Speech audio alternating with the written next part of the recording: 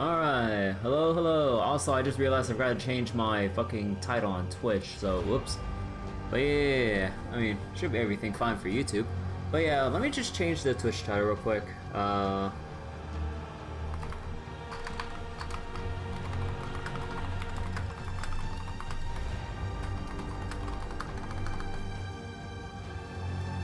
Okay, there we go. Completely forgot about that. Anyways, I hope everyone's doing well tonight. Just kind of was on the fence with what to play, cause between the usual things like that was talked about from the end of last stream. Cause technically we do still have some other unfinished business or things I coulda should play or whatever. There's on my bucket list, Turner Boy Robs a Bank. There's finishing up Sunny 2. There is replaying Star Wars Knights of the Old Republic 1 with a community patch that fixes a lot of things that I never knew were even issues to begin with, apparently. But, yeah. Among other things, like maybe some gacha stuff, mainly pertaining to Honkai Star Rail and doing the event there. Technically still have a month left to do it, so I mean we can kind of take our time with getting back to that eventually, or hell, maybe I'll just do it next stream. Who knows? Because I still have the little itch to get through Path of Exile 2 Act 3. And I was watching a PoE 2 stream earlier, and they were level 59 in like Act 3 Cruel difficulty. Like, the thing that has me confused? Why do you still only have one charm slot that far in? Apparently, you only get your second one once you hit the levels that you start maps in. And I'm just like, what? And who knows how long it'll take to get a belt with 3? That's ridiculous! Because those are supposed to be your, you know, they want to minimize piano flasking with only giving you 1 HP, 1 mana. And all the utility stuff, which would have been your other 3 flask slots, are repurposed as the charms for your flasks. Or not really for your flasks, but charms to apply through your belt.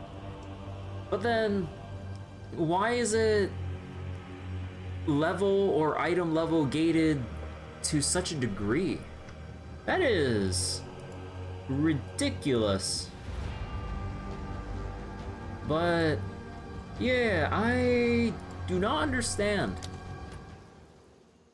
It is pretty surprising that to hear that, because like I knew they'll come in later. I didn't think that much later. Like my thought process, right? Like you'd have the one, God, it takes forever to load. You'd have the 1 charm slot to start off with your very first bow. That, I mean, obvious. But then, we're 3 acts in now, and maybe, like, I would think something like, if they weren't gonna give it to us in just Act 3, maybe Act 4, or Act 1 Cruel, if you will, is where you might start to see belts with the second slot to tide you over until you get to maps. And then maybe at the start, or maybe just you make a little headway into mapping or endgame in Path of Exile, or Path of Exile 2, you would get your belt with the 3rd slot. But no, apparently people get to maps and you only still have 1. Just this 1 to work with. And I'm just like, what? I'm like, that ain't right. Because like, by the time you get to maps, a plethora of issues come up with like needing to patch up various holes in your defense layers in your build, right? Because you know, every build has its strengths and weaknesses, and you really want to shore up or, you know, apply some good old nail and board to the holes in your defenses. It's like, oh, I suffer from burning, I just take a charm that wards off burning once I get burned once. Or if I'm having trouble getting stun locked, I have a charm to, once stunned, don't get stunned again for a couple seconds to get you out of dodge. Sure, perfect. But once you get to maps, all those issues will come up and rear their ugly heads at multiple intervals. Why do you only still have one by the time you get to maps, at least from what I've heard from other people who got to maps? That's insane. But yeah, okay. So, I did a little bit of reorganizing with my asset tree. Just a little bit. I decided to just remove the 2 nodes here and then kind of repurpose them for minion damage going up to reservation here, just so we can have more arsonists and whatever. And also, kind of thinking on it, I don't think I can really make good use out of skeleton reavers. Like, I don't know, because like when I kind of looked more into their skill, where the heck is it?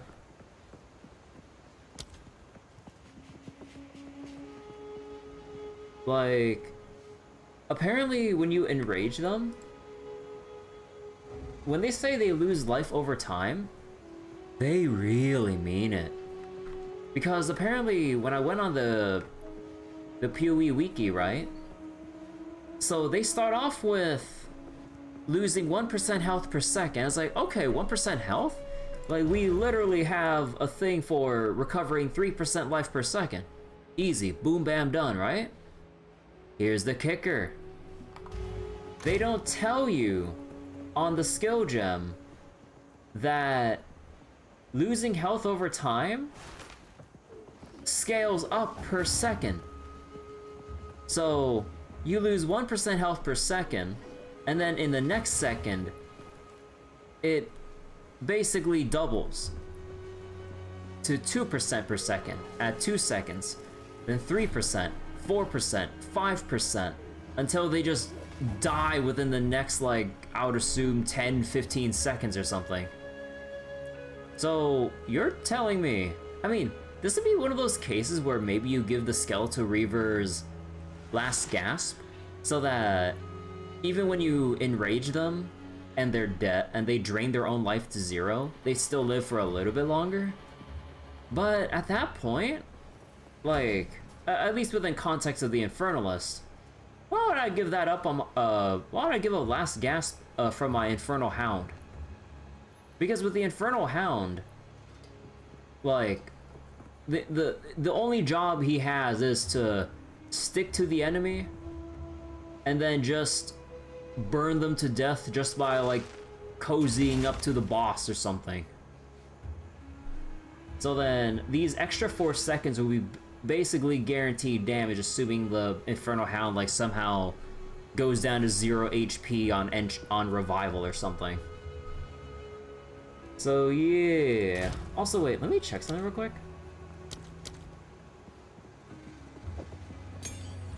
Let me check shield charge. Is there anything that I can take with this? Trigger a shockwave. Wait, what's a shockwave? Oh, we just do extra fizz damage. That's whatever. More threshold when using. Oh, actually, maybe I will take Unbreakable for shield charge here. Just to make sure that if I use it to get out of somewhere, I don't actually, or I have a smaller chance of getting stunned mid-charge. Because I need it as my get out of jail free card. Well, sort of, because you can still bonk into targetable enemies, so I'm not sure. But yeah, okay. So, I kind of did a little thing where I was trying to craft up this armor, and oh boy, did it roll some dog water ass affixes right here. We're talking thorns. We're talking tier 1 hybrid defense affix. Look at that. Wait, look at that, like 5 armor and 4 energy shield with that 9% armor energy shield. That's a triple line hybrid line or whatever, because like every piece of armor has that combo affix of like % increase and flat increase. So or at least the way it's broken down, right? You have flat increase and a separate percent increase, and then the hybrid of flat and percent, but as a lower number because you're using both at the same time. We got the tier 1 of that, meaning this thing is garbage. But I kind of wanted to rip off the band-aid, so to say, from the other piece that I had,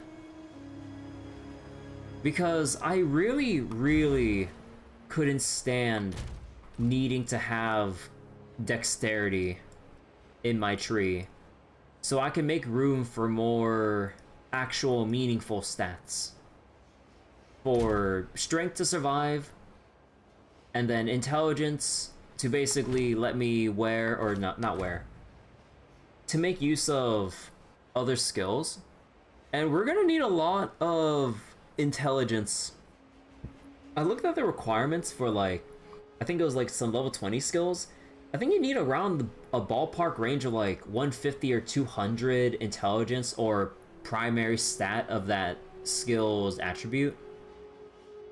So then, you know, if it's a strength skill, we probably need like 150 to 200 strength, so on for dexterity and int. Like, that is just mind-blowing. I'm just like, it costs that much?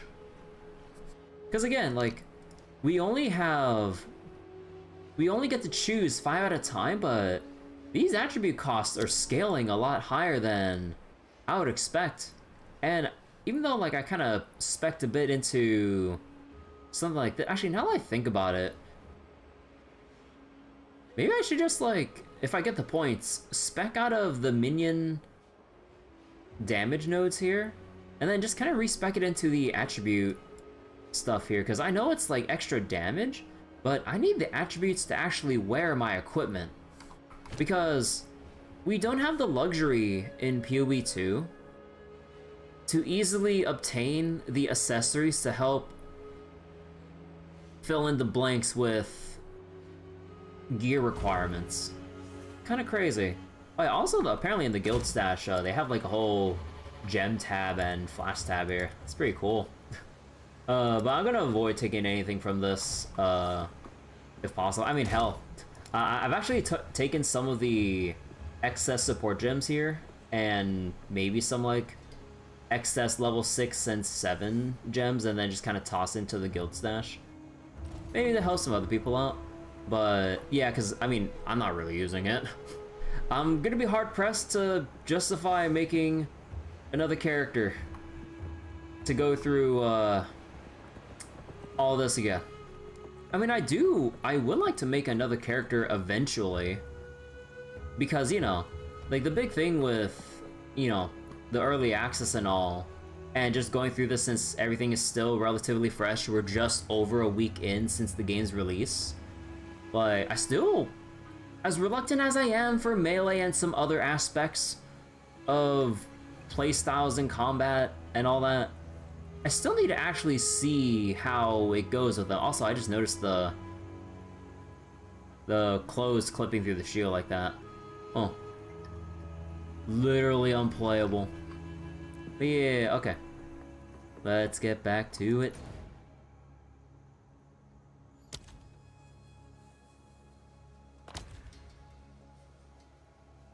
Chimera Wetlands.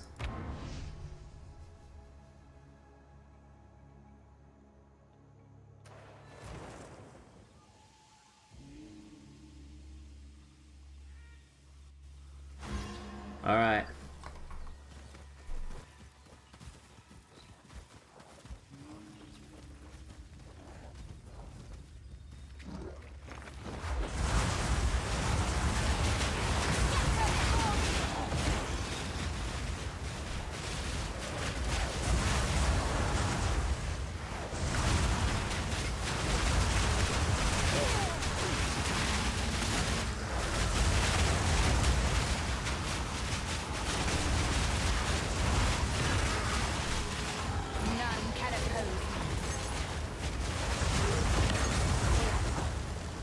Will not grant level 35. Huh. Ooh, another jewelers. Okay, so we don't really need to put anything for flammability. Shield charge, we don't really need anything there. So it comes down to Flame Wall, Infernal Hound, and Pain Offering. But Pain Offering we probably don't need to scale until we get to maps when damage scaling really matters a lot more. Flame Wall, we need to wait for level 2 support gems because we did look up that other support gem, Mobility. It lets you move a little faster in the middle of casting, because if you look at our regular move speed here, we're moving quite fast. But then in the middle of casting, it slows down a substantial amount. So we need that mobility gem so that we can still squeeze through enemy attacks while maintaining summon uptime.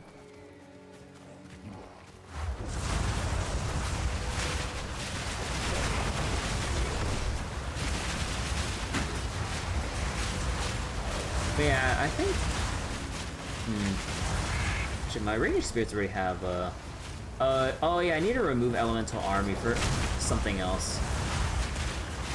But we need level 2 support gems. I don't know where in Act 3 we start getting them, but I certainly hope it's soon. Wait, it was... Oh, it's up here, right? Yeah, this looks like it. Wait, the bog? I didn't mean to wander here, but can I at least get a waypoint? A bog, overrun by savages. Time to have some fun. You are confident? I give you that. Do you truly believe you can beat the Azak tribe? Do so, and my people would be forever grateful. Slay in Nakdok and free the spirits of our stolen children. The Azak, them are true monsters, not cannibals. Hey Bryce, no. how you doing? But them will not hesitate to feed you to their war beasts. The Azak and the Orak tribes been fighting almost as long as the Val been gone. But the Azak are beyond cruel. Their queen witch, Ignakdok, she takes her child every blood moon night. For what? I won't say. If you cross into their territory, only death awaits you there. Yeah, I'm doing well. Had a family visit earlier, so stream was a bit later than I thought. Wasn't sure how long it was gonna take, so I didn't set up the stream until basically last minute. But yeah, it was fun and all that. We're also doing like the yearly what was it? Yearly prayers and stuff for my grandparents, you know, like with the incense and all that shit. But yeah, finally got around to helping family clean that all up, because it's a lot of setup with all the incense stuff, candles, offerings, and having to clean up the pecking ashes from the incense sticks because of how they're angled. But yeah. But now that all that's sorted, time to get through Act 3 for Path of Exile. That kind of thing? Yeah. Oh shit. Incense also needs to be cleaned from walls in the ceiling. Yeah! My family doesn't do that. I mean, like, we don't burn that frequently for it to be that much of an actual noticeable issue. At least as far as I know, like, I look up at the ceiling, I'm like, I don't see anything. But it's usually with incense, like, it's not really that, or I don't think it's that bad, but I mean, who knows?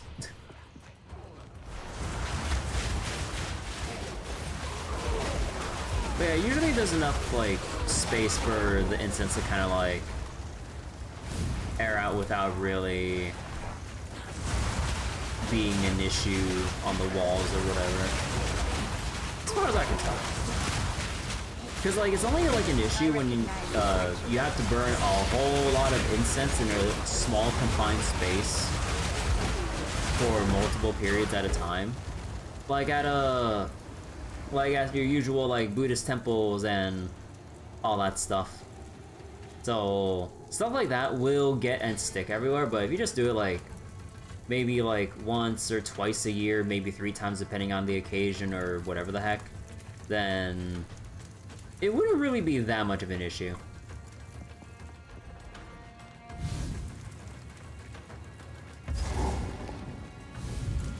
Gotta burn all the effigies here.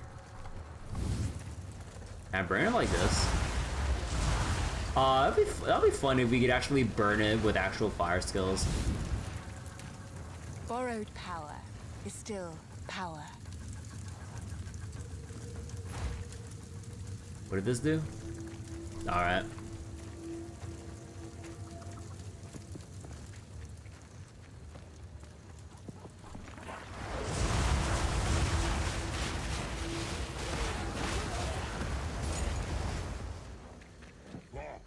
I will feast on your soul.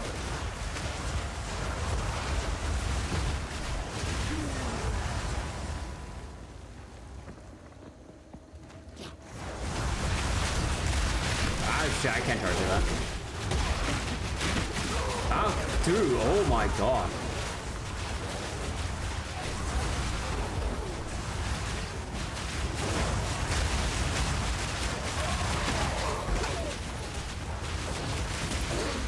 Oh man, what's visual clarity? I can't see shit.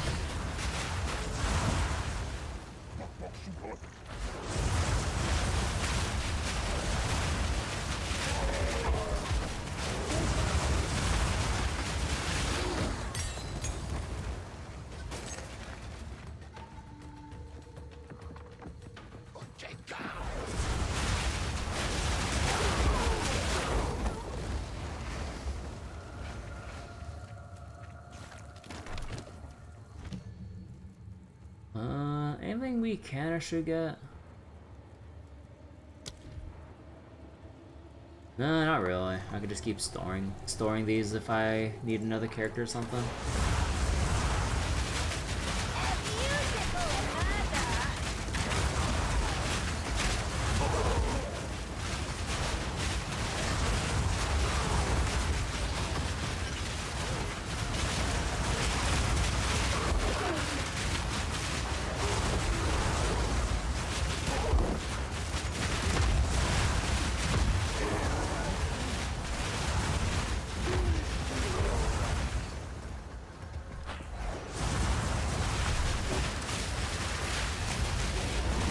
Even the enemies are getting stuck on the walkway pathing here.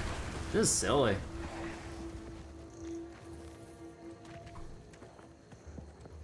But yeah, I'm not sure how much of a fan I am with how some of the maps are laid out thus far. Because I need to redo this map. The thing is, like, they need to redo or not redo, but kind of like touch up how they generate maps in a lot of places in general through these 3 acts, because like a lot of it comes down to your designated like square, or actually let me see, because like you gotta have your designated spots open like this, but then everything connecting to it always has to be this long hallway or walkway or whatever. And you're just prone to get stuck on it, whether you're trying to dash or trying to command your minions to not get caught on a corner. Like, it's been getting really annoying. And these walkways get even worse, as far as I've seen, as you go to Act 1, 2, and 3 Cruel difficulty from some streams that I've saw. I'm just like, bro, like, the maps are unreasonably huge before you even get to Cruel difficulty, and you don't even have proper movement speed to kind of navigate around. If mobs are getting stuck, it's a pathing issue. Mobs and players are getting stuck and messed up somewhere. Yeah, I mean, you know, we'll have to wait for future patches, because I'm pretty sure the devs have this on their to-do list, but it's just like a matter of, you know, how soon can they get to the issues that they know they have to get to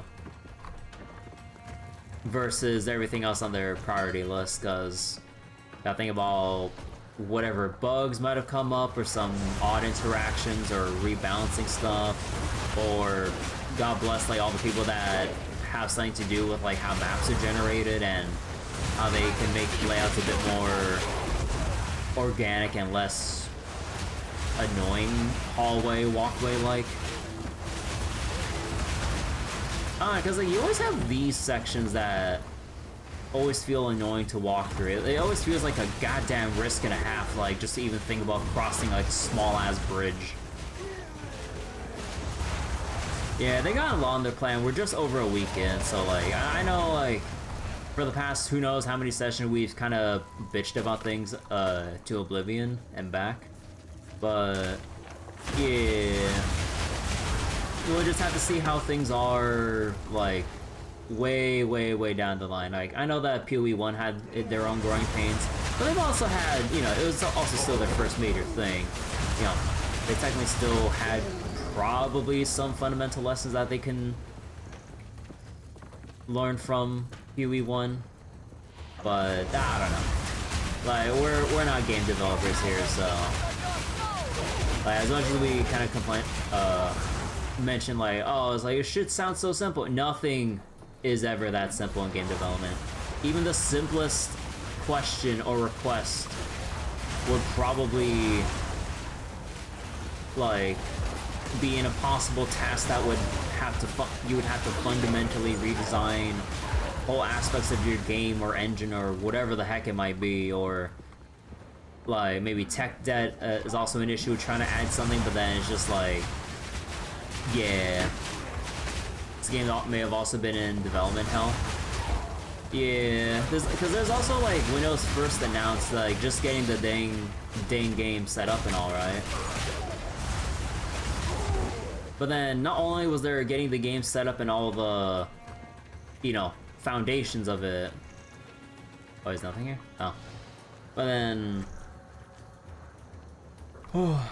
yeah, I mean, they did say originally, they originally wanted to go from a 1.0 to 2.0 kind of thing, but then it just kind of, things kind of just happen in development, and then it's just like, well, it kind of evolved into its own thing. I mean, well, I'm not sure how we got here, but we're at this point now.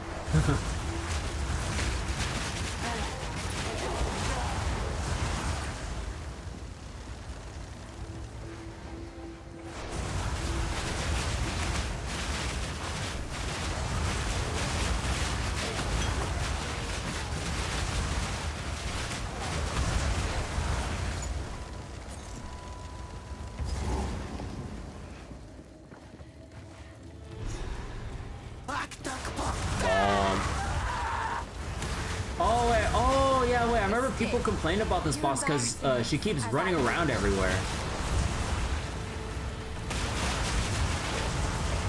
Yeah, wait, she really is just running around everywhere like an asshole.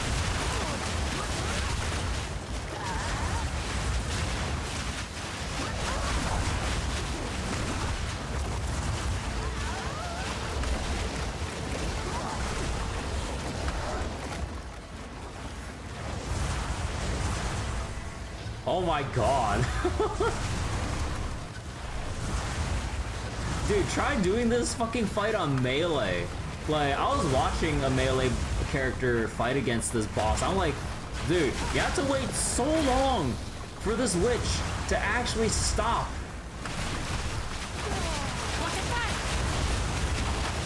Also, visual clarity. I can't see where the telegraphs are for the explosions sometimes with my flame walls.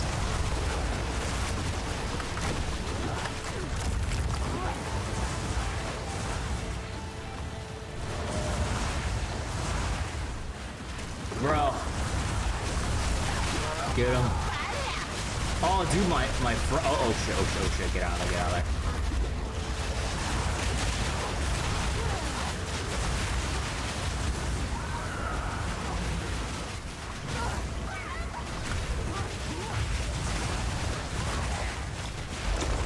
Oh shit.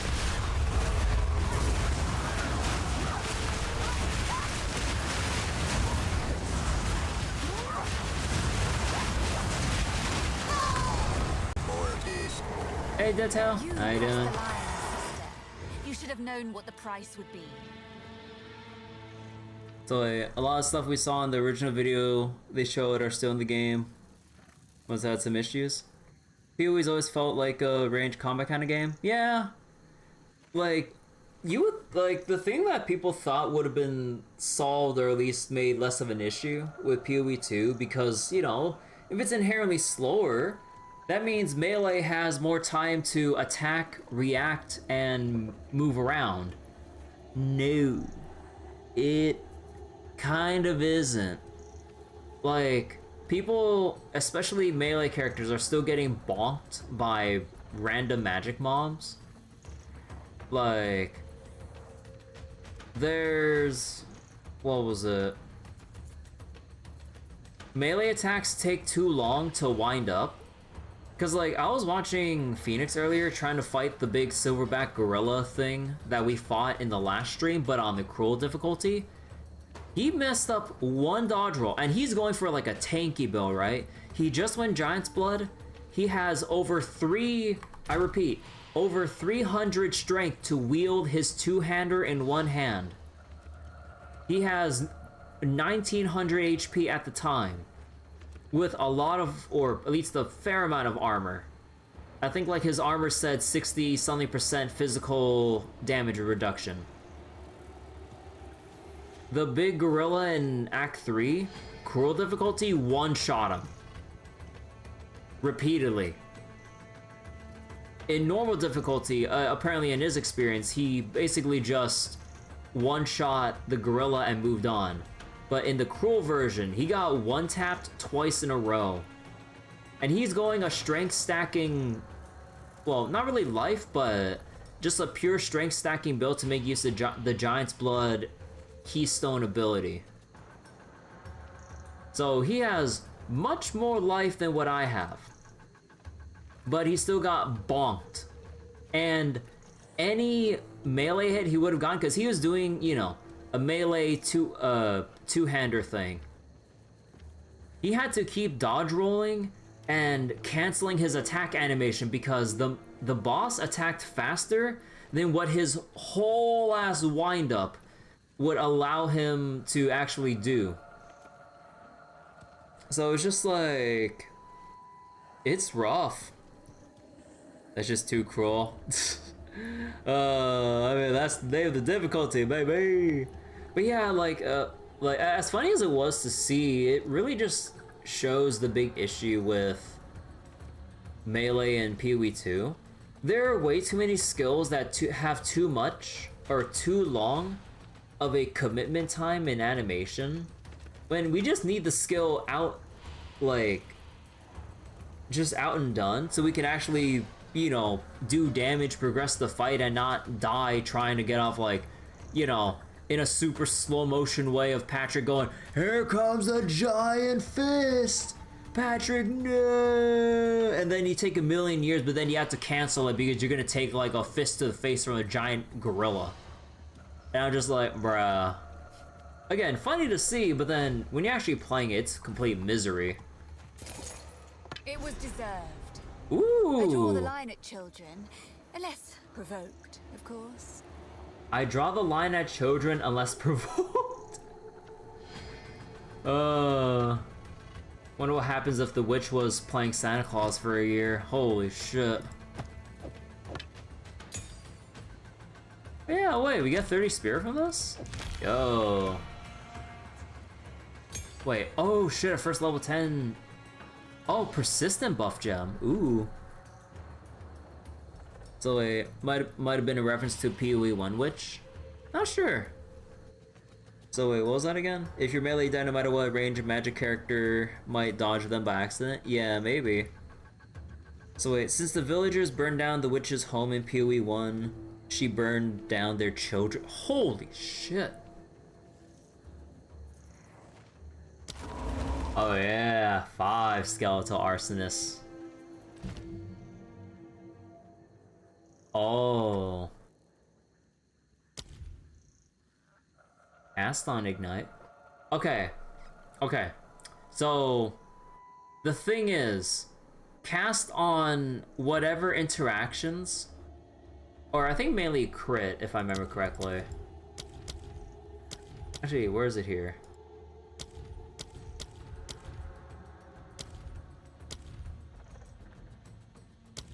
Oh, cast on crit is this deep in. But yeah, apparently, or not apparently, the last patch, major patch, they nerfed the living crap out of the cast on whatever archetype.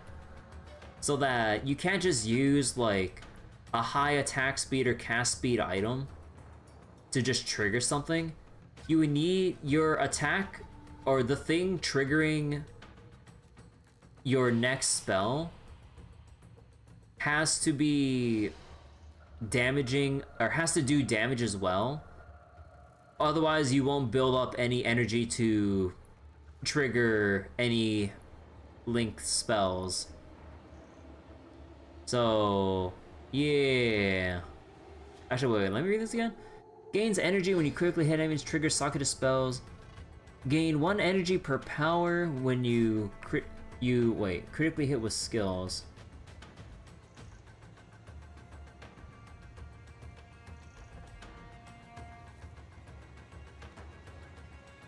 Energy. Did they update this? I don't know if they updated how this what the nerf mentioned, but yeah, basically you can't just use low damage, high attack speed. It like you gotta have a strong corresponding weapon to go along with it, which depending on the build, not feasible. Actually, let me see this. Gain energy when one of your minions is killed. Huh. What would you trigger on minion death? Blasphemy.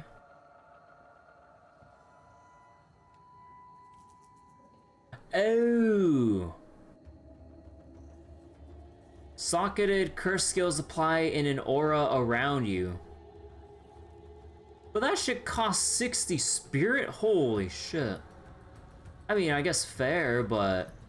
Because, like, usually the standard for persistent skills is around 30 spirit, like what these have right here. So you're basically asking for double that amount for a persistent curse.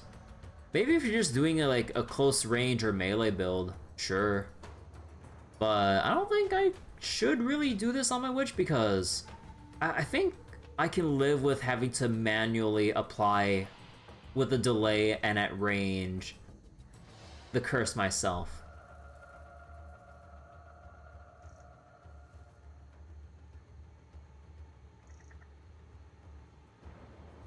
Your minions revive more slowly. Your skills can... Wait. Skills can use your undead reviving minions in the place of corpses. Huh. I mean, I kind of just want to get more of a Raging Spirits upgrade, but... Let me see.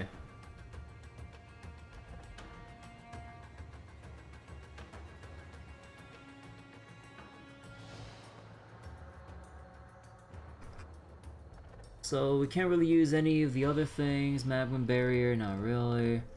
Blasphemy is the thing I mentioned earlier. What's Overwhelming Presence? Easier to stun and inflict ailments on. Time of Need. Oh, wait, what? I'm not sure how reliable that is because of the duration. Wait, you would put less duration then. Oh. Actually, okay, actually, no, that might be kind of neat. So then, I mean, you would have to wait for the thing to actually proc and then do its thing, but yeah. The blessing recovers 166 life and removes curses and elemental ailments. Huh. I mean, if I wasn't doing a summoner build where I would always need to have this, or need all my spirit to work with, maybe. Although, Although, what about the other skills here? Oh yeah, also, speaking of attribute requirements, look at this. level 58, you need 133. I mean, we still got plenty of levels and eventually extra skill points from optional bosses. Well, optional bosses to fight and everything. But we need 133, and this is not even level 20 yet. Alright, so let me see. So, reserve causes you to do more hit damage to rare and unique mobs the longer you've been fighting them. You gain culling against them once you've been fighting them for long enough. You deal 1% more hit damage to rares and uniques for every 2 seconds they've been in your presence, and in your presence means in a 6-meter radius. And as far as I know with how this works, you don't lose the bonus if you get out of range. They maintain, it tracks the build-up, and it persists until they die, or you end up dying and lose access to the map. Alchemist boon. You get flash charges passively and cause recovery from your flask to apply to your allies in your presence. Oh. You know, that's really cool. Oh, for a party play and stuff. Or minion builds. Oh, that's really neat. Huh. Now, if only your minions didn't die in like 2 hits, but I mean, the idea of it's nice. But wait, you're telling me that shit is 133 dexterity? Oh my god. Archmage. Your non-channeling skills to cost additional mana, deal extra lightning. Berserk. While active, your rage strengthens your rage, grants you life leech, but you lose life per Why would you want to actively lose life when you're building rage? It's basically like blood frenzy, but well, I mean, you know, it kind of depends on like if you can keep leeching while maintaining rage, but it's just like, why does it have to have the drawback of losing life? Blink. Replaces your dodge roll with a short cooldown spell that allows you to tunnel through space and appearing some distance away. You're telling me to take my essentially zero cooldown dodge roll for a roughly 3.8 cooldown blink with a cast time.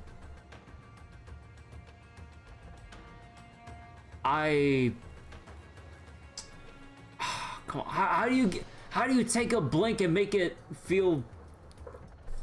Why the cast time? The 0.7 cast time is still enough to probably get killed by a boss you want to get the hell away from.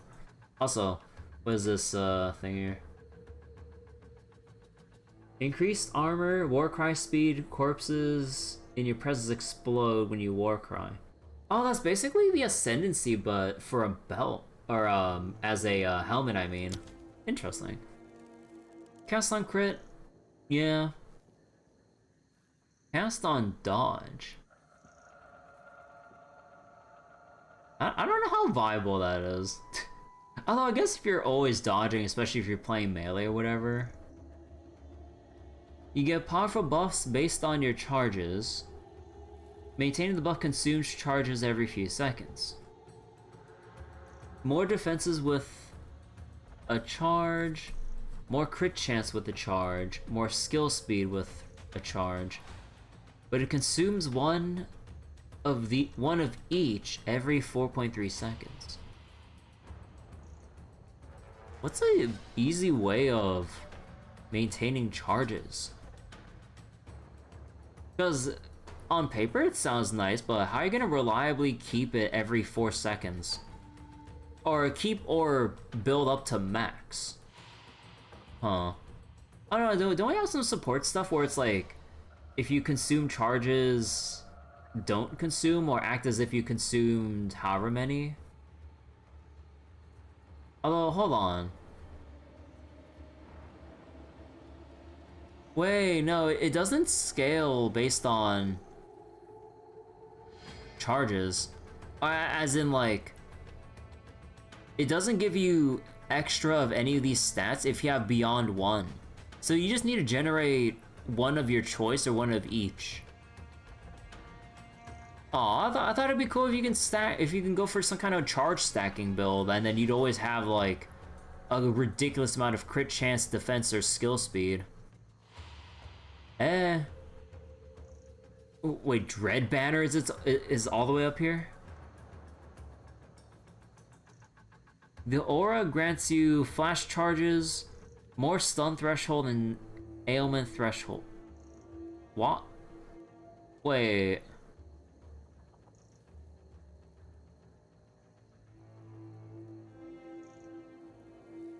Is a big defensive banner? I mean, I guess. What's Elemental Conflux? Tap into a current of raw and unpredictable elemental power. You deal greatly more damage of a randomly chosen element. The element affected changes frequently, though the same element can be affected multiple times in succession. You get I mean, I like the idea of this. Huh. But how much will it really do for you? I mean,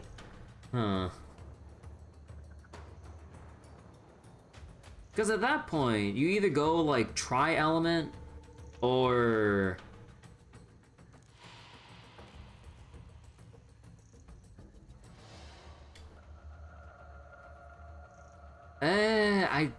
that feels like a huge hassle. What's Reaper's Invocation? Gains energy when you kill an enemy with a melee. Upon using the invocation, once you have sufficient energy is gathered, will consume the energy to trigger a skill, and can trigger multiple times with enough. Maximum energy is 500. Gains 10 energy per power of enemies you kill per melee.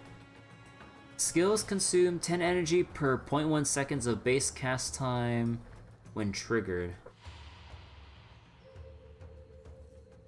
So, I mean, I guess I can kind of see it, but Sacrifice. Oh yeah, we already looked at that. Huh.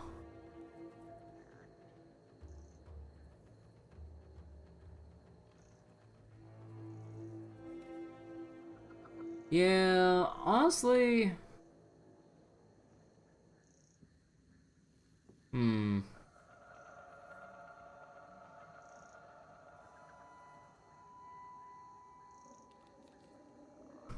You know what, I'm curious. I'm gonna go check something.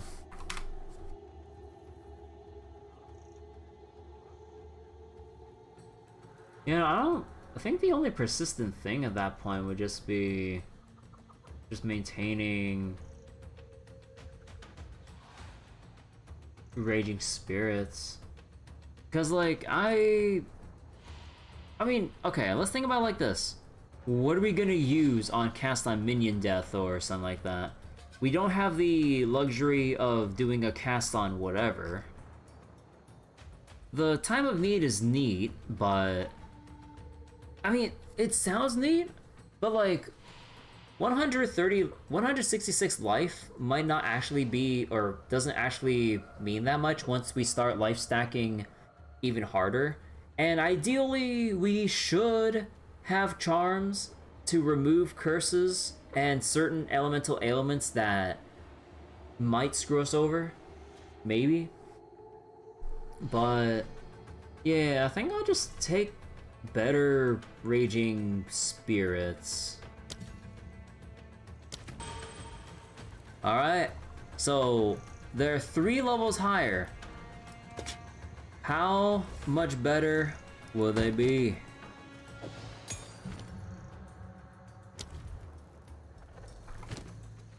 Actually, wait, let me check something. Oh, I already have, okay.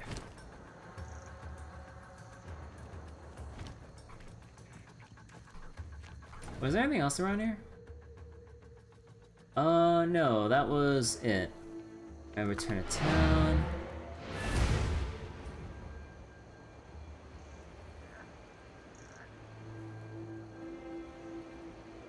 Oh yeah, wait, was there still a lore I can look for with Alva? Because I don't think I talked to Alva when I went down here. Hello. Oh yeah. Oswald's a grim sort, isn't he? He's always injury this, death that. Personally, I've never been hurt while treasure hunting. I actually find it rather easy. He always makes sure we have the proper supplies and checks his list for everything 4 or 5 times before we make a move. He also invented what I call the Oswald technique. On the rare occasions he personally goes out with us, he throws a rock at absolutely everything before touching it. Every flagstone, every pillar, every statue. You'd be positively amazed at the elaborate traps he sets off, even in places I've walked through already. Dude, how lucky is Alva to walk through places with traps without even triggering them? But then Oswald, paranoid as shit, throws a rock and then triggers something that would have killed anyone else walking through. God damn. But yeah, no, he is smart, because I mean, yeah, you gotta be when you're in the treasure hunting profession and everything. Servi has been a fantastic ally to us here. Her people have lived in the vicinity of Exile for countless generations, so she's been able to show us all the most interesting Val ruins. The accessible ruins were all looted long ago, of course, but the lake around us has protected most of this city since the end of the Val Empire. Death gems, blood crystals, or, more colloquially, soul cores. They were made by sacrificing living people and capturing their energies inside a crystal lattice. Some think the victims are still trapped inside. Wait, didn't we read this existing before? in eternal. No, I did read this no way before. To know that for certain, of course. Oh yeah, I was thinking about like stuff from like Elder Scrolls, like the soul gems and stuff. You know, that whole discussion. Wait, why did that mark it as new? What have you learned? You have slain the Bog Witch? Oh, then you have healed a wound on the heart of my people. So tell that to the one drive loves tripping traps. These drums be blessed by a touch of sunlight.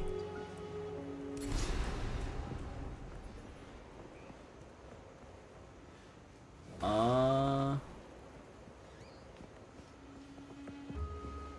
about immune? Wait.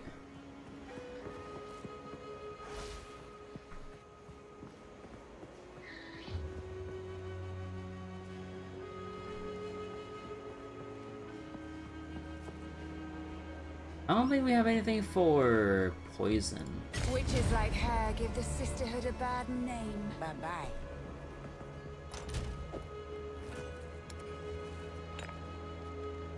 Yeah.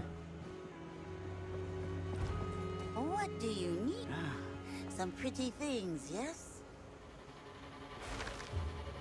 It's a deal.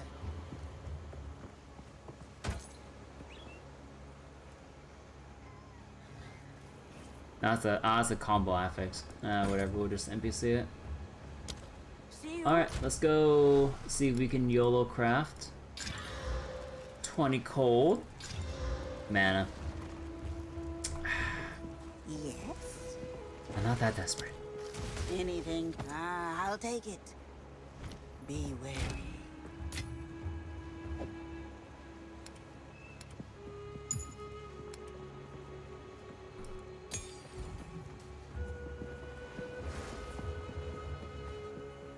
Oh yeah, wait, does Oswald have anything to say up here?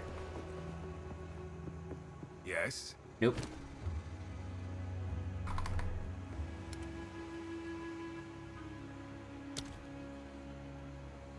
You know, If you nothing hear it else click, new here. you're done.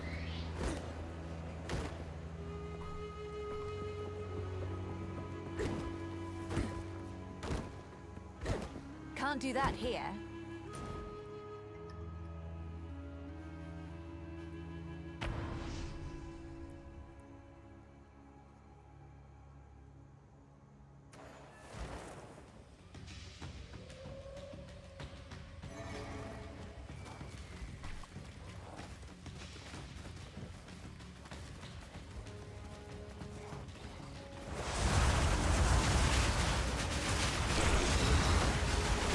can't tell how much more damage these Raging Spirits are doing, but I would assume it's a little more than last time.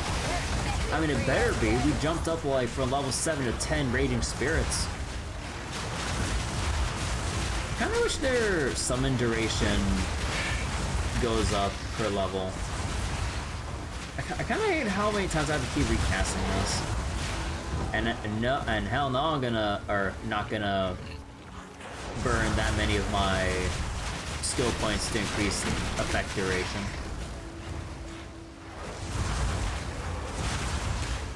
I need my skill effect stuff to, or what was it? I need my passive points to do anything else.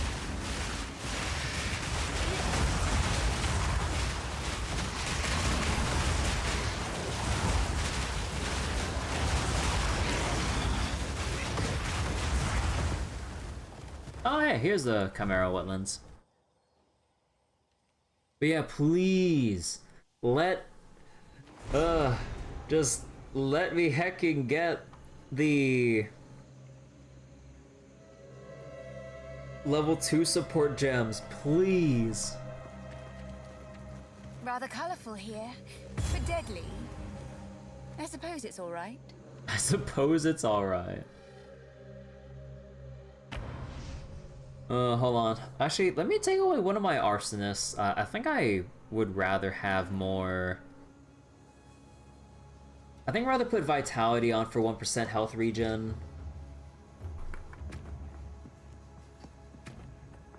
Oh no, I do have Vitality on.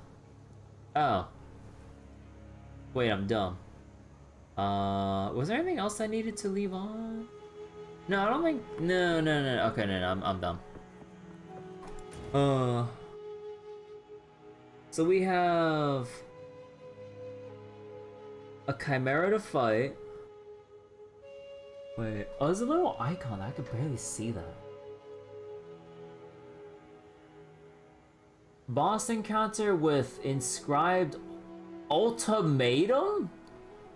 Oh, hell, wait, oh no.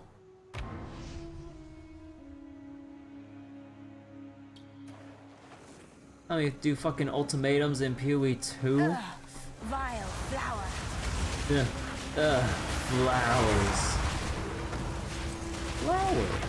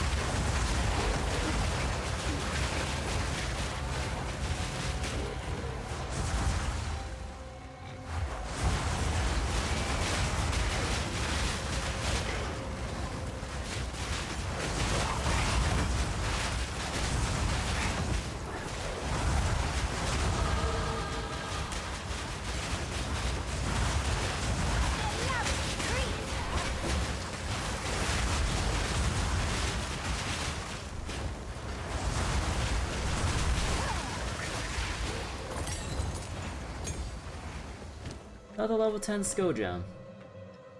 Arsonist, even lower reservation. More flame wall. I mean, I don't mind the flame wall to be honest, but... yeah, a lot of the other skills...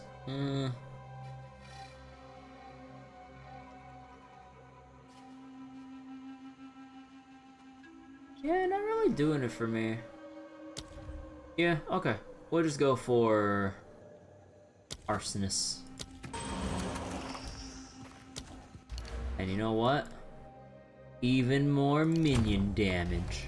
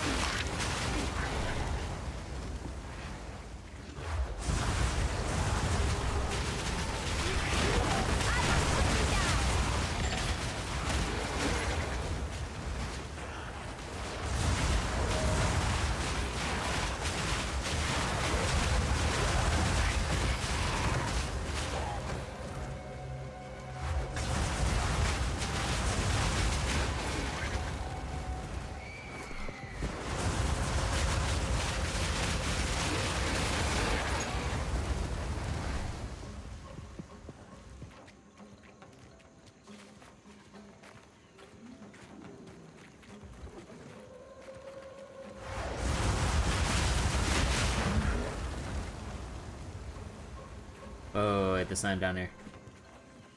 Never mind.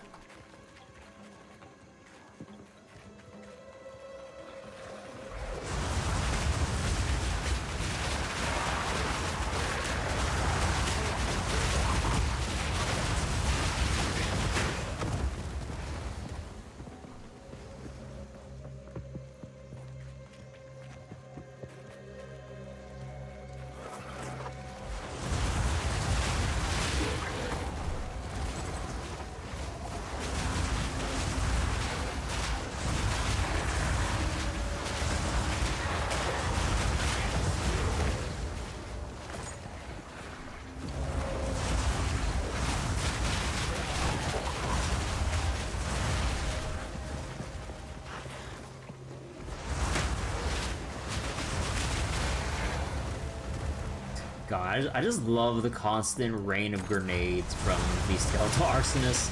I know they don't live for that long, and I've been repeatedly seeing them respawn, but I just, like, when they're actually at range, I just love seeing all 5 of them just throw out their huge clusters of grenades.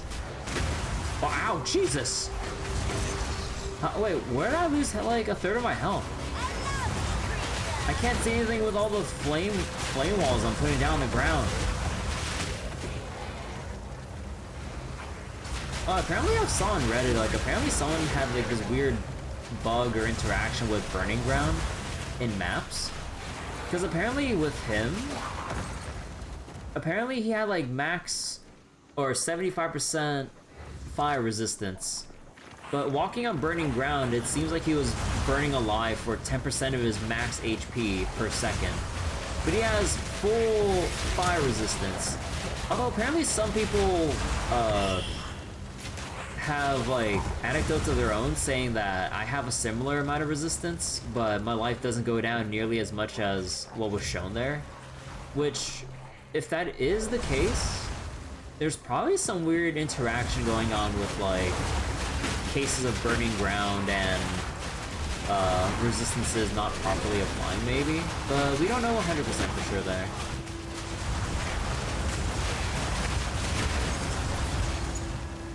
Ooh, Sapphire Ring. Did I just YOLO that?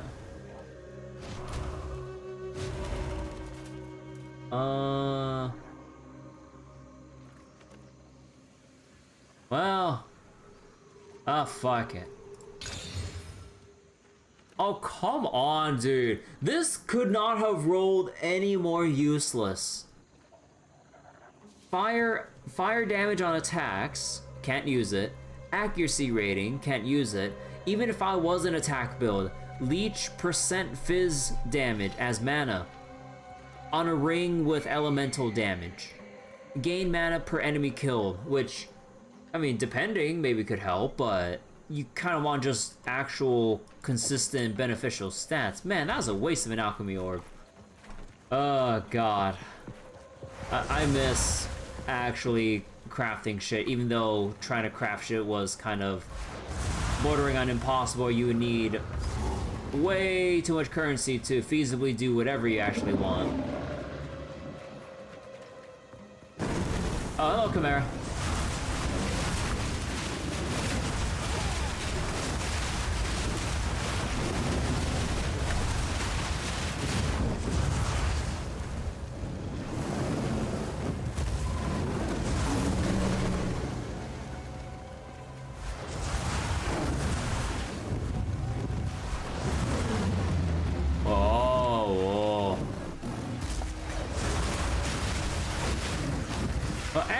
I just...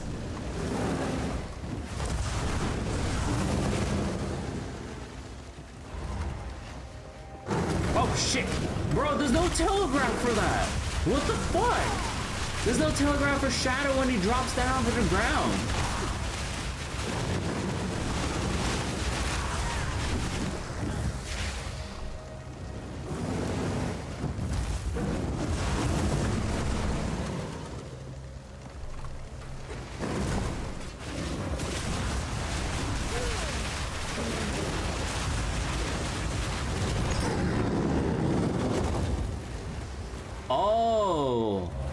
The ultimatum does give you a trial for getting more ascendancy points. A relic of chaos, it seems.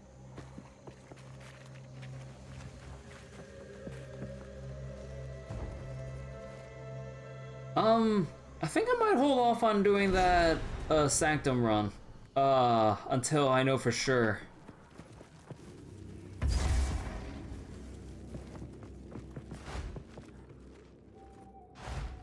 Wait. Oh, I can't go back out? Wait, wait, what the fuck? I went in so I can get the waypoint, but I can't go back out normally. I stopped to find, like, some extra optional stuff in this map. Bro, I had to start from the fucking beginning! Well, I could explore the unexplored parts from this.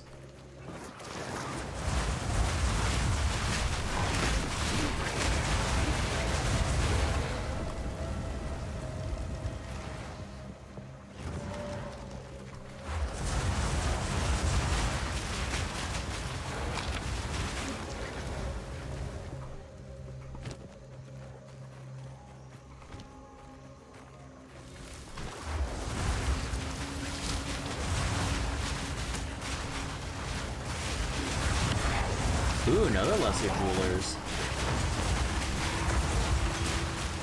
Plate belt? Oh, this gives armor.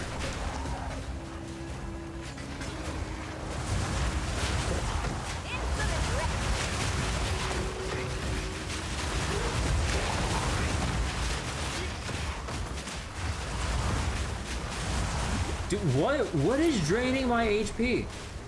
Oh, these enemies have poison pools that I can't stay under the foliage. I know I have my own flame walls, but even without it, I can't stay under the foliage for the poison ticks I'm taking. Wait, level 2 support gem. Why am I getting this from a rare mob and not from a quest at this point already? No lesson they didn't learn? Yep. Oh, come on.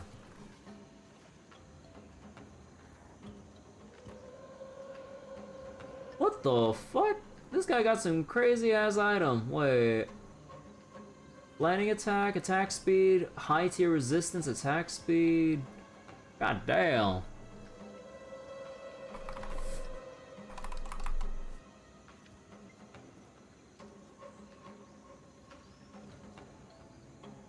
Dude, some people get all the luck these days. Okay, wait. Okay, level 2 stuff. Raiding spirits. What do I get first?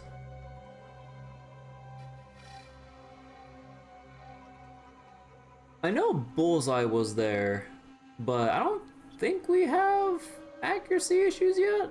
Maybe? Maybe I'll take it like later.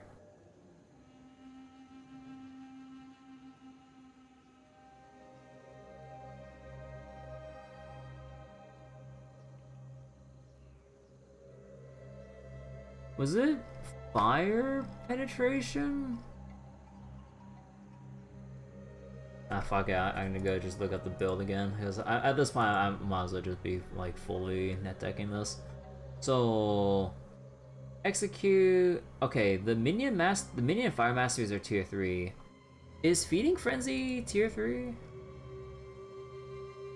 Yeah, I would assume so. Let me see.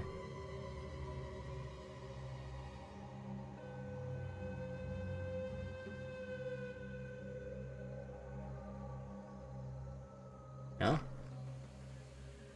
Oh, no, here it is. Oh, yeah, no, we'll take, Feeding Frenzy. So wait, there's Feeding Frenzy, Bullseye, yeah.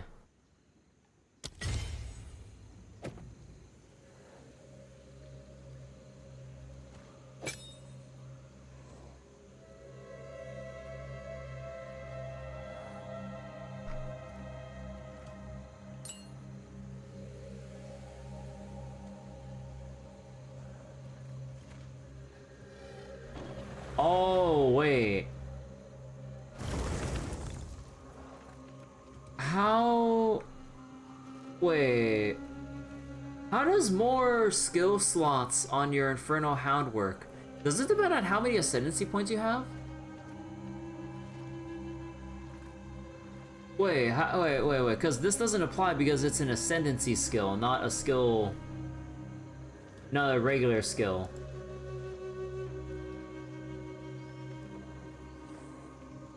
Oh.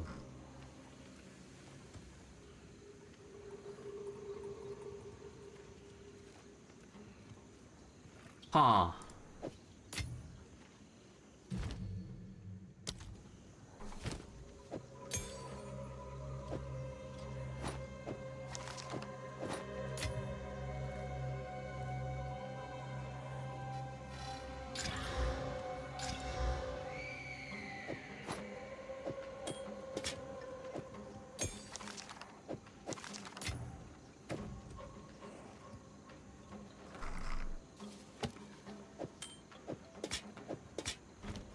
Why do they not learn the... Wait. Don't do stuff like that. Too much going on for a player to see stuff like this. Then they learn from Metamorph. Yeah, I have no idea.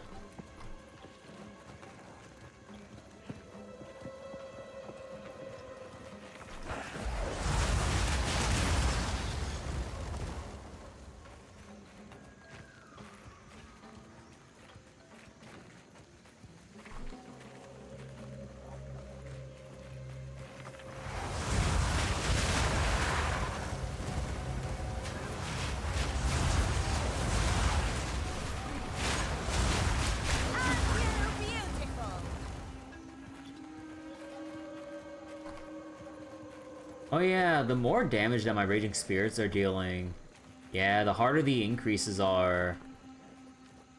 Oh, the Temple of Chaos. Oh god. I will seize the power of chaos. Oh wait, this is a quest item, so... Oh wait, no, can I? It's a quest item, so I can't get rid of it.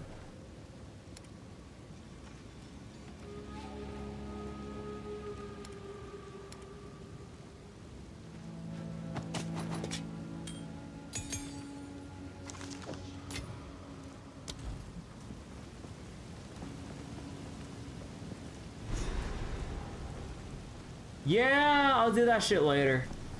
Fuck ultimatum. Oh, get me out of here.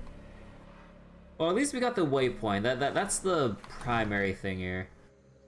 We still need to find a toxic bloom to map this out and a ravaged camp. I know it's probably still not that important in the grand scheme of things, but... Because you mainly just want to fight the bosses that actually grant you permanent rewards and not, like, sort of scripted rare encounters. Oh my, greedy fools. Hey, a rare chest with actual rare equipment.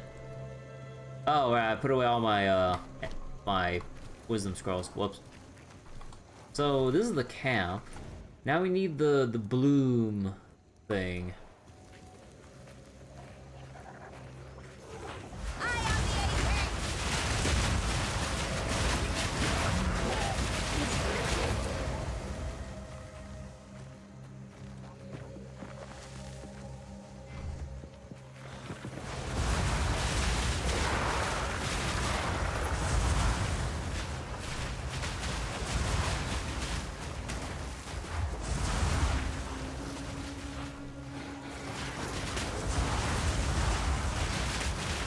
Okay, I think these Raging Spirits are doing a lot more work now that they finally have their proper oh, another support gem. Another proper support.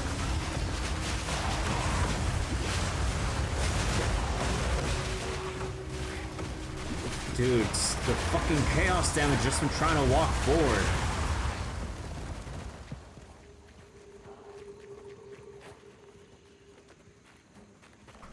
Hold on.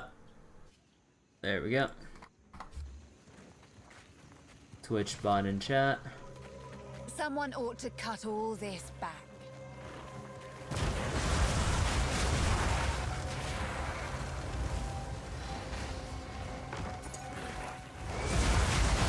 Oh, hello.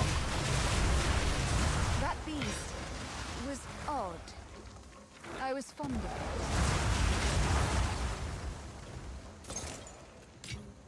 A lapis amulet?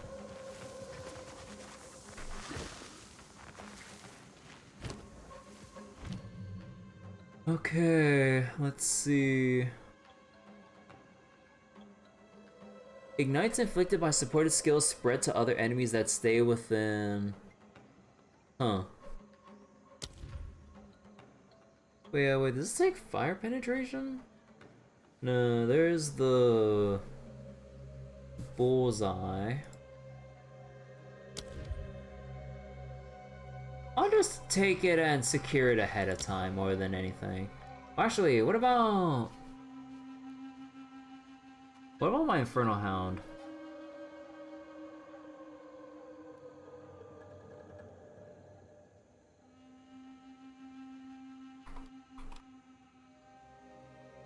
Exposure.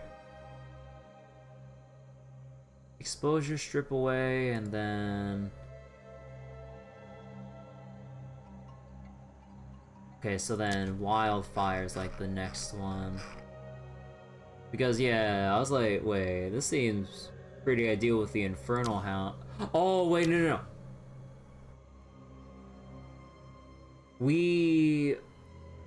I can't get the additional skill slot for the Infernal Hound yet.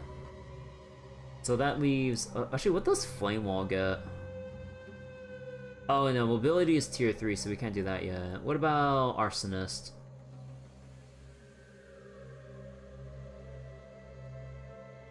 I mean... No, Arsonist, we already have 3 slots, right? Martial Tempo... Yeah, so we're done with Arsonist for a while. And then...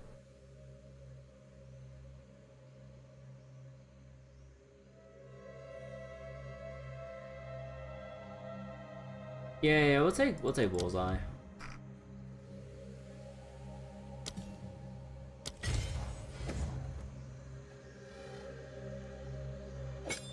Would have to remove the vitality though.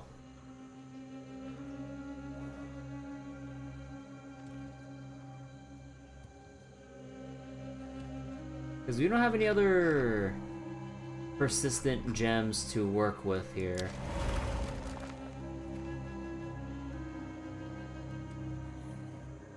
Yeah, so we'll just have to live without it. Oh, I missed a checkpoint here. Okay, so everything's done here. There's the trial, and then there's... Dude, look how big this map is. Okay, can I just, like... Actually, wait, let me, Transparency, hold on.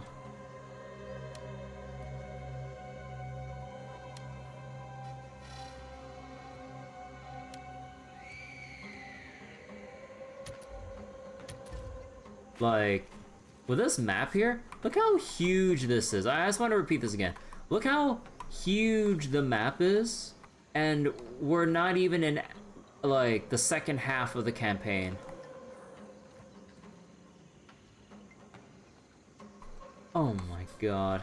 Like, I've seen it get even worse in Cruel difficulty. Like, GGG, have mercy on our slow, no movement speed asses. Like, god damn.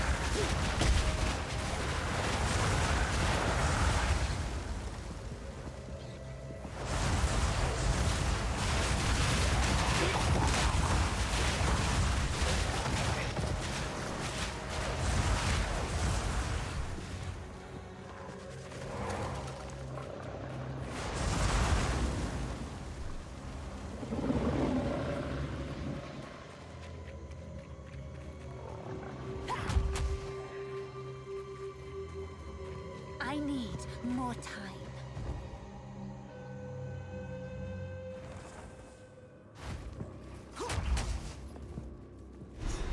Constructs once powered by dead souls. Wondrous. This is a find. A Baal ruin that hasn't been looted? No one from camp has managed to make it to this part of the jungle and survive. Until now. This mechanism, if powered with a small soul core, it could open that door. There should definitely be soul cores somewhere around here. They had to power these constructs somehow. Look for a red crystal a bit bigger than your fist. It should be warm to the touch. Why, you ask? That'd be the soul trapped inside. That's eerie. Near the end of civilization, the Val tried to combat a worsening labor shortage by sacrificing their own citizens to power constructs. Designed to till the fields, mine the quarries, and the like. They were quite a marvel. As it turns out, human souls don't make for a very sustainable fuel source. And so began their downward spiral. Rather silly for such an intellectual people, wouldn't you say? Be careful. Human souls to fund, or no, to fuel automation, huh? Surely that always ends well.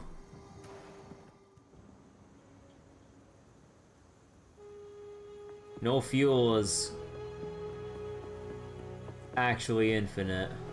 Okay, maybe I could be corrected on that, but... Take your time. Take Hello.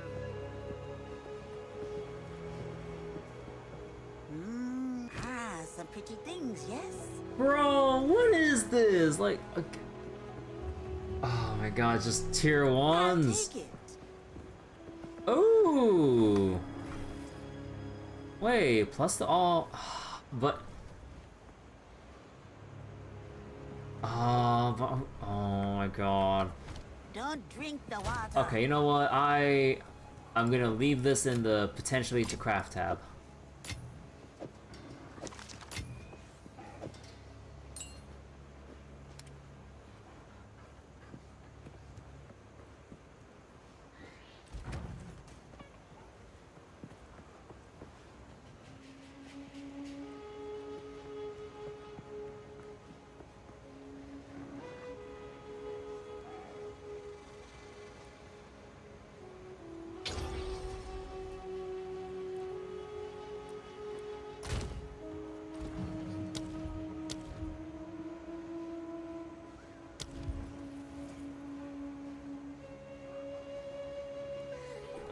What does this need again?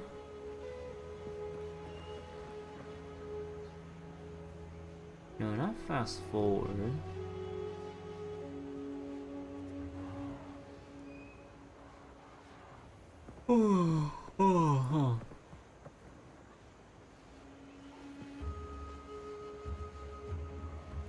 Oh, you would have perpetual charge on that one thing that consumed charges. Okay. Actually, what do you take with shield charge again? Maim and ingenuity. That has to be tier 2. Yeah, there it is. Because you want your cooldowns to come back faster on. Yeah, there's no way that'd be a tier 1. That's too good for tier 1, sadly. And then Maim. Yeah, I can see why. Probably wouldn't be like the first thing you would try to trigger, but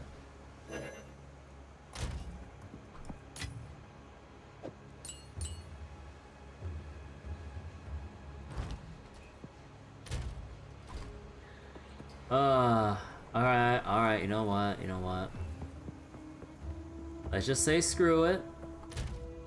Actually, let me put on a charm real quick.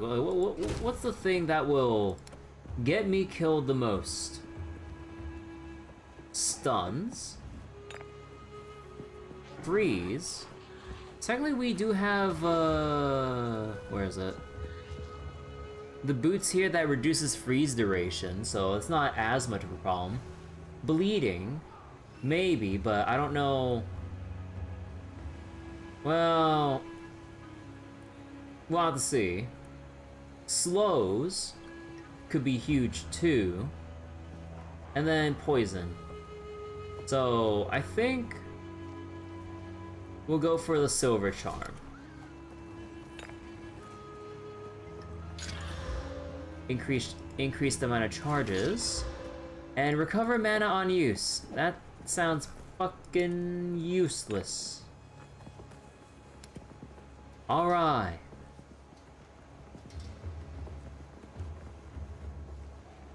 Actually, what do we get if we increase the quality on our skill gems?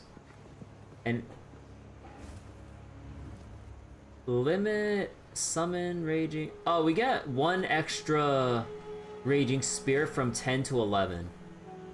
Look, that sounds nice and all, but just 1? Oh my god, that's stingy as fuck. Like I thought like maybe 2 or something, but just 1? Oh, wait, if you give your Infernal Hound quality... Wait, you can do that? Wait, fuck that. Wait, I need to do that. Because they buffed gem cutters to give a consistent 5% every use. And the Infernal Hound is part of our Ascendancy. We'll never not use it. Wait. Wait, you can't do... Wait, then why does it say as plus quality? Oh, do we need like external sources of plus quality to give it to our Infernal Hound? Or do I need to do something as obscure as use it on the fucking screen here? No, that'd be fucked. Wait, then... What?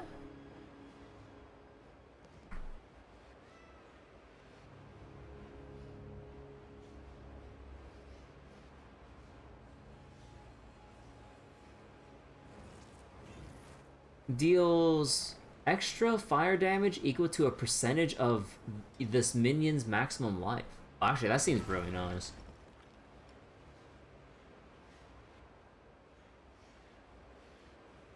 You know what? Fuck it.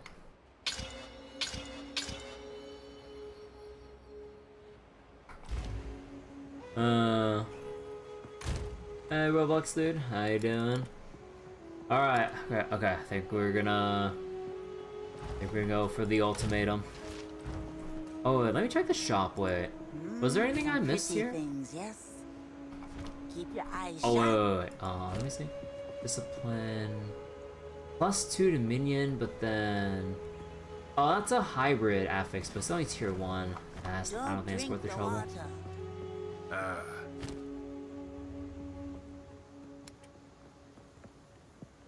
Let's see. Sound tired as hell? Not really.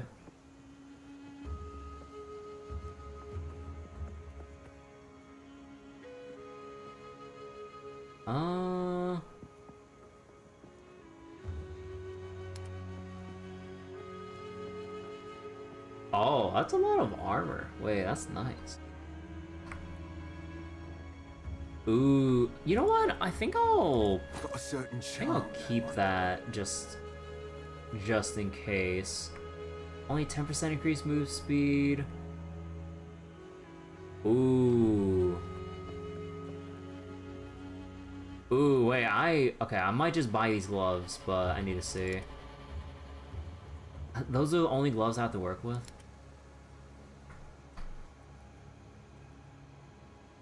Yeah, I'm buying these gloves. Go on then, chuck it on and give us a spin. But I would get these gloves, but it's the wrong type, and I don't have the dexterity to wield it. Yeah, I know about the Steam sales, Roblox. Some sort of yeah, it's an action RPG or isometric action RPG if you want to be more long-winded with the genre type, but yeah, similar to like Grim Dawn, Diablo, Torchlight, so on and so forth, Last Epic, and all that. Alright, so we got cold resistance. I need lightning to make up for it, which we do have access to.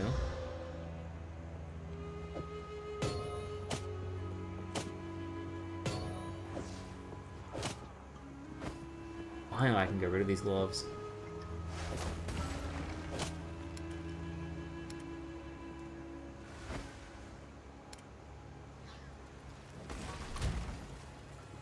Alright, and then...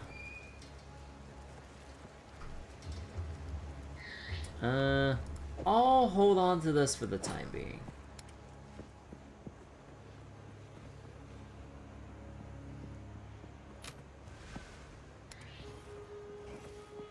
Anything else I need to consider before we go in? Alright, I think that's all I can get. Actually, can I get anything with extra quality? No. I don't want to use my whetstones on anything. You gonna go head on stuff? Alright, Roblox dude. Nice to see you pop around. See you later. Alright, you know what? I'm gonna use my things here. Probably burned more than I should have, but I'll take all I can get going into this. I'm probably over preparing a bit, but with PoE 2, you never know. You never really know.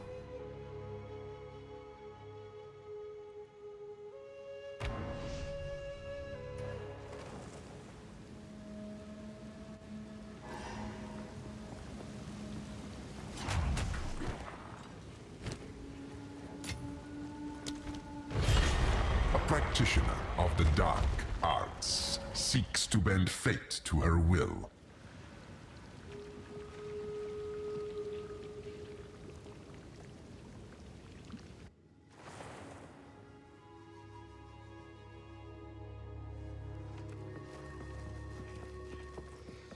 Approach, challenger. Why would I want this? Challenge area contains turrets that will periodically fire projectiles, reduce recovery rate, or less defense.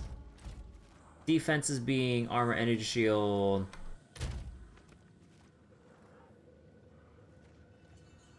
Well, I think that's the. I think I can live with Your it. protection decays.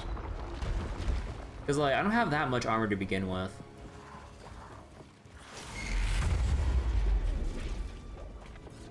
Oh.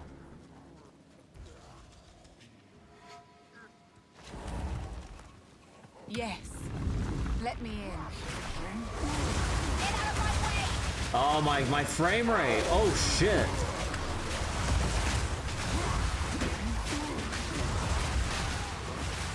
Dude, I barely have any frames going into this. Oh my god. Dude, wait, this is terrible. Like, why is it in here that I'm suffering heavy frame rate losses compared to the giant-ass open area from earlier? But I get it. I get if I lose FPS in towns because of all the other players' microtransactions, or cosmetic stuff. But in here, wait, I shouldn't be getting this much of a dip. What the fuck? That went down to like 30 or 20. Well, at least I'm not being timed on this.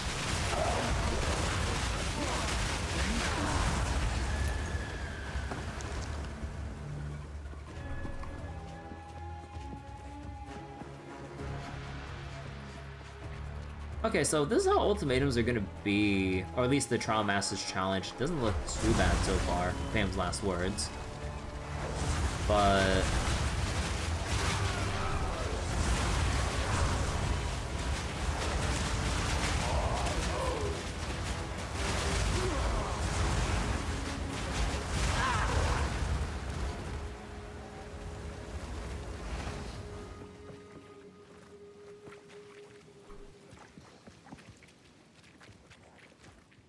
oh, you have to walk. Gotta go up here. Oh, wait, what the fuck? Wait, now it appears. What the fuck?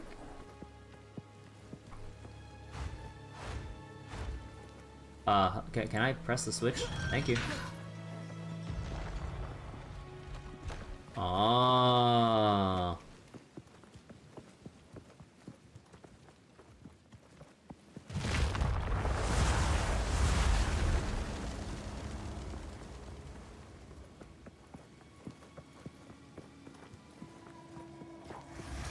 We are only getting started. In each encounter room. Ooh, nice life, but I want my resistances though. Monsters at plus 40 to all resists. Oh fuck it, just give me even less They defense. strike when you are most exposed. I'll live with it.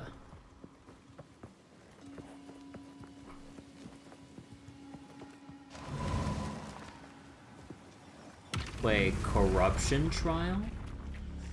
Oh, oh no. Stem the tide.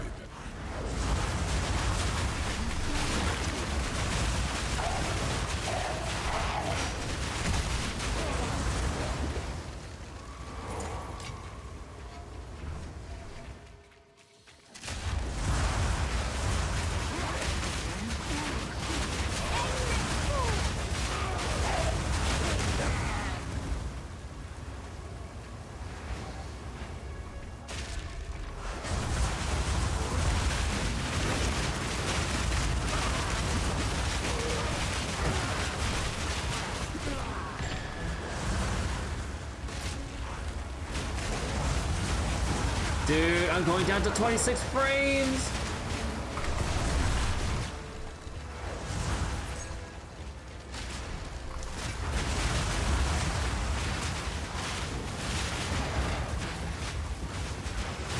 Oh, did I get cursed by that thing? Or muted? Oh. Yeah, wait, I took a breath from that wyvern thing and I got silenced.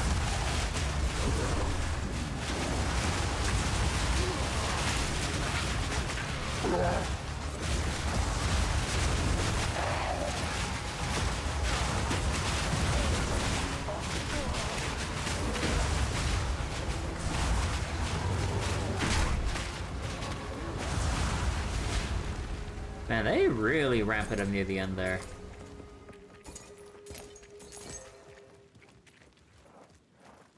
Wait, drop corrupted as a normal item?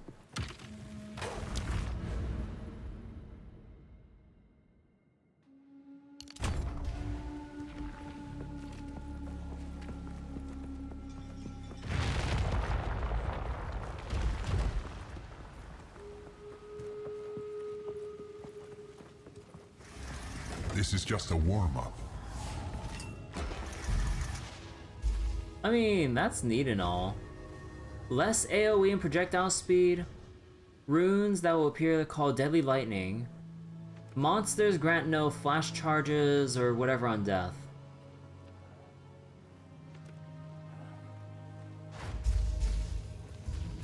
Long have I awaited a suitable challenger.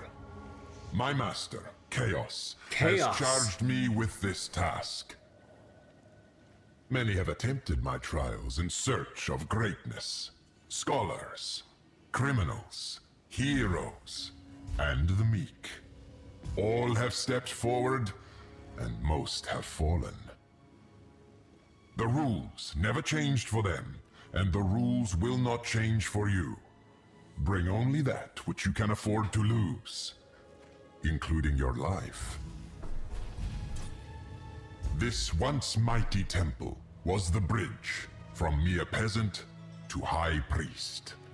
All were welcome to attempt the trials of chaos, and those that attained a true victory were gifted a small measure of power to help forge their own destinies. That is still true, though we have far fewer challengers in this era. My master is the essence of all that might be. They are the flip of a coin, and they are the roll of a die. Whether you win or lose, their purpose is still served. And yet, your chances can be influenced by your skill, by your intellect, and by your might. That is what fascinates Chaos. Skilled mortals can bend their chances, for in the headwinds of the unknown, the arrow of a master falls more assuredly than the arrow of a novice. Show them your mastery, and they will smile upon you. Surprise them with utmost talent, and they may even laugh. Fortune will rain upon those who bring humor to Chaos. Chaos is watching.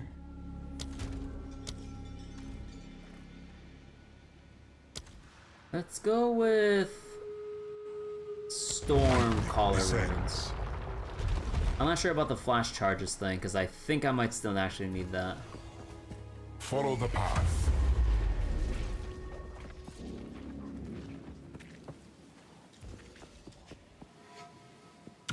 Follow the... Get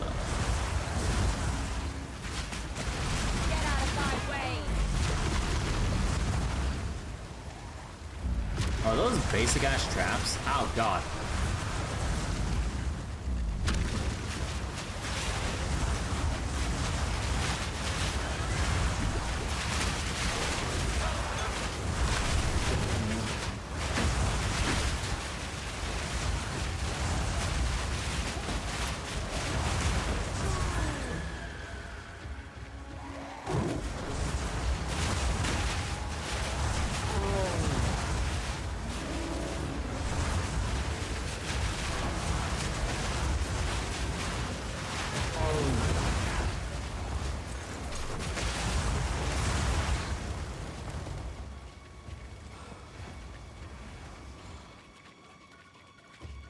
Wait, what?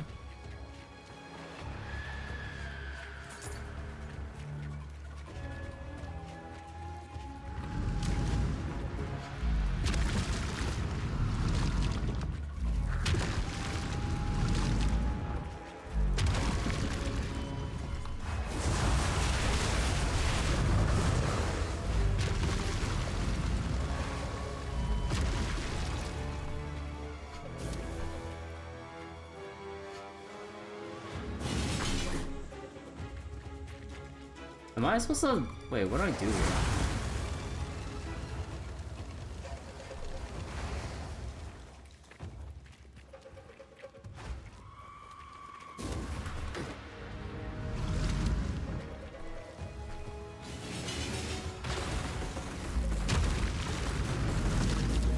Oh, we're supposed to just stay near it?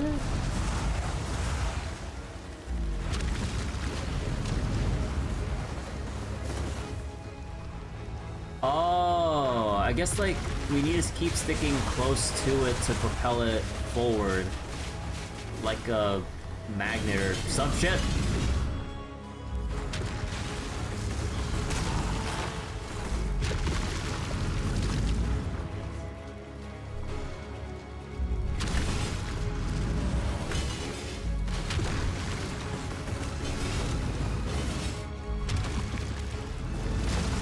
Oh god.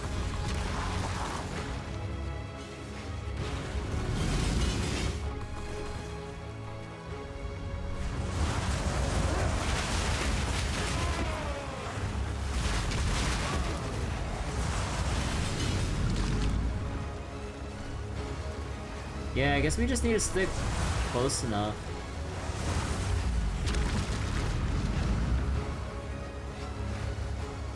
This feels so weird as a gimmick. But we just have to keep... Oh, I mean, it's basically like payload or escort of some sort, but... I guess...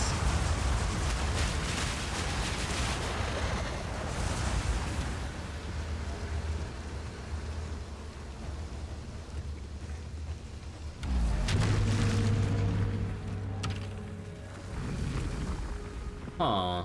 That felt weird.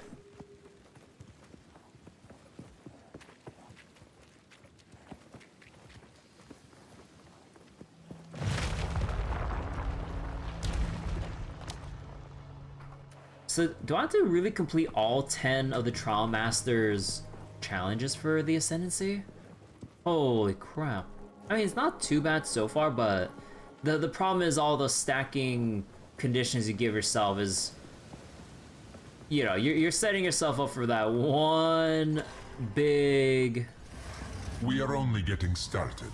Yeah, wait. Oh, Soul Core. Chance to cause bleeding on hit, charges gained. Monsters always inflict bleed or poison. Large runes that will call lightning storms if you remain inside. Things of blood will manifest tracking you. When above you, they will fall. So, I mean, you basically just gotta... Oh, I gave myself less defenses. Yeah, no, we're doing Stormcaller. Lightning always strikes twice. We're gonna keep doing more lightning because I reduced my defenses to a bare minimum.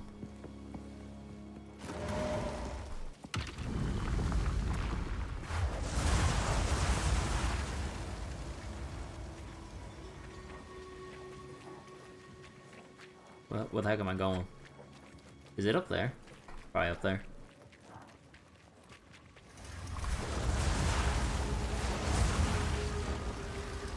Oh, boss. Well, aren't you a sight? Food or fate.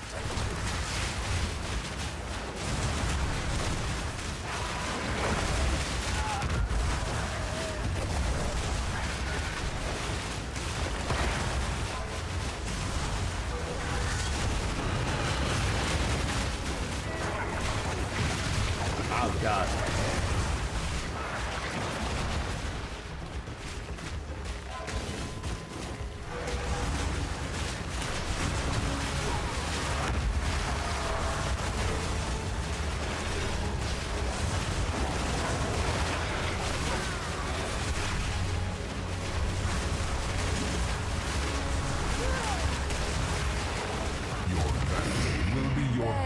Really annoy me.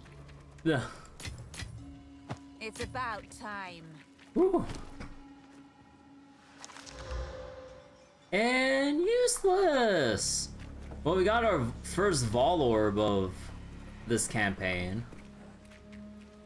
Oh, actually the trial's technically... Wait, let me see. So are we actually done, or is this one of those things where you need to get to a bare minimum and you can optionally choose to keep going?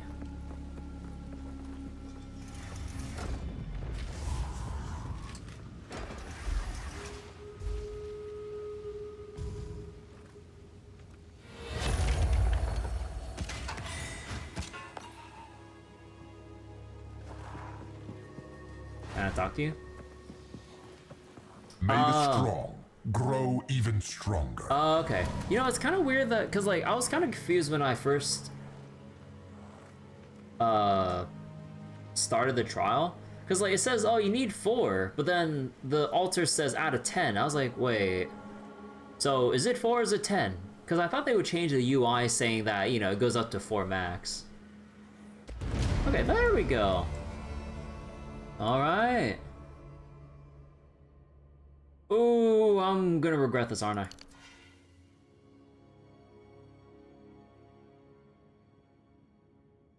Man, I kind of want to check out the demon form, not gonna lie, but... I also really wonder how the Infernal Flame thing works when you replace your mana with this. Because, like... It's definitely like a resource you build up and maintain at a certain level, but you never want to hit max. But the problem is, curses cost too much mana.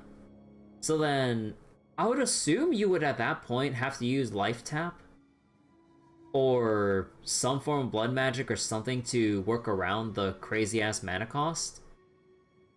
Or in this case, Infernal Flame cost, because you're pretty much gonna detonate yourself if you use a curse with this Ascendancy node.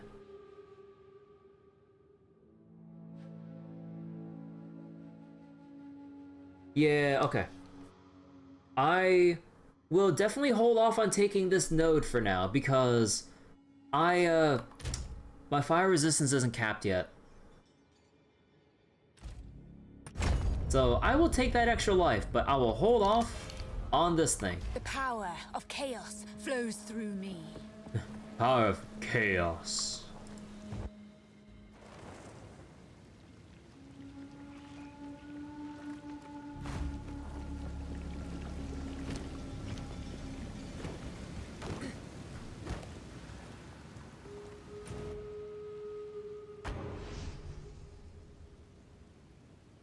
Oh my god, like, I don't know why we keep dropping every other kind of rune, except for desert runes, which would give me my precious fire resist that I so desperately need to survive. Still alive. Still alive, are we? Oh, it's already identified. Welcome. Take your time. My tribe could use that.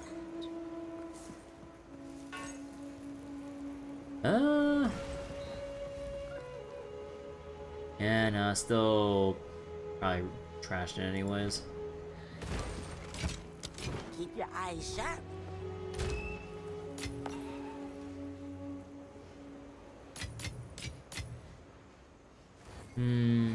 Is it really worth it? I mean, I might as well just try with like transmute. 10 strength! Useless. Anything, I'll take it. Oh, level 11. Bye-bye.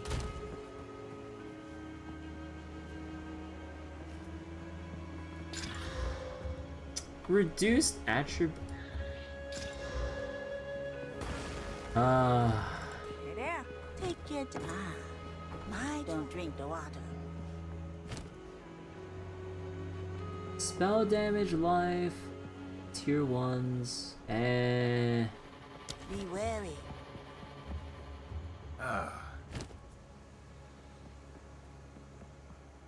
What is this crossbow? Oh my god, looks so unwieldy.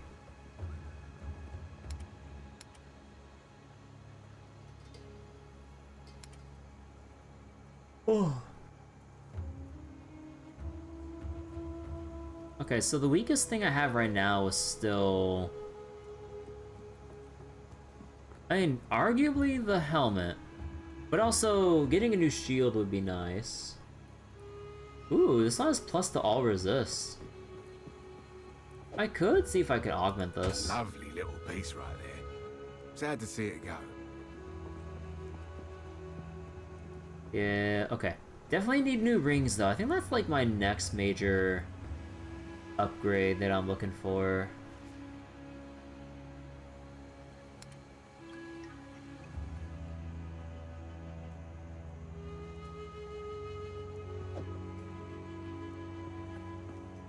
Well, I mean, I just upgraded this. I don't want to replace it by myself. Watch your step.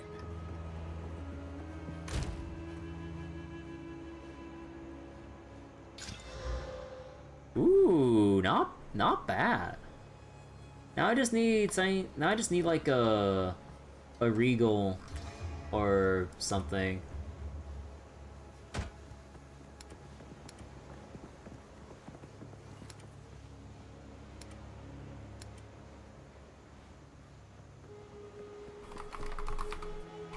Just put this in the potential tab.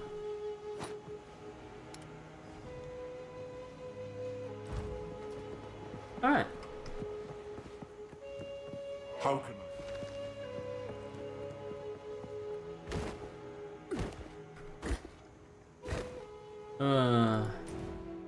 Just gonna try like how GGG intended. To use all of your currency constantly to craft as you go. So far, I mean, parts of it I'm feeling rewarded. Other parts, not so much. Oh.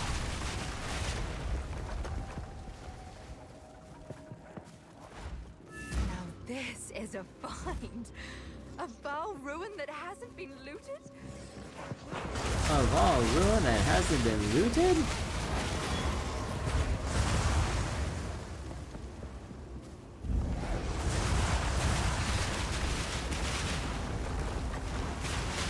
I can create better.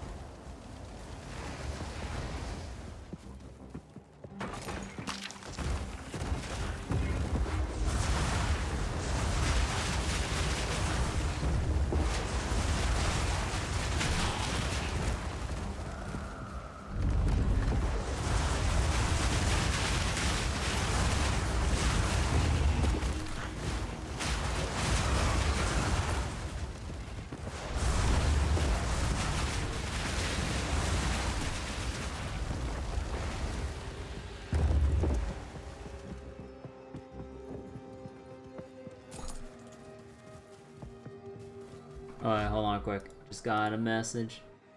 Oh no, I just got a meme.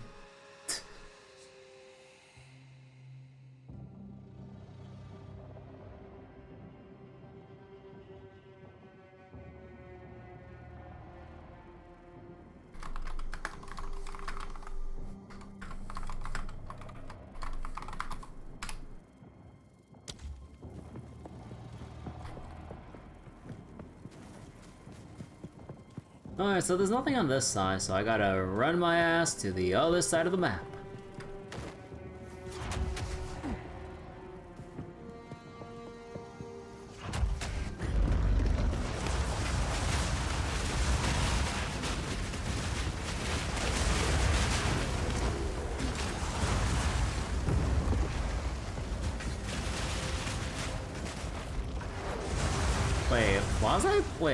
Why was I stuck from using Flame Wall? Wait, what? I noticed this during the Trial Masters challenge, like, there are very brief moments where... Wait, I thought I actually had, like, some kind of silence curse on me. But no, I didn't notice any of that on my top left, which is where my debuffs would usually be.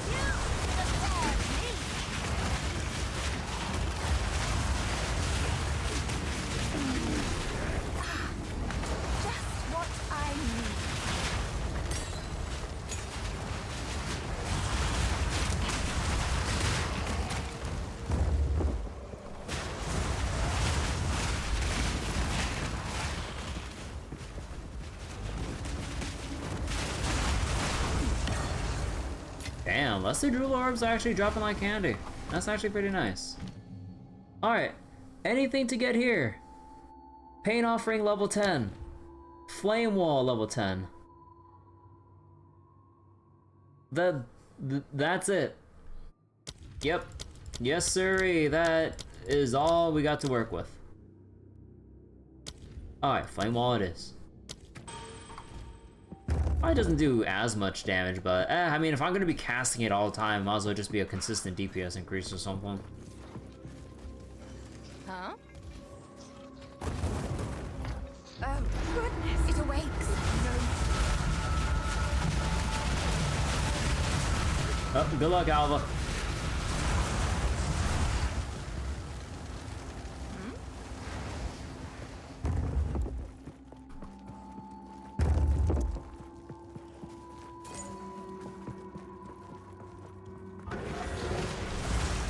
Dyna Golem.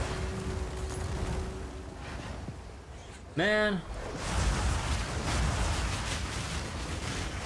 With this like red power line going through the floor, it's reminding me of what's it called again in Minecraft? Was it just glowstone or just redstone? Plain and simple. But yeah, it's giving me that feel, just like line through. It just like lining the floor of this place.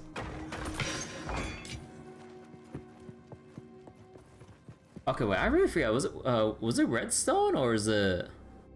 Man, I have not watched or touched Minecraft in forever. Again, Minecraft's not really my thing. Oh, money. How do we get that?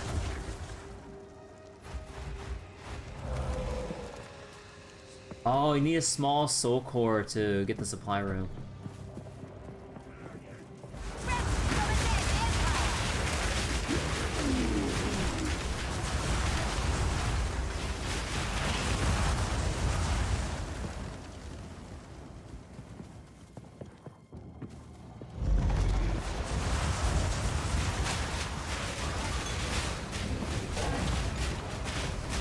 Ooh, ow! Staunching charm.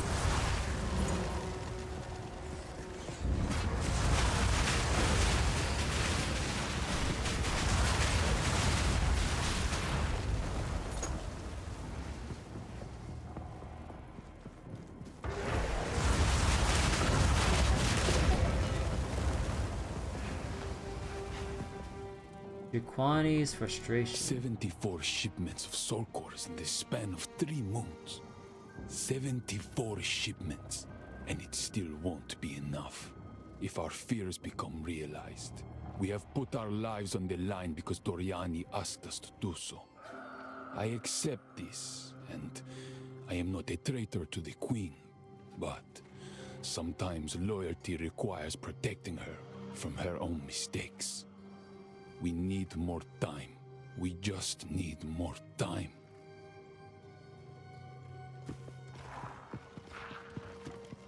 Wait, how did my arsonist die? Wait, what'd they die to?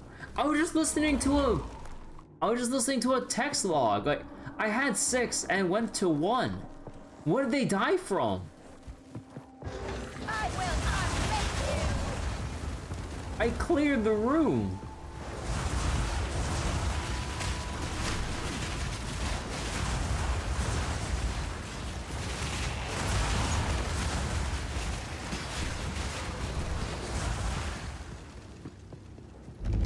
Sometimes I really don't understand why my arsonists just die all of a sudden.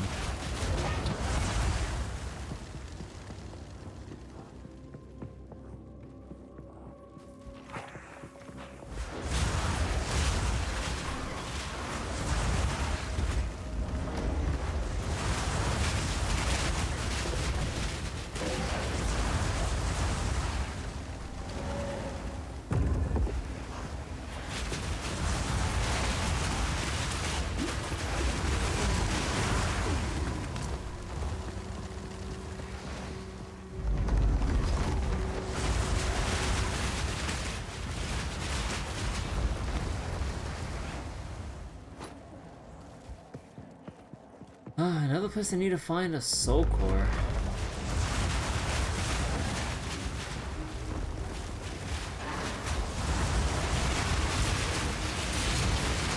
Another support gem. Nice. What do I grab? So my Infernal Hound can't really get anything because I still... Actually, can I still not... Okay, timeout. Let me look this up real quick. How does your Infernal Hound get more support slots?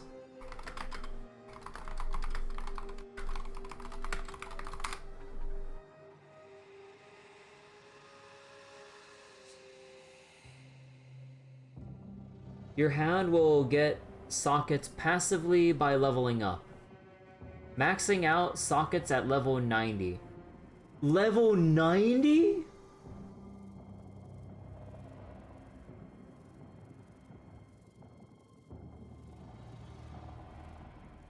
Bro, are you serious? Get out of my way! I mean, it's like, given what I was seeing, I was kind of maybe I should have expected to have it scale by level with the amount of slots, but I wish they can tell. Wait, do they tell you? They don't tell you, right? I don't see shit about them telling you when you're gonna get your next support slot upgrade for your Infernal Hound. Like, that needs to be more transparent.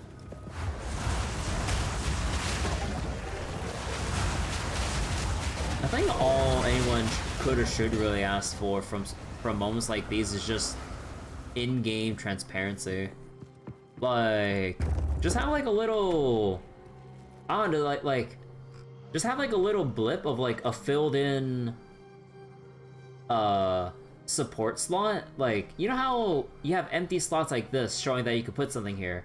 Just have like one that looks full, and then when you hover over it, just have a thing that says like unlocks at level 40 and then 70 and then 90 or something like that, right? I feel like that'd just be, you know, pretty simple, easy to understand without really changing anything, because honestly, I'm just confused until I read up on that. As with a lot of things in PoE. Because, like, it's a bonus with what we know so far, or with what you can look for in-game. Because, you know, being able to hold Alt and then look up certain keywords and everything. But sometimes it's just not enough.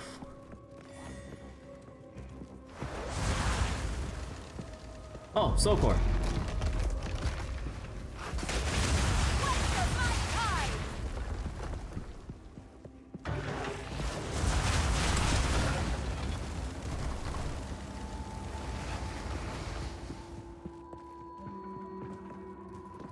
The things I'll do to fully map out this location.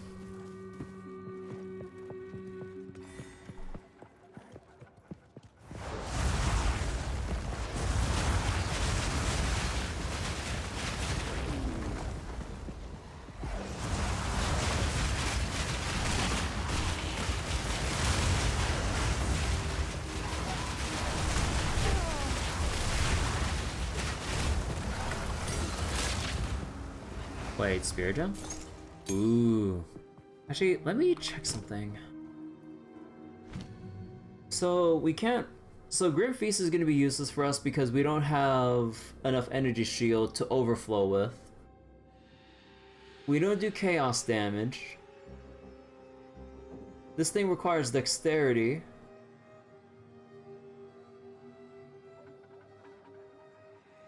So wait, what's this exactly? You trigger socketed... You trigger socketed spells as you take 5 energy shield damage. Or no, every 5 generates 1, and every 10 you cast 1.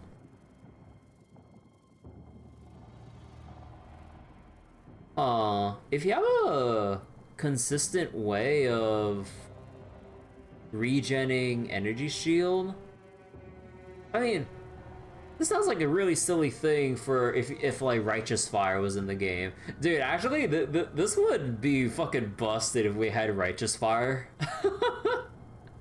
Bro, wait. Cause like, or no, is it one of those things where it's like you're applying a degen, the opposite of a regen on yourself, so you're not taking damage, you're just losing HP, but you're not taking a damage from some specific source of enemy or what have you. Is that their way to work around, right? Like, if like Righteous Fire was the thing in this game? Ah, dang. Nah, even if Righteous Fire is the thing in this game, oh god, how would you actually build with the skill tree as it is? Cast on Freeze, Ignite, we have Raging Spirits. Create an Icy Barrier, A barrier, no, Mana Remnants. Cast on Shock. Time of Need we need Strength for.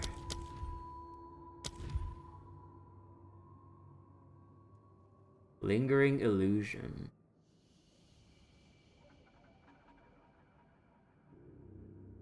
You get a power charge when you dodge roll, create an illusion, and then when that illusion dies. That seems so conditional to generate your power charges. That looks annoying as hell. Although I guess you could just take whatever you get, but man. Aww.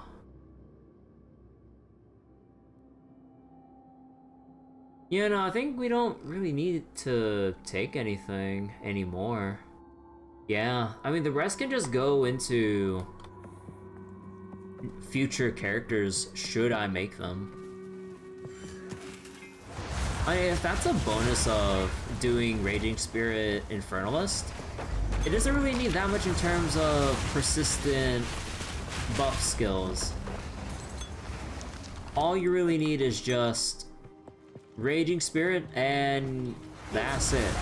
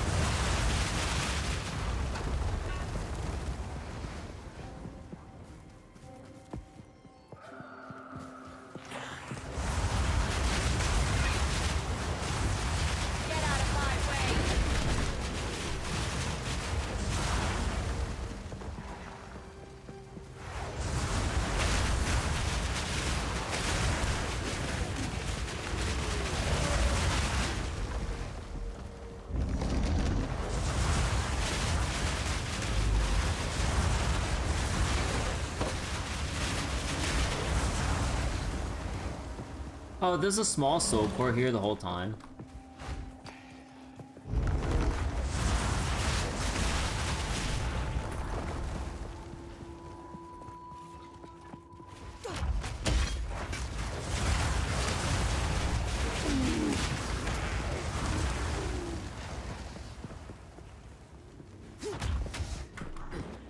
Too soon.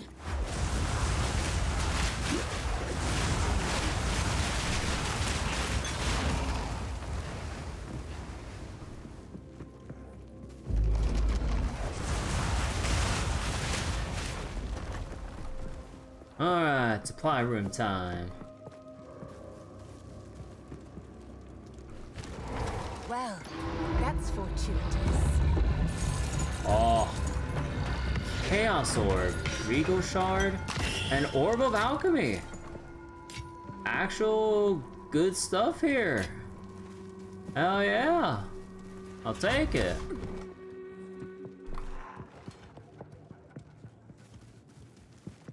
Wait, how did one of my skeletons die?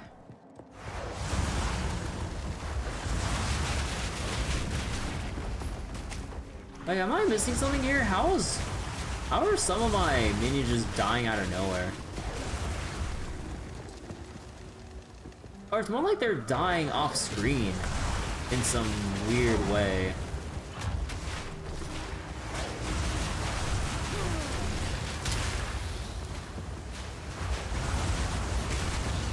Another corpse to serve me.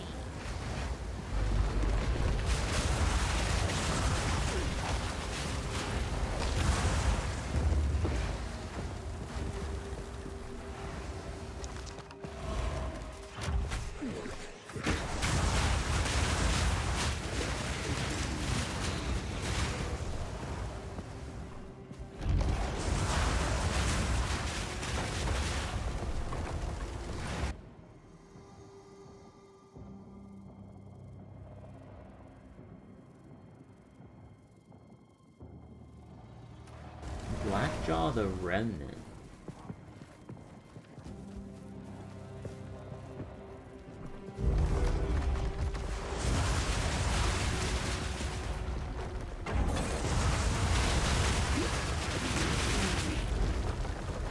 I will unmake you.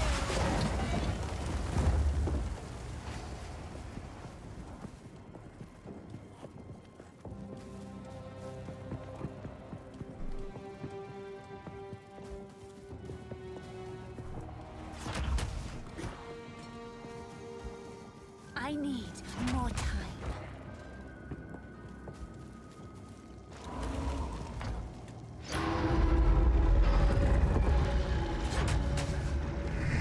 Dare disturb me? Yeah.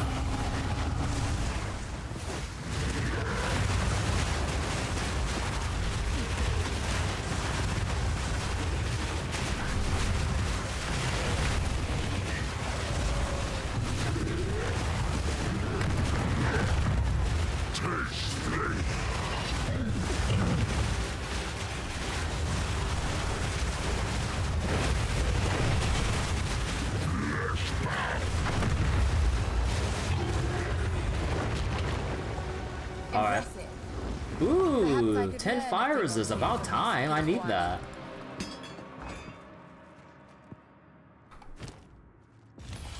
Oh, yeah.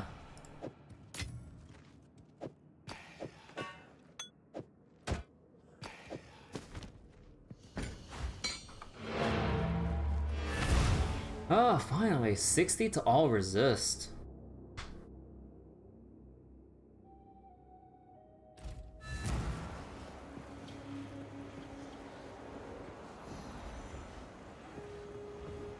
Okay, I think I will finally take this now. 20% of physical damage taken as chaos. Oh. Okay, actually, wait, I might have screwed myself a little bit. Because I have 0 chaos. How can I be? Hey there. Some odds and ends we found in the jungle.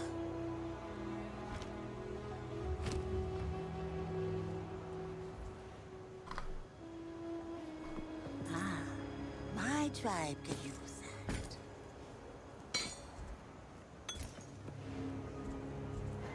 Ooh. Good life, but oh my god.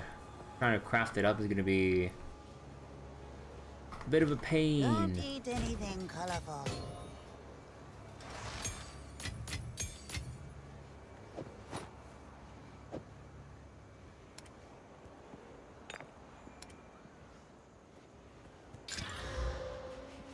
Yeah, no, I can bother with that.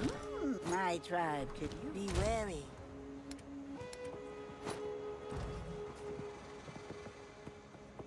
How goes it? Let's see, Oswald, anything here? Sorta, but Stay wary.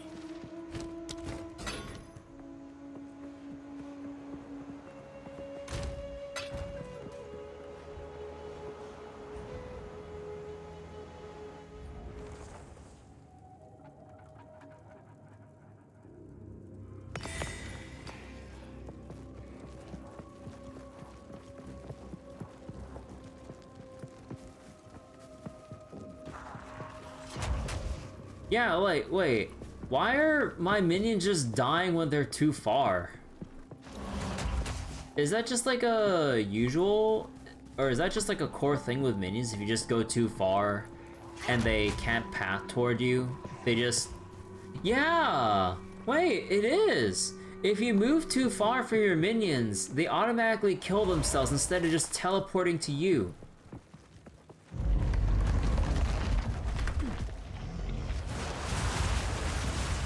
That's not how they worked in PoE 1. Yeah, let me test this right now. So here they are. And we're just gonna keep running. Okay, that's not the best thing here. Yeah, it is distance based. What the fuck? Why can't they just teleport to you at a minimum distance? Why is it they die and then have to wait the 7 seconds to revive? Bro. I mean, we're fortunate that, you know, they are persistent, or they persistently respawn. Or consistently or automatically respawn, I guess, but... Why is it if I go too far because I wanted to travel faster with like shield charger, they get stuck on a corner and I don't detect it, and then I go into a pack and then I'm like, wait, why am I down half of my arsonist? They got caught on a corner and they died and you have to wait 7 more seconds.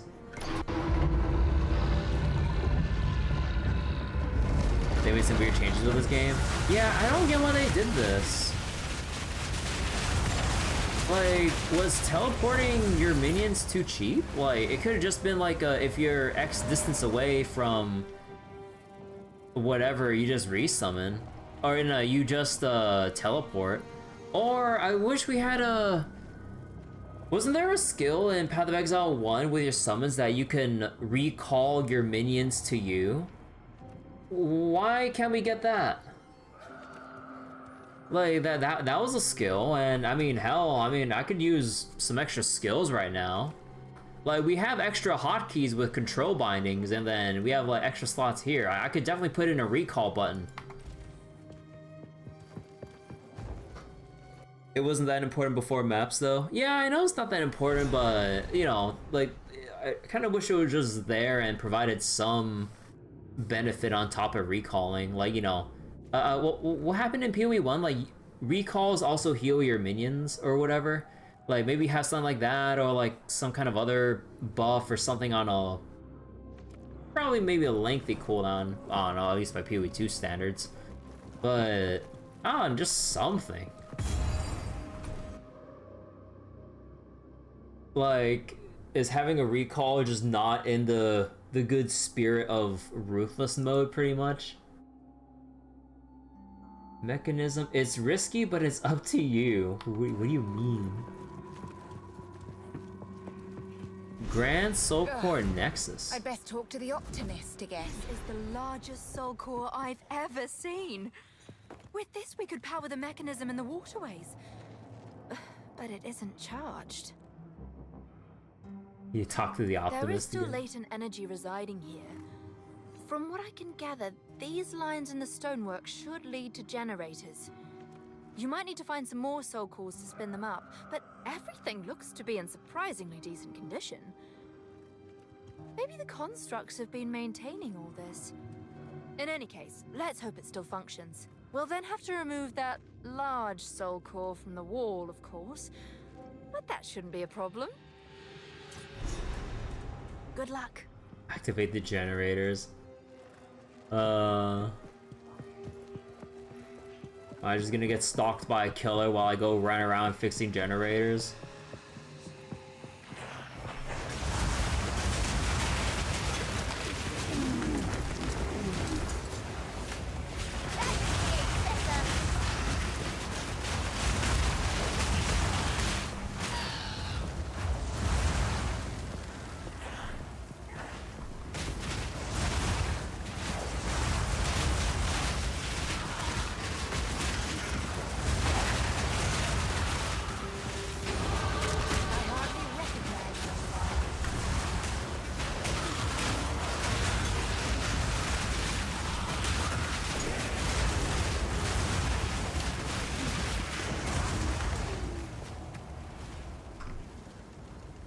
Yeah, so Inferno Hound does get an extra slot at level 40.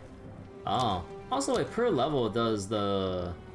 Oh yeah, you do get more life per witch level. Nice. I mean, they better, but yeah.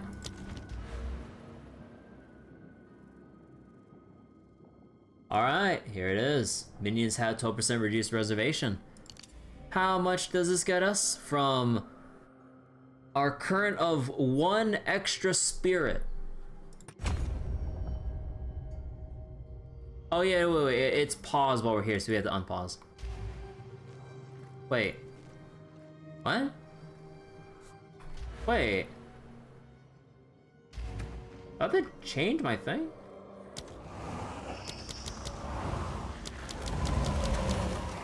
Okay, so we have extra spirit here, but not enough to summon yet another arsonist. Dang.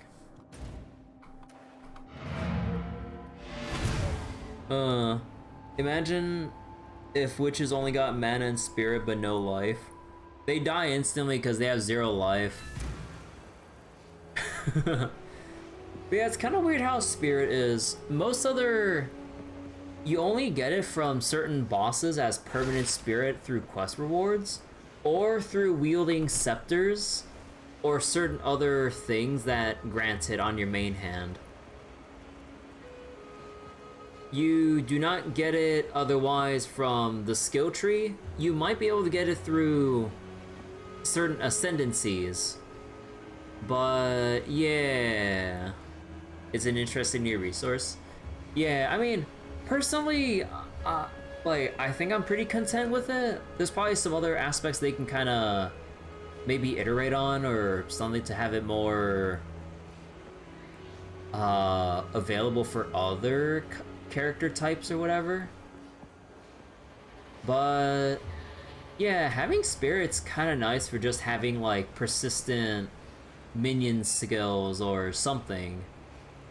So being able to basically allocate however much you want for your particular undead army, that's pretty neat. I like that. Although, again, they kind of need to buff the minions so they don't die every normal mob pack. Because, like, sometimes when I make my way through certain dense normal mob packs, I see some of them die. They shouldn't. Although, granted, I did skip out on the life clusters here and the... Okay, resistances, I will have to get them eventually.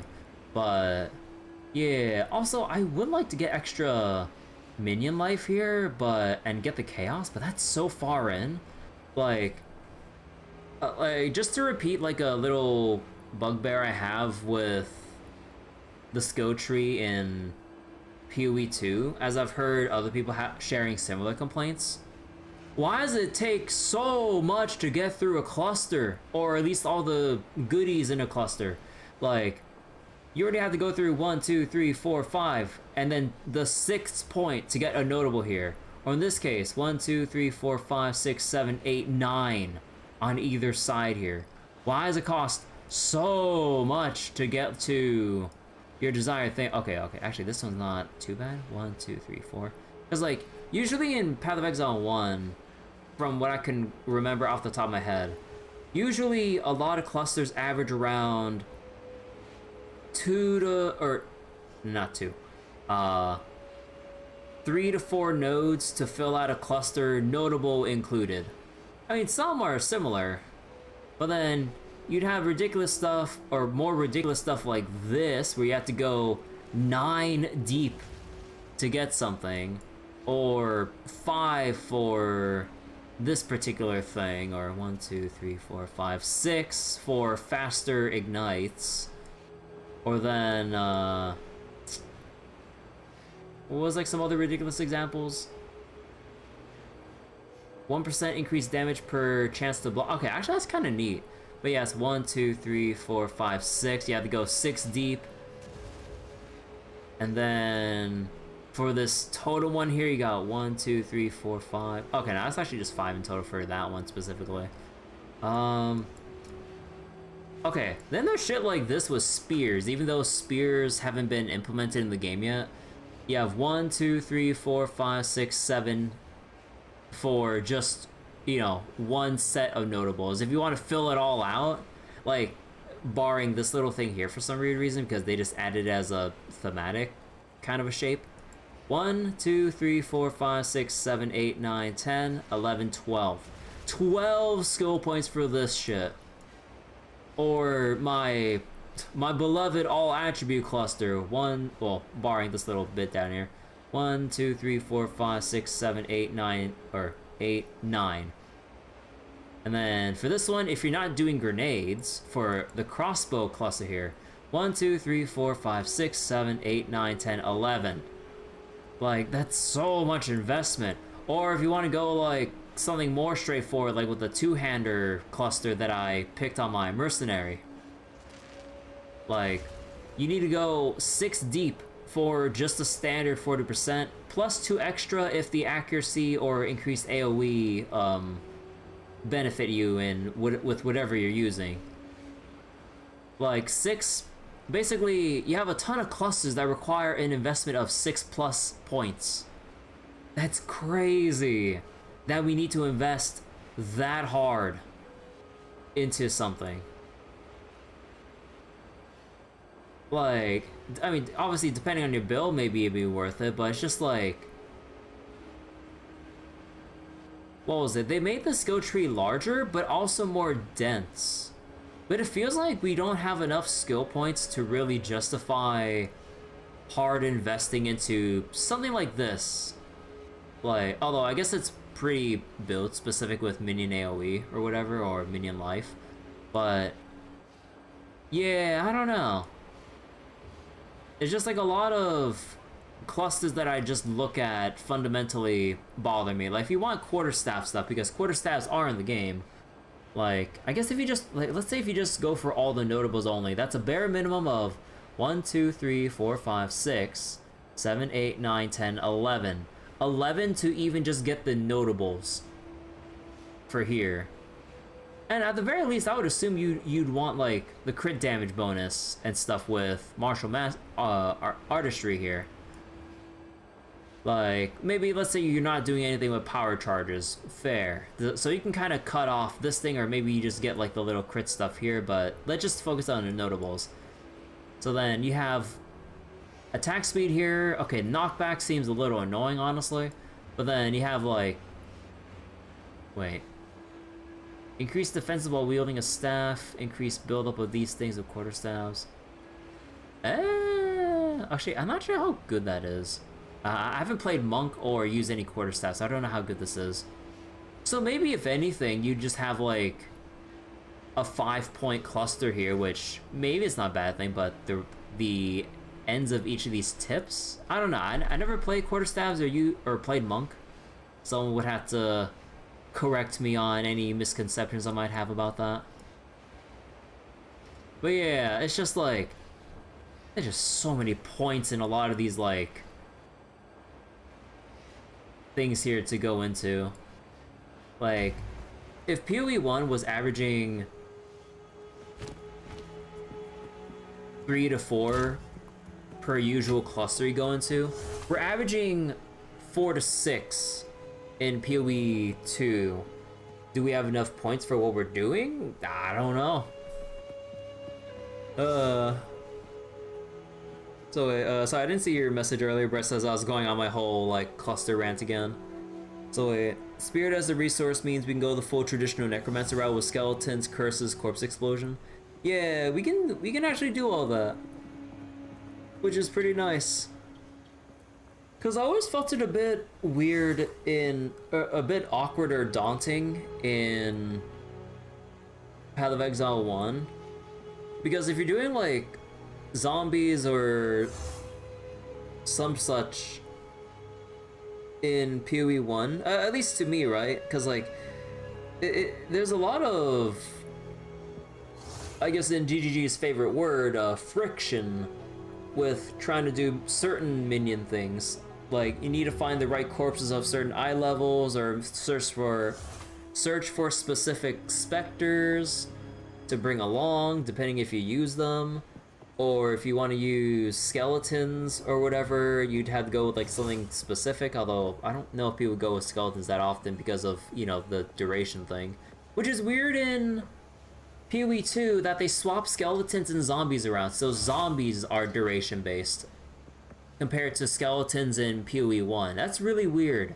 I would want to have a zombie army that follows you around, but it's skeletons instead, which I don't know.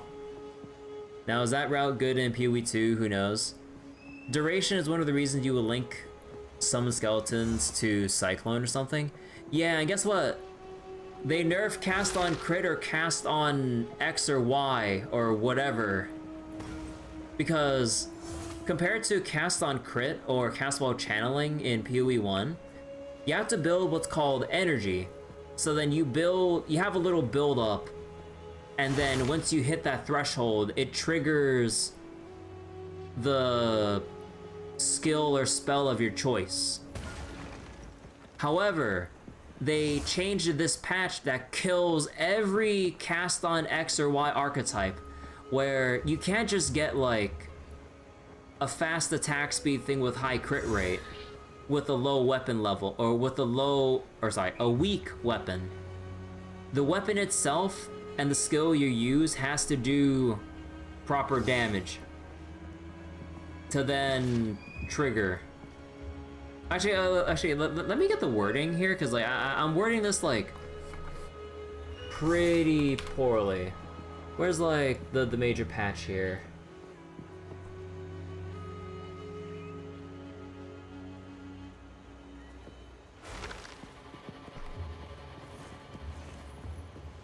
This thing right here, trigger gems and energy gain.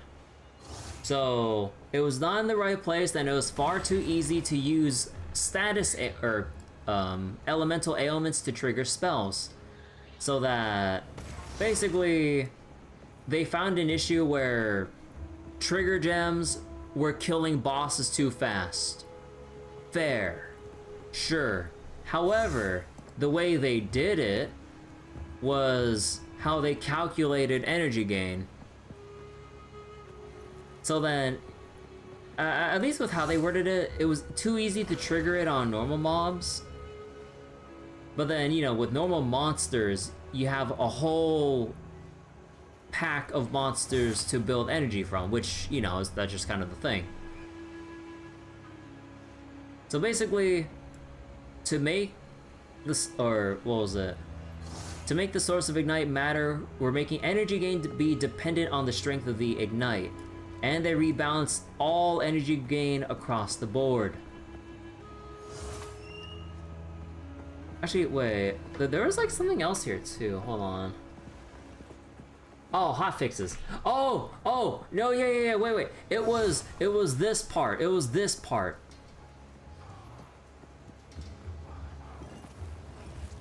Cast on Critical Strike now cares about the damage of the hit when determining how much energy you gain to prevent the use of high crit low level skills. Yeah, that was the thing. I'm sorry about that. So it wasn't necessarily like the ailment trigger stuff, but no. They killed Cast on Crit with this change. That was the thing that got people up in arms.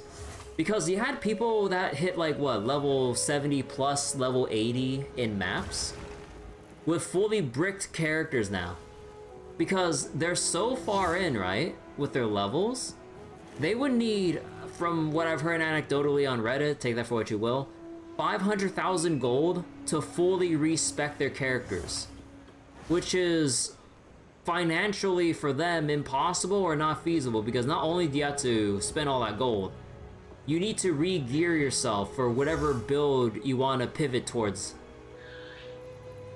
So, just with one hotfix, they killed an entire archetype that people got really upset about.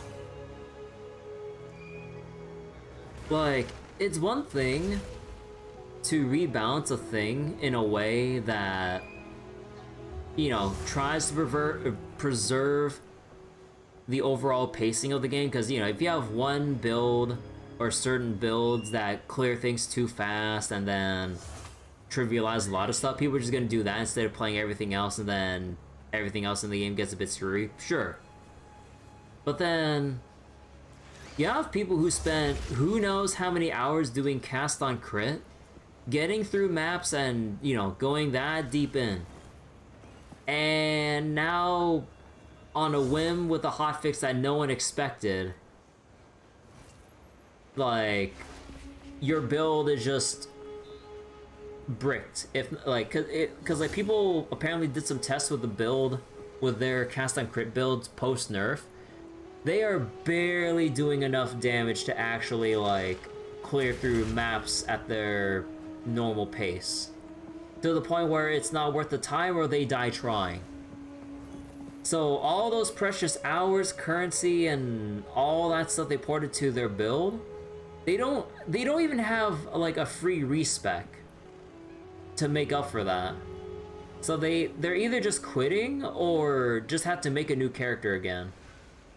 I mean, you know, quitting is a bit extreme because, you know, it's only week 1 of early access, but still, like, even if it's week 1, some people went all in on this archetype.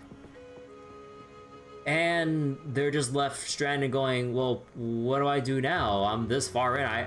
They made it too expensive to really pivot, like, for the player to pivot a build on their own. So it's just like, yeah, I feel really bad for a lot of what people had to go through with like the Cast on Crit nerf. Because like, I'm already putting this much time into my Infernalist with Raging Spirit, even though I am really slow with this because I'm kind of taking my sweet ass time and everything. But like, I would feel devastated, again, famous last words, if GGG nerfed Infernalist and Raging Spirits for how easy it is for them to clear this game out so far. Because, like, I'm having a pretty easy time oh, shit.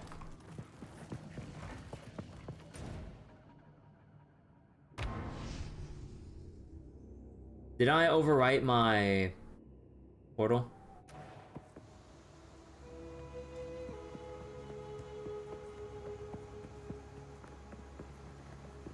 Oh, no, I didn't. Okay. Wait. The other side of the portal bro! Last time I had a portal open for like an hour and I still was able to get back in it. What the fuck? Well, I mean, I didn't really make it that far into this zone anyway, so it's kind of whatever, but still. I'd best talk to the optimist again.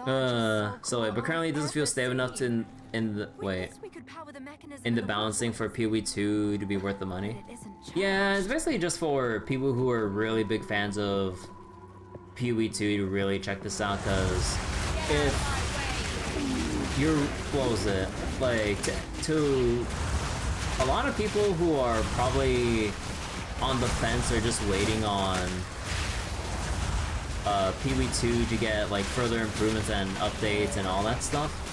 Yeah, like unless you're a big enough fan already where you're just like salivating for new content or just like, you know, just a fresh new ARPG to just sink your teeth into, I would definitely wait the whole year for substantial updates to kind of hopefully smooth out all the really rough edges with this game.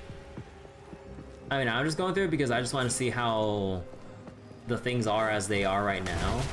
But yeah, I don't think I think like once I get to maps and maybe sink my teeth into it just a little bit, like I don't think what is this? Oh, shit. I don't think I'll keep making new characters. Or what was it? Like, I'll go play all this stuff while I wait for significant version updates. And not just like small balance changes, but like new content and sweeping quality of life changes. That I think that's what I'm aiming for. Or with like what I would want to wait on once I get to my desired progression point with Path of Exile 2. Because like, no way in hell am I touching melee. And even then, ranged feels a bit annoying because I don't have my minions to divert aggro for me. Which is a bit of a crutch. Like, don't get me wrong, there's a pretty huge crutch compared to what melee and traditional ranged builds have to go through. Because, you know, usually they're just by themselves. But yeah, the more I look at people doing higher level gameplay, especially as melee, I'm like, no, I'm not sure if I fuck with that. Nah.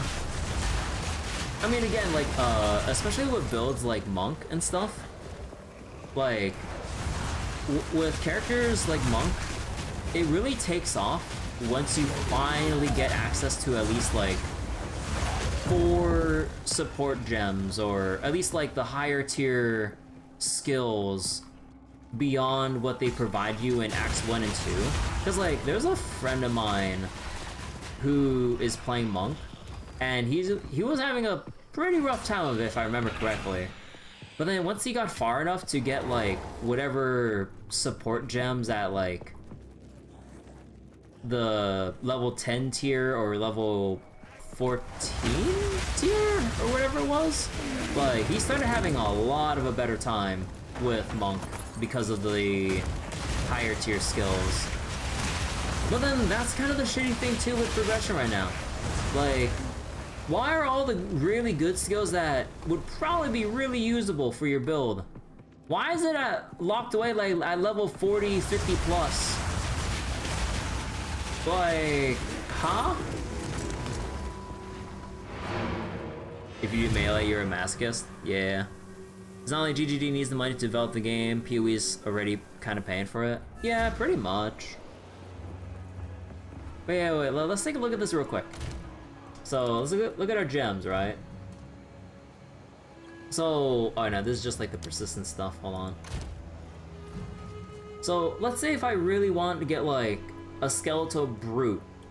I'm guessing this is like a giant skeleton or whatever, right? If I really want this, and let's say that every other skill leading up to this is like hot garbage or something later, just for the sake of argument, you would have to wait until you hit level 52, or even 41 for that matter, in this tier, to finally get a skill that would probably feel really good or make a build like start scaling up. Because like, well, what if you have like one skill that's kind of okay until you get like another gem to complement it to really kick it off, you know, like, you know, just like combo skills or some shit, like one buff into one big move, or maybe like, okay, maybe not this one, okay, maybe not that one, but anyway, for the sake of argument, like, yeah, you need to go level 41 or 52 to get, like, some of this crazy stuff here. Or, like, if you want Flame Blast or Ball Lightning, you need to go this far in. And let's say you're just not satisfied with a lot of this stuff. Well, you're gonna be waiting a long-ass time.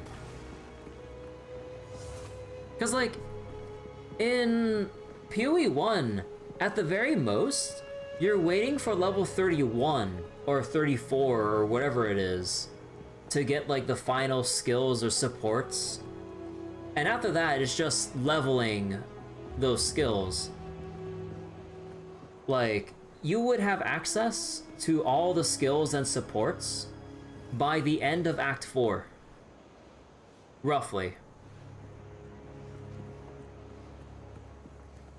But here, you have to go so far into a campaign and overall game that is just that much slower to play and progress.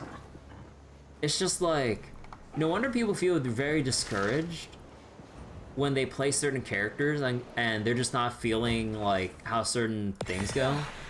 I'd best talk to the optimist Because they had to again. basically wait to play, or they basically have to get to like Act 5 or Act 2 Cruel to finally get the thing they really want to use. Or to suffer the least. Oh, generator.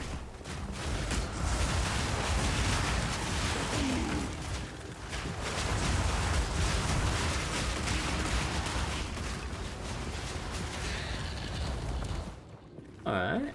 Let's put the little thing here. Seems this needs a larger soul core than the doors did.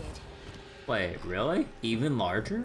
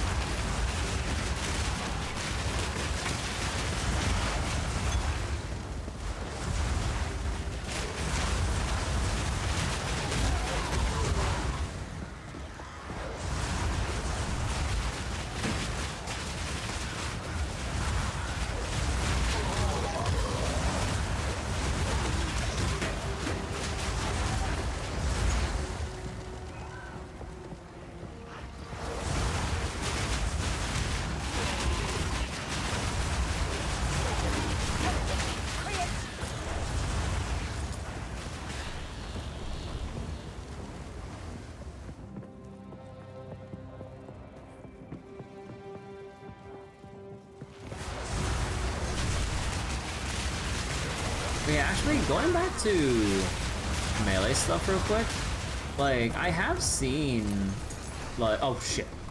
I have seen melee builds do pretty decently. Or, I mean, I don't know about maps, but at the very least, like, the tail end of the campaign at Act 3 Cruel. Like, I've seen it when you actually have the time to attack, you just chunk the living crap out of unique bosses. Like, once you actually get the stun ready and then you have your passes line up for doing more damage on heavy stunned enemies. And then, yeah, like, it's not like it doesn't do damage, but there's kind of the fundamental problem of enemies are a little bit too fast for how long your melee windups are.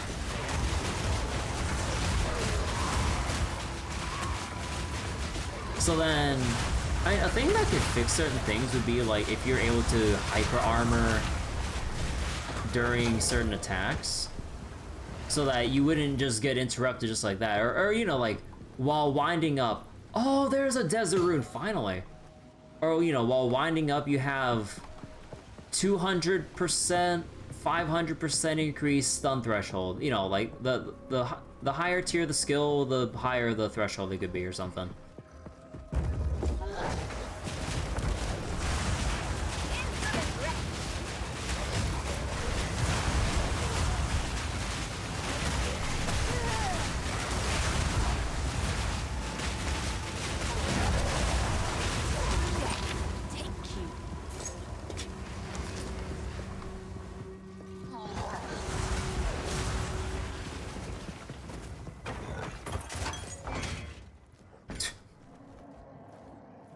Giant? Colossal. Yeah.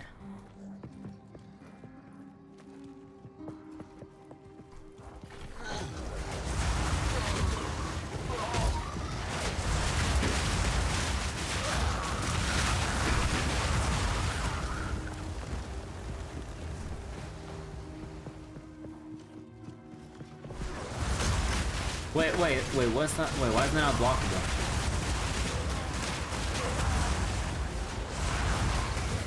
Wait, actually I remember hearing something about that. Way. Blocks prevent damage from an incoming strike or projectile.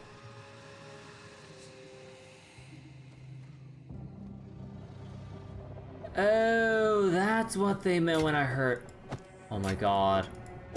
Slams are not strikes, so you can't defend, you can't raise your shield against monsters that slam.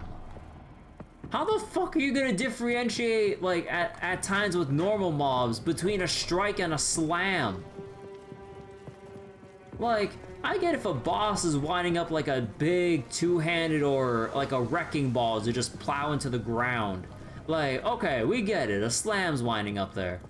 I thought we were gonna see it like in a pack of 5 mobs, like 5 white mobs that are just winding up or some shit.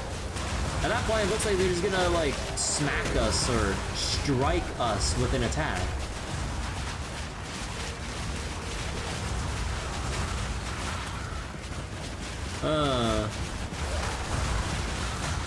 So also you making that judgment call during a busy fight. Yeah, I mean normally during like why does he got to, oh, he's fire resistant. God damn.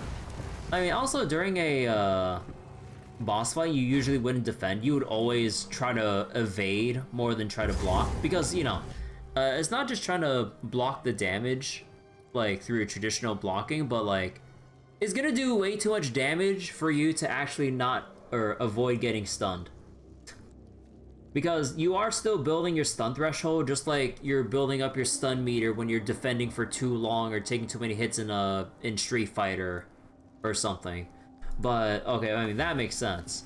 But like, yeah, like it's not, depending on the fight, creatures, bosses, or what have you, it's not going to be exactly clear what's a strike or what's a slam if a fight progresses fast enough, or if a monster looks visually weird enough where you can't exactly, like, let's say you have a tentacle monster, or maybe like a gigantic golem.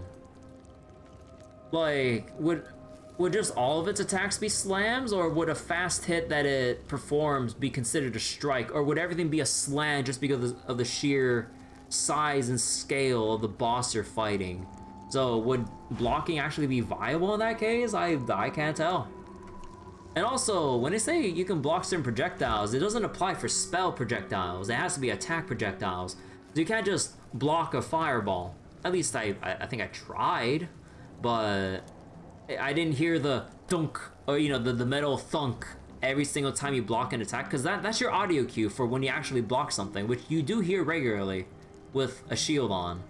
But when I think when I tried with some fireballs or whatever, I don't think I heard any of that, so there is no spell blocking yet, I would imagine. But yeah, I don't know. If we consider how PoE ended up going as how PoE 2 will eventually go, at some point everything will be a slam. Either let us block everything or nothing, don't let us guess. Yeah.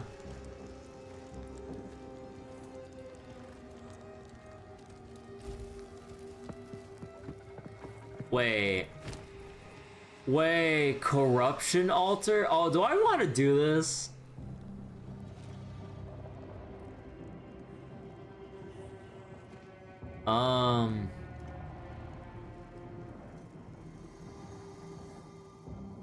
What would I guess I'll just do it on my boots or something.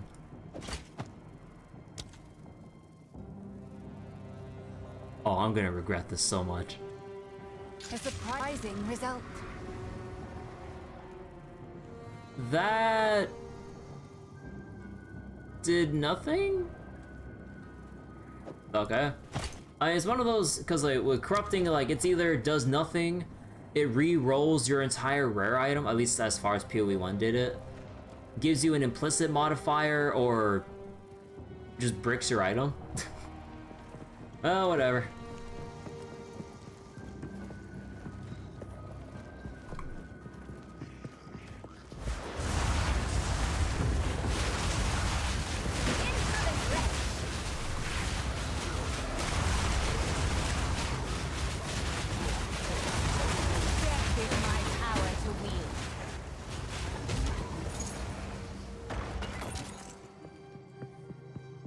One day, a four white socket link triads grasp. Surely. One day, unless PoE 1 gets any service. I wonder what they'll do if PoE actually goes... PoE 1 goes end of service, so to say. Like... I would hope that with how GGG operates, they would actually be consumer friendly enough to provide us with like an offline version while they keep maintaining PoE 2 or whatever future things, like in the far future. I mean, basically that's how a lot of games should go, as like end of services are basically an inevitability, but everything needs like an offline plan if it is ever online to begin with. You can just make an offline game, doesn't need to be online. Yeah, I mean, we're basically just playing solo Selfbound.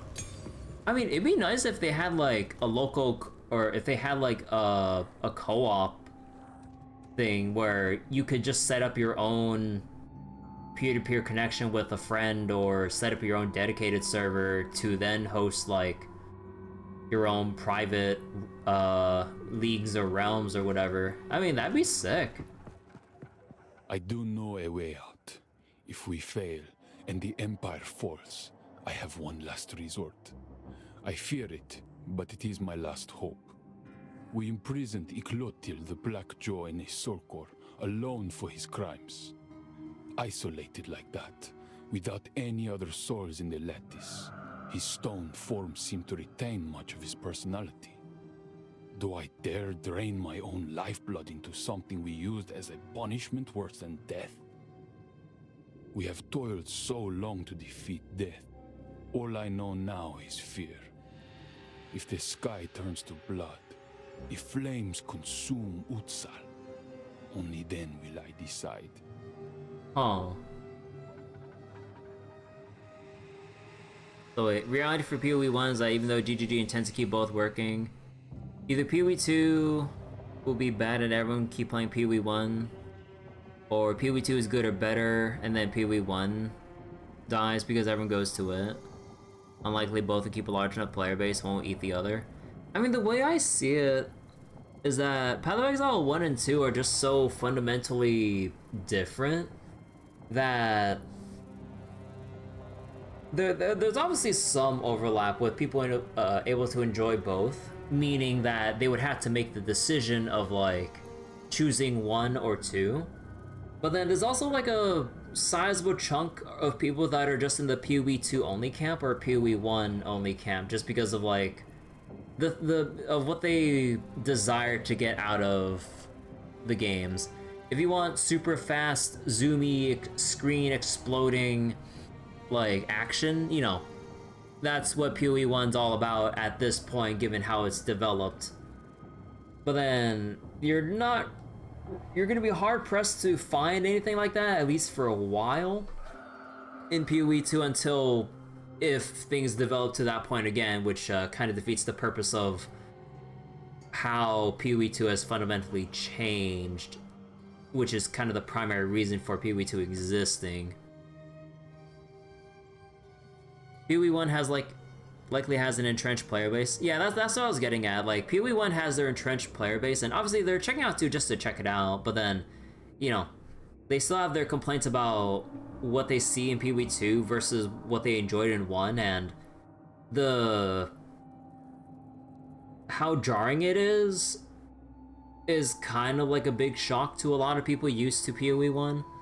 And, you know, it's always a thing of like trying to relearn a game from scratch. Or not relearn, but learn a new game from scratch.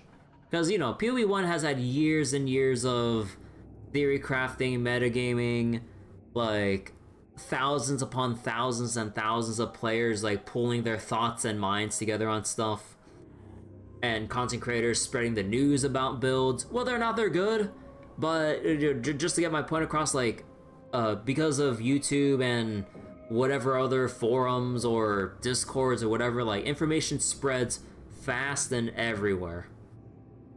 So it's still just a matter of time for new content to come in with Path of Exile 2, people to figure stuff out, and then, you know, we'll eventually might be back to square one. Maybe not exactly, but close to it, given PoE 2's like fundamental design shifts. But yeah, like, I mean, all in all, it's only been over a week, and it's early access. Take that for what you will with early access in general, given how jaded we should be in the gaming space about early access. But, you know, if we kind of give GGG more of a benefit of the doubt and place more of our trust in them, they should smooth out a lot of the rough edges, maybe create some new ones. But, you know, we'll just have to wait for whenever version 0.2 comes out after 0.1 or whatever, you know, to see any substantial changes they have in mind for the game's content and hopefully pacing. So you like how speedy PoE 1 can be, but Parkour can be a bit much, and you feel like they're running out of ideas for leagues. I mean, yeah, I do like how speedy PoE 1 can be. I mean, straight from level 4, after you go through Tidal Island, you can get your first Quicksilver Flask. Like, it feels good at level 4 to run your ass through a place. But here, nah, we're just suffering. You don't think you should render judgment on PoE 2 slower speed since you haven't really touched the game yourself, but that could be good too? Depends on boss fights. Yeah, we'll just have to see how things get, and again, with all the complaints I have, there's still various aspects of the game I need to still judge for myself going through the second half of the campaign, at least with the cruel versions and not acts 4 through 6 because those aren't implemented yet. The endgame maps, or sorry, the start of mapping, and then if I somehow play long enough before Raging Spirits and Infernalists get nerfed, whatever the higher tier maps would be. But yeah.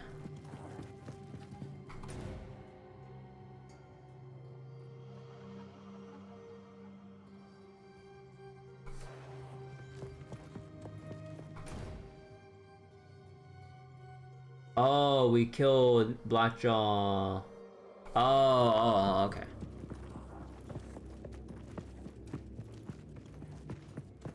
But yeah, so inherently I should have a decent advantage just being a Raging Spirits build.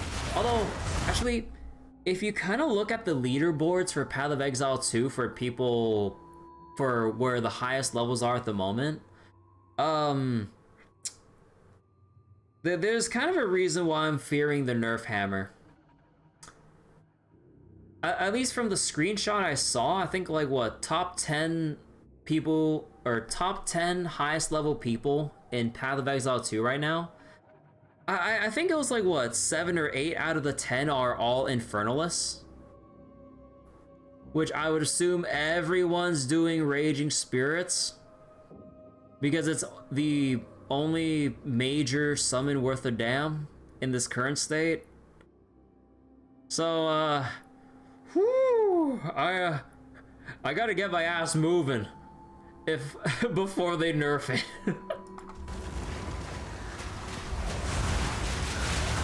Cause like I usually don't aim to look at meta builds too often, because at least in PoE 1 I just have my comfy builds, and then I just go like, oh, Spectral Throw, even though Spectral Throw hasn't really been that great. Although people kind of use it for like a mechanism for cast on crit or stuff like that. But I'm just talking about just using the skill by itself. But like, yeah. Or, you know, like comfy ass lightning arrow in Path of Exile 1, even though like it's good for clearing but not good for bossing. Understandable. But yeah, with Radiant Spirits, it kind of does it all. You're safe, you do a ton of damage, you don't need to maintain summons that easily. Or you don't need to put in that much effort to maintain your summons, because if they die, you just resummon them with like the flick of a wrist, so to say. So I'm just like, yeah, I don't know how long it's gonna be in for. So you hope that they let you skip maps once you beat the game once, but even if they do it, likely, even if they do, likely not be until they have all the acts out. Yeah, at the backlash they got, might be lighter hand with nerfing other things for a bit. I don't know, GGG, I don't know, feels like, wait. Causes enemies to explode on crit kill for 10% of their life at fizz damage. Huh. Interesting. But yeah, I don't think GGG is really too concerned about nerf backlash, because I'm pretty sure they've justifiably cut themselves off from Reddit because of how much of a toxic cesspool it is among whatever other sources they have to talk to their player base. Because, yeah, I don't get why like people get this riled up about balance changes in games. Like, yeah, like let's say if it's a bad one, it can be frustrating, but then to the point where developers or community managers are kind of having certain like are kind of having some mental problems from like all the shit that they've had to, all the verbal shit they've had to endure from capital G gamers. Yeah, understandable that they don't want to talk to certain places anymore.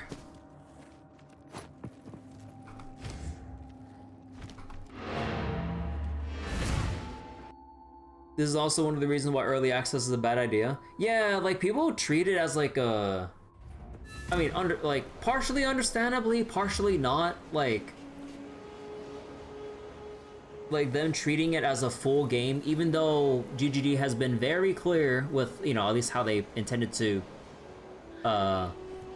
launch the game as like active development super early in terms of content, but then some people would just write things off as dead game or like not worth your time. I'm just like, bro, like this isn't even like near the full scope of what they set out to do. But then, I mean, I don't know. Early balancing stage of game dev is not something not something for the general public. You don't want the general public to see how ugly the beast is. Take your time. Yeah, there's not two. Ooh. I would have to YOLO exalt like a god tier move speed here. I like it. Wait, is that quality? No, it isn't.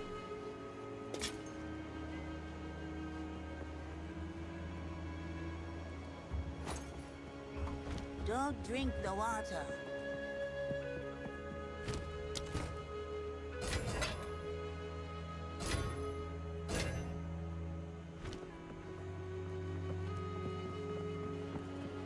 Still alive. Some odds and ends we found in the jungle. GGG is not a tiny indie company anymore. They have enough money to gain some standards.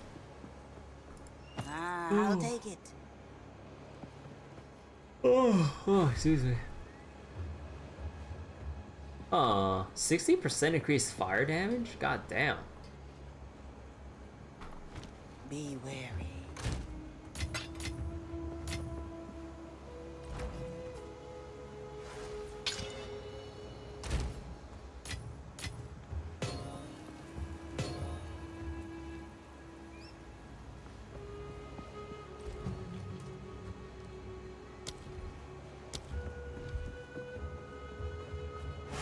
Yeah, I need the masteries here.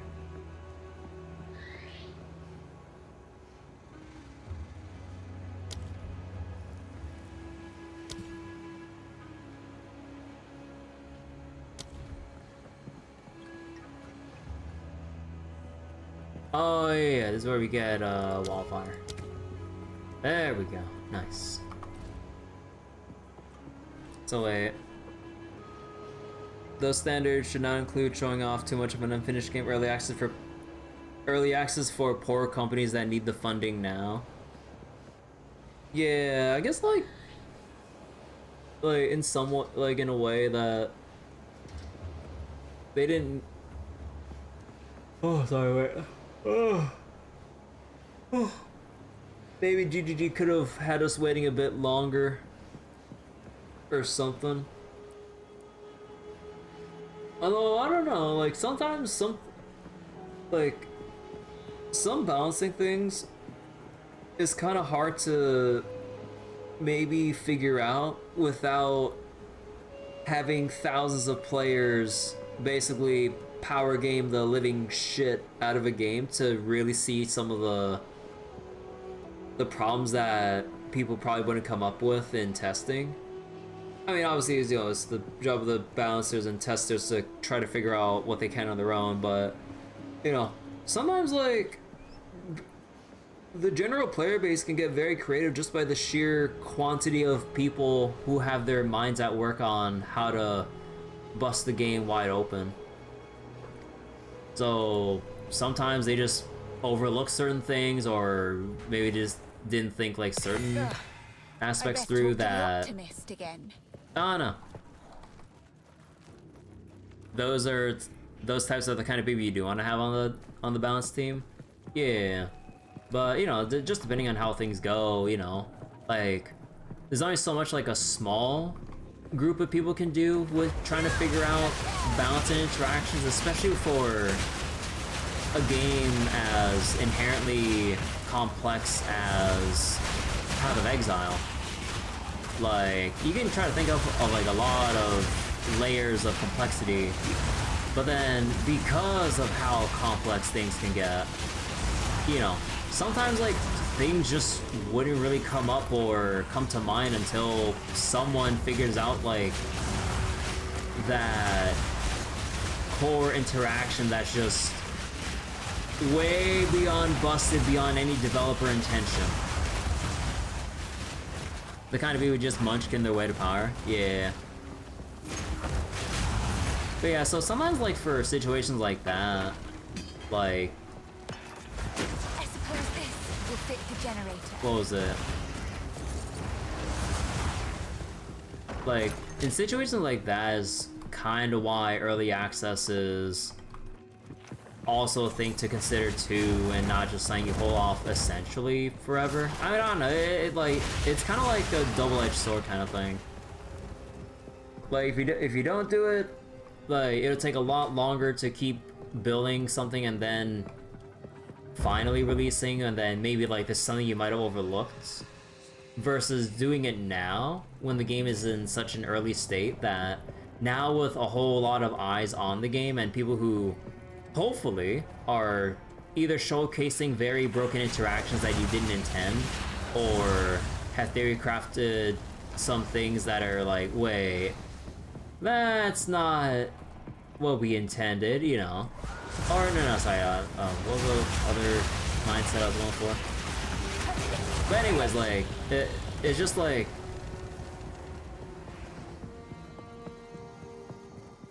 yeah, I don't know where I'm 100% going with this. So wait, it goes into another issue. Trying to balance the game with so many moving parts and pieces, balance is generally impossible. Focus more on the power floor than the ceiling. Yeah, I don't know.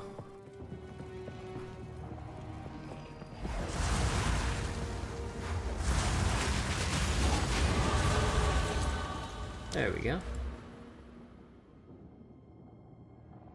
Alright, so we went through all that trouble.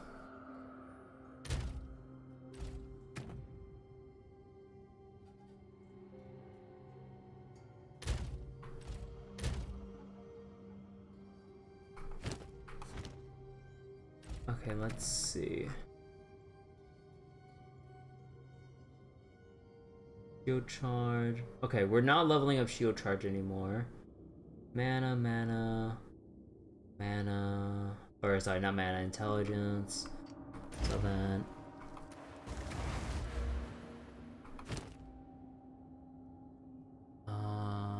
strength 50.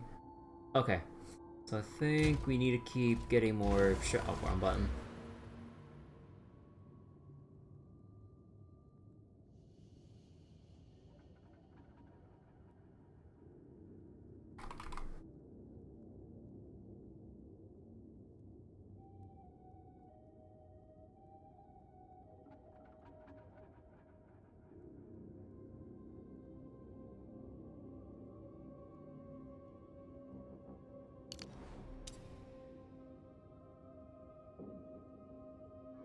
Yeah, I think we just go for this one. So wait, you at least want everything to be usable, since if it's usable, it's more likely to be fun. Fun is one of the main goals of game dev. I'm not sure about that. Nah, just kidding.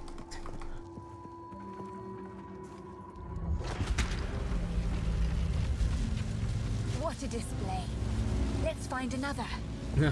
Ooh, look at all the fun stuff here.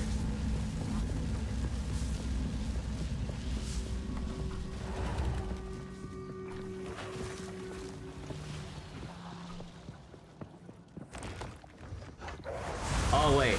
Oh, we're turning on all the constructs here now. Oh.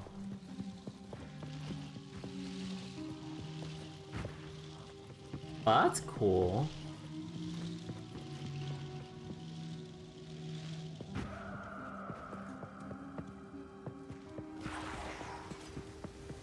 And my minions died because I wandered too far.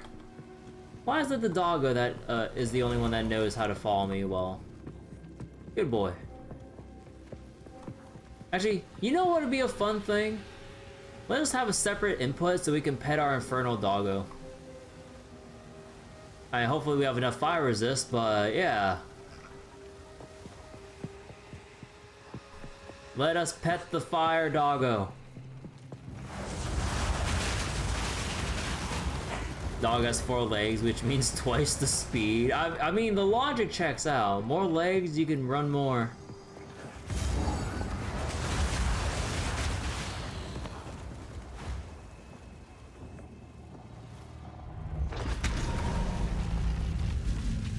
Well, that seemed to bring the whole place alive. Oh, does that mean... Oh, God! Oh, shit! We activated all the constructs. I will unleash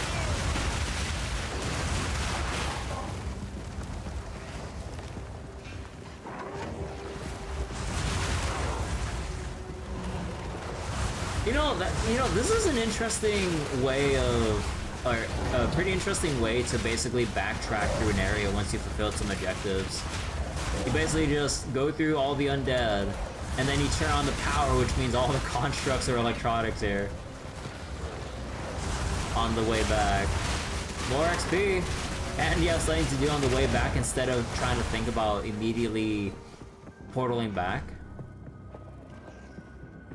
Make it so when you pet the dog, you get a tiny buff.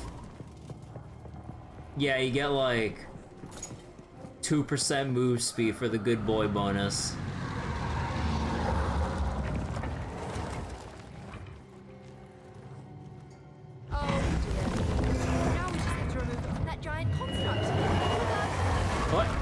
Alva, you piece of shit, get back here and help me! You piece of shit!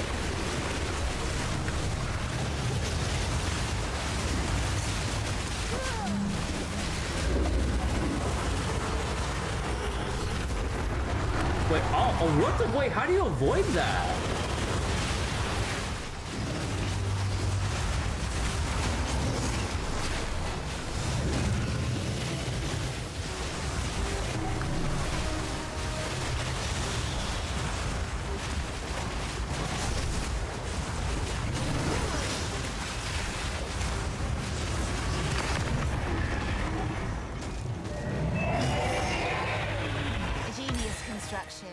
but too weak.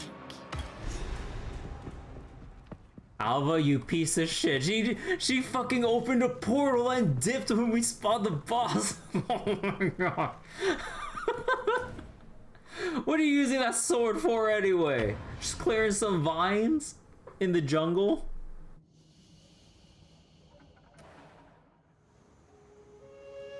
Also on a side note about exploring, like a friend of mine's been playing through the new Indiana Jones game.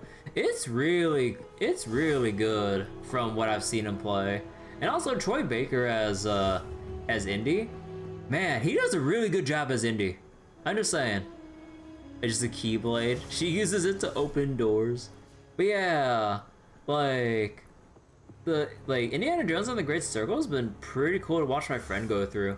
Although he kind of goes the silly approach of just having a punch out with all the like Nazi soldiers and all the levels he goes in. I'm just like, oh my god, dude. Like, yeah, he puts up his fucking fists and just like punches them all. I'm just like, he's like aggroing the whole town. I'm just like, oh my god. It's like, surely this is what Indiana Jones would do. I'm like, oh. I mean, he does get into fights and shit, but like, picking a whole fight in a city full of like Nazi soldiers, I'm like, oh my god. It's so silly. It's good to hear after how bad the last movie was. So he's doing how Indy does.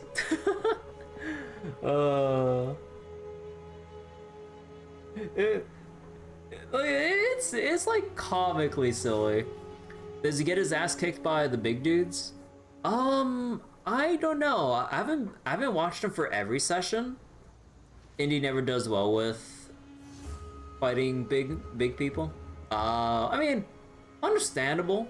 In like an actual IRL fight situation, or at least as how far as I can tell, if you're trying to fight like a gigantic dude that's like double your weight or whatever, yeah, I know, if you're getting punched, tackled, or pinned down, like your ass is gone. If not your rib cage from the weight of like just getting crushed or punched or whatever the fuck. Nah, like you're not getting out of that too easy unless you figure out a way to like get out of that unscathed. So assuming like whatever large person is in your way who's out to murder your ass, yeah, best of luck. Isn't that also like kind of the reason why boxing splits like a lot of their fighters into different weight brackets and shit? Because of like actually I'm not sure how that works exactly, but something of the sort with like weight and the force behind your punches with the weight behind all that. It is? Yeah. Otherwise, they have someone that's like light as a feather versus like some larger heavyweight. Yeah, it's yeah, if the lighter guy takes one big hit from a fighter like that, whoo! Hey there. Not that ever meant anything in Punch-Out. Oh yeah, in Punch-Out it is just comically silly. like you're trying to fight fucking like King Hippo of all people.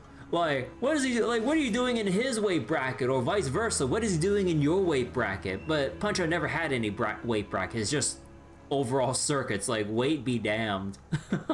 Like, realistically, like, if you were to go up against an actual fighter like King Hippo, I mean, good fucking luck.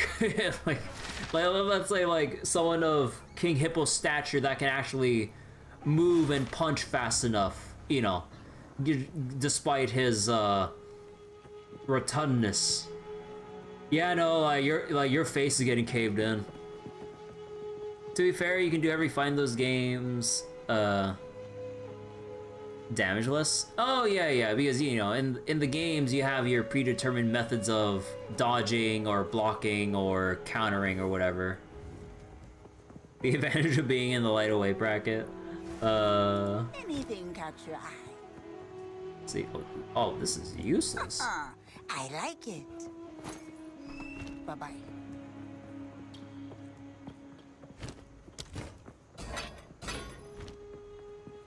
Yes? King Hippo's nothing? Oh yeah, I mean, King Hippo's so early in, like, he's technically one of the easier fighters or whatever, but, you know, I'm just talking about, like, like IRL, if you had to fight a very capable boxer of that stature and weight and everything, good fucking luck. Little Mac can fight Donkey Kong. Donkey Kong punched the moon back into orbit. I forgot about that. I remember hearing that. Wait, actually, well, what game did that happen in?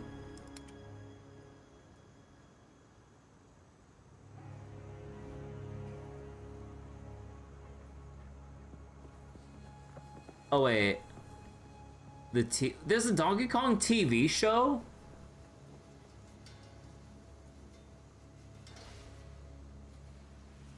Huh. The more you know.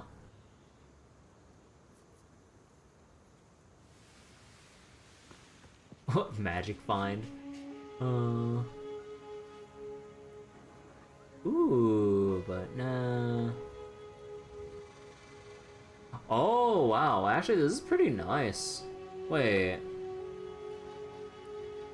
You know, part of me just wants to buy it just to preserve it. I mean, it has tier 3 or 4 affixes. The life regen is kind of whatever. But it still has room for potential energy shield and evasion rating affixes or movement speed. I mean, oh, fuck it. I'll just take it and just leave it in my stash. Like, that feels like... It's like one of those flash sales that are too good to pass up, even though you're never gonna get around to that. I'll just leave it there.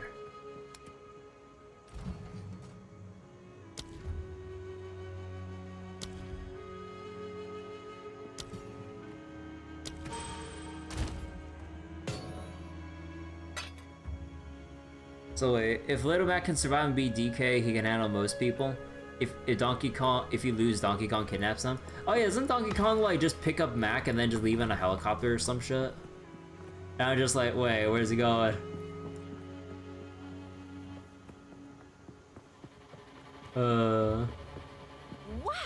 You did it! Now you can use that soul core to power the mechanisms in the waterways. Good job with that construct, by the way. You're welcome. Piece of shit. Good luck. Hey there. Take your time.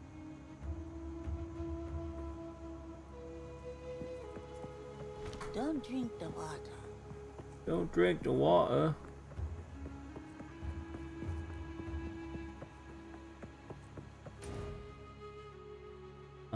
Where do I go again? Oh, here it is. Oh, alright.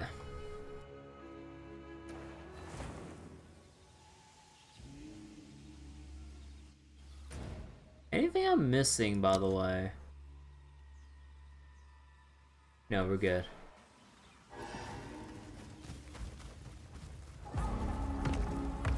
Finally, some progress.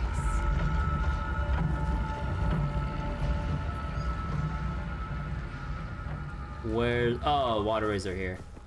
Ugh, God, look how gross all that, like, moss and algae is on those stones. Oh my God.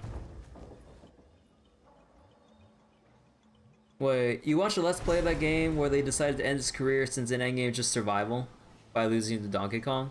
Oh, yeah, like your last stand thing where 3 losses and you're done. Kind of a nice way to kind of end off a long run of like Punch Out for your playthrough. Pretty neat.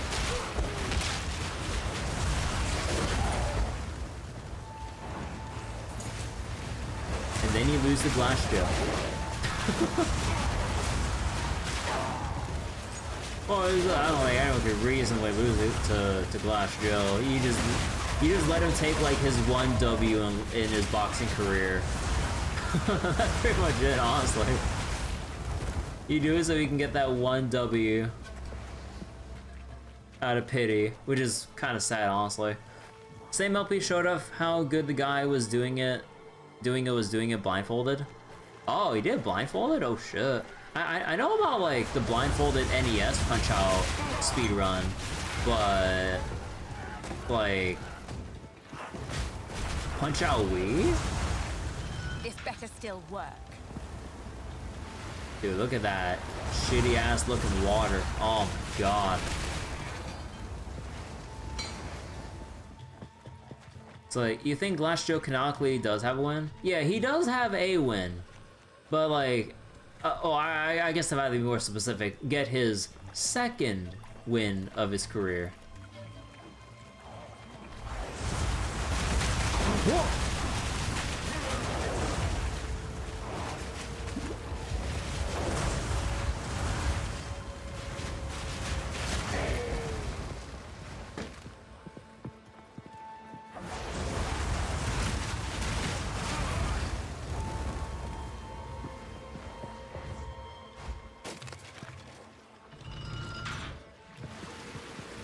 Oh god, what was the roll back here?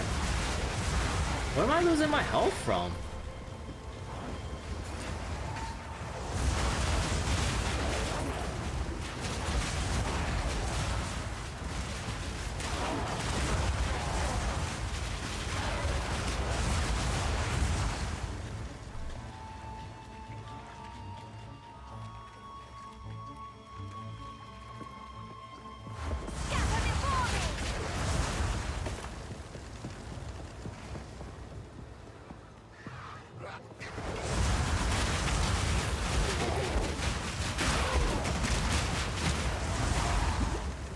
Dude, what, are some enemies just exploding or something? Leaving a burning ground? Like, how am I dipping to like 700, 800 HP by just walking around? Okay, no, that I can barely see.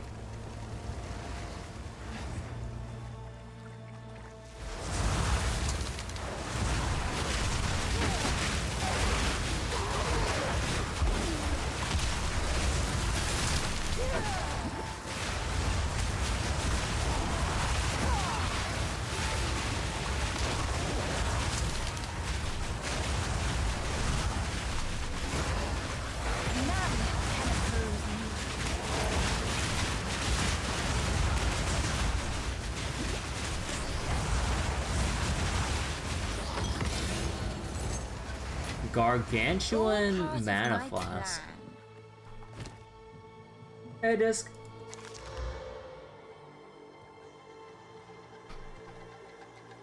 Still on my charges. How good is this? What's Malice do?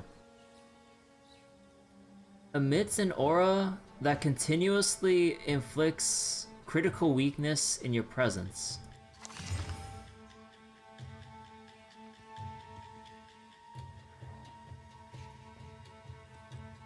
Huh. You know what? That's interesting. I'll just leave that in the stash.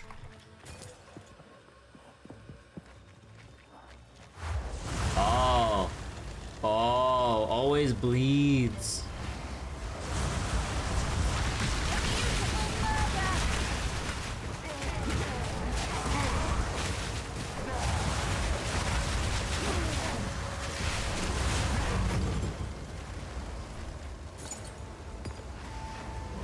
Gold cast cups.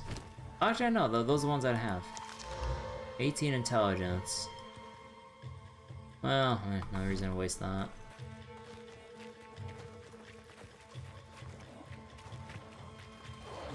Yeah, I hope you're doing well, Disc. Finally getting through Act 3, we're starting to get some level 2 support gems. Finally unlocking more sockets and everything.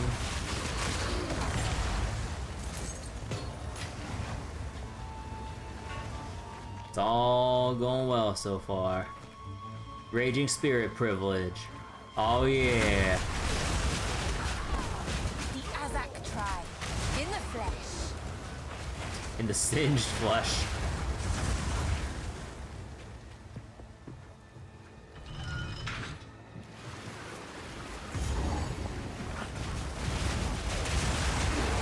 Celebo? Ah.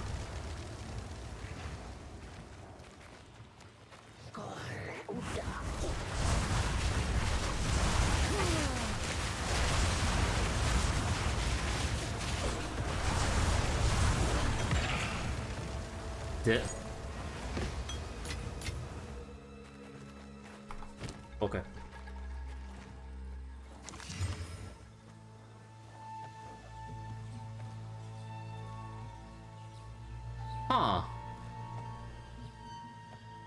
Wait, what the fuck?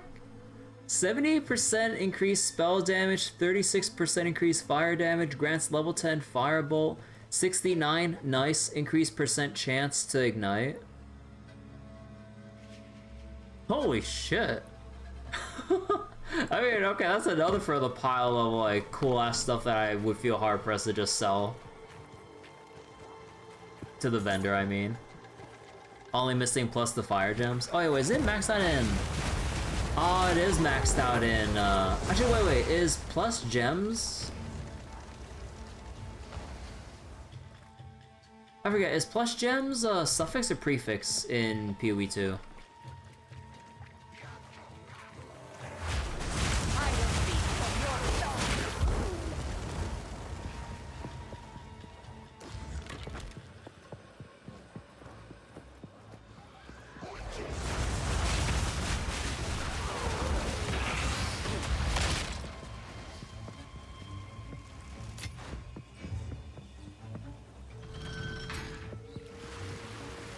Dude, why am I like rubber banding after I press a lever?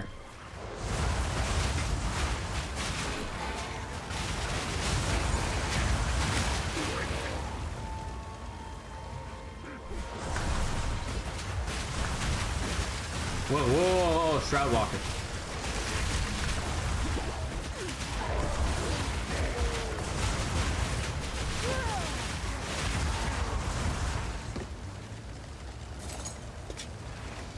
You have to look it up, it's a suffix. So you're saying there's a chance. Or I could use an orb of a chaos orb to annul the strength suffix there. It's a 1 in 4, I got this. Nah, just kidding. Not that I have a chaos orb right now. I had one, but it's kind of gone now.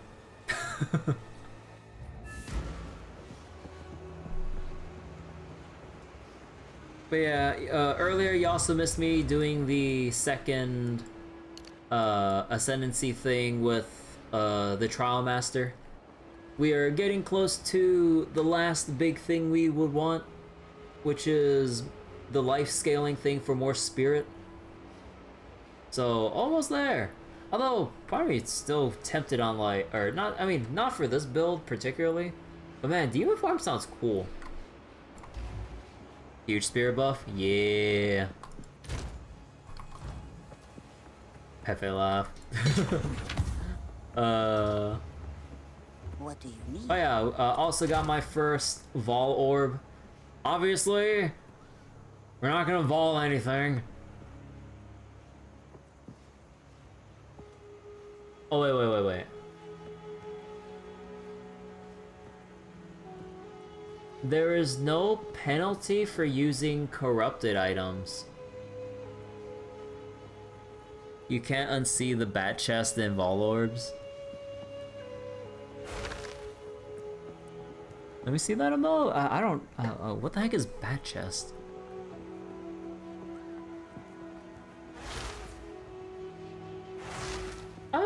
I can kind of see what you mean, actually. Still alive. Since we have runes, does the game have rune words? Nope. Or I don't think so. I'll take it.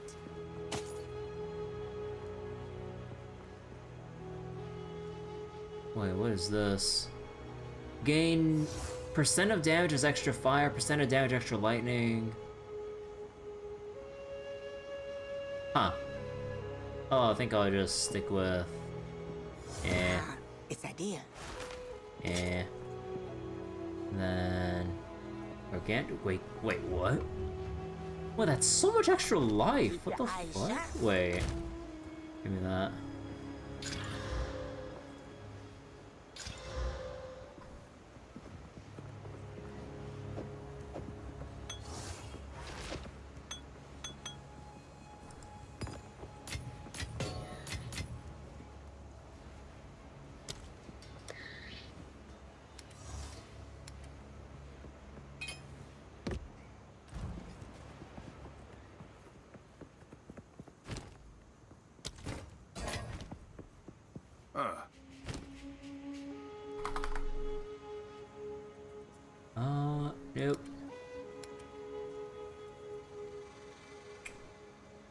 Wish this thing had actual resistances on it more than anything. Watch your step. Oh, do you have any Here to rings? help. Take your time. No new rings on your end, and no new things here. Take care.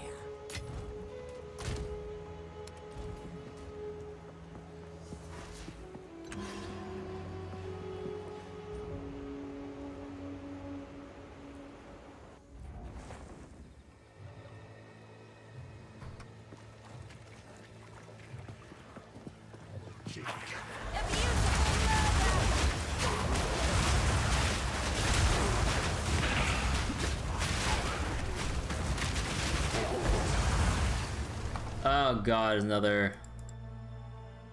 Oh my god, the bots are fucking rampant.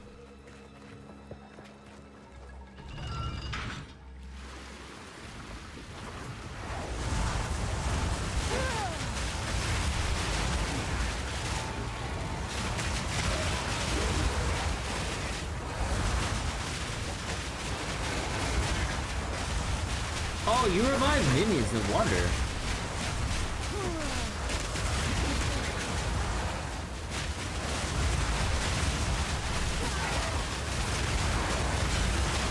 Ooh, Exalted Orb. Since they no longer exist.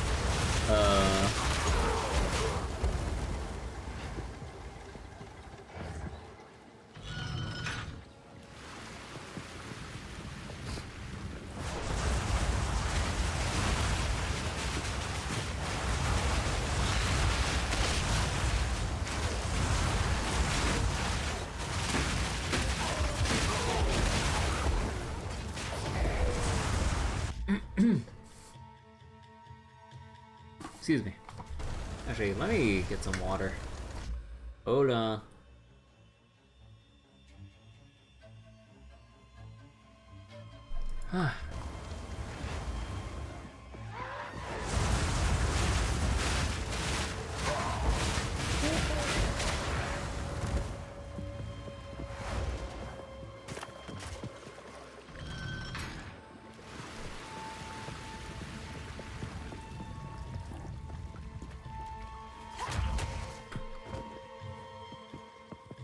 I need more time.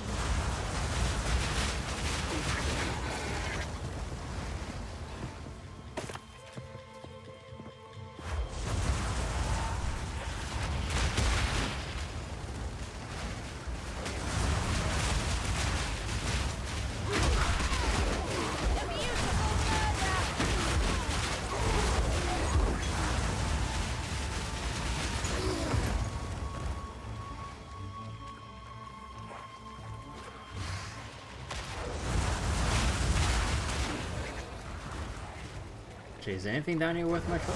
Or... No, there's nothing worth it down here. That'd be like a treasure chest or something.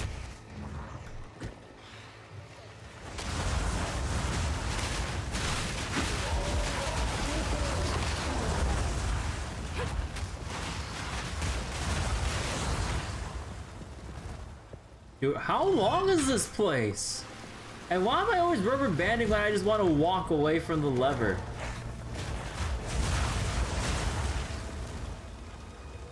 Dude, wait, I can't see the map with the sunlight here, but oh my god.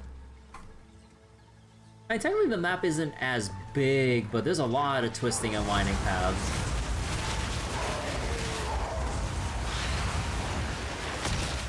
You can play with the opacity settings.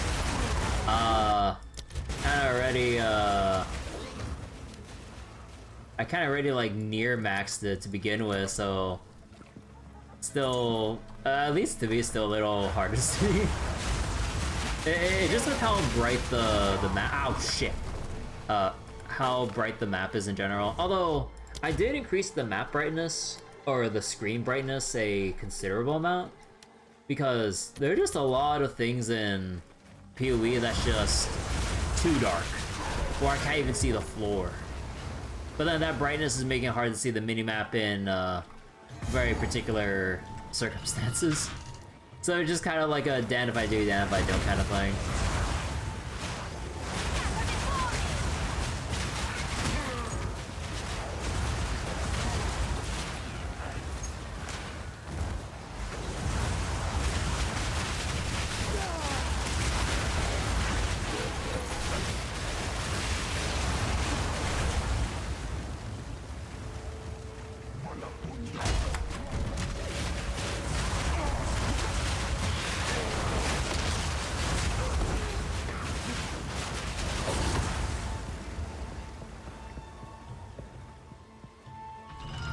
You know what?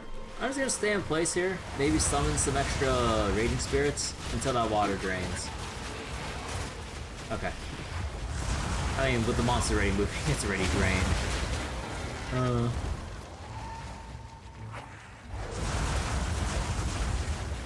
Oh wait, wait, is this even the right way? Yes, it is. Ooh, superior bow. You know what I'm having a harder time trying to find, like, superior weapon-wise? Or, like, weapon quality-wise? Where are the quality stuff for my, like, or non-martial weapons, like scepters and shit? Oh, actually, no, isn't it that, like, wands and staves don't have any implicit damage modifiers on them? That they can't have quality added onto them? Leaving only scepters? Actually, no, wait. Actually, wait. Am I getting something wrong here? Wait, do martial weapons, do scepters count as martial? Because I thought I did enhance my scepter at some point. Or did I use some precious currency way too early? Sure they can't, even though it wouldn't do much? Yeah, wait, let me double check.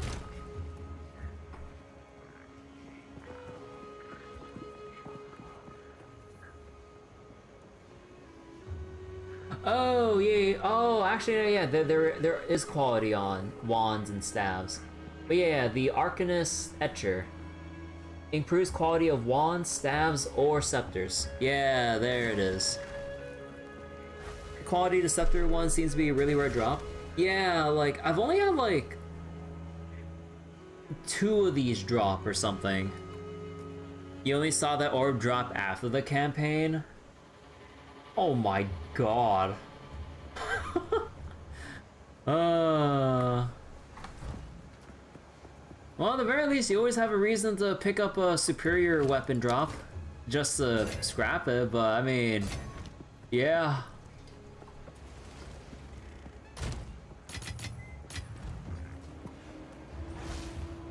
All about picking up the superior trash. The Trailblazer's favorite part of the game. Garbage hunting. And not just any garbage.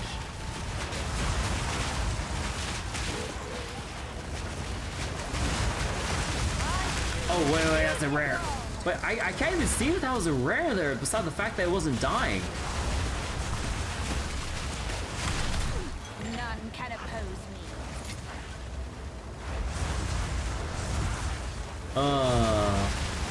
You know another common complaint that I've read that I have, that I share feelings on? Sometimes I can't tell what rares are in the midst of all the visual clutter on screen.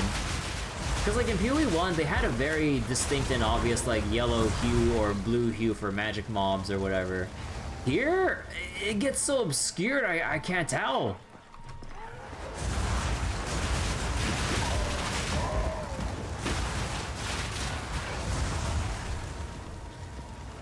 Actually, is there anything else here? Superior trash as opposed to inferior trash. Yeah, superior trash implies the existence of inferior trash. The waterways. Yeah, no, we need to open up all the waterways. Anything on this side, actually? Nah, just like a simple dead end. Okay. Actually, there was a thing over here. Is there anything worth, like, looking over? Okay, you know, you piqued my curiosity, I gotta say.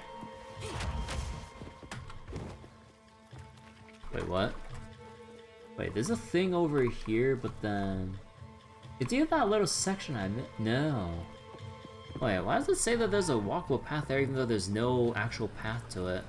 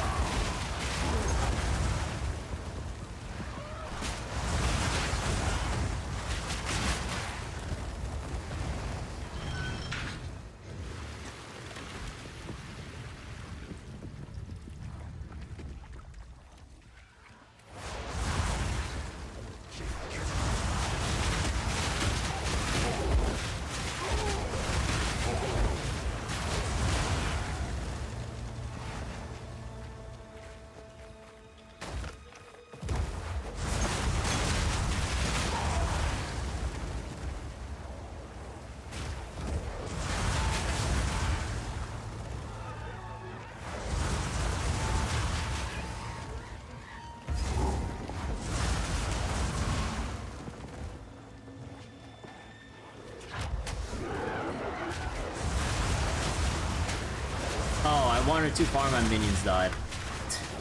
Great! Okay, now they're back. I don't get why they don't have minions teleport to you. Why do they automatically die if you dash fast enough?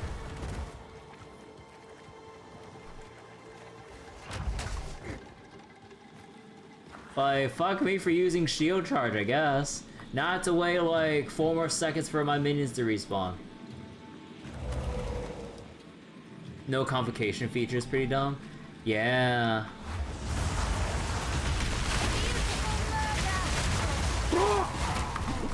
Oh my god!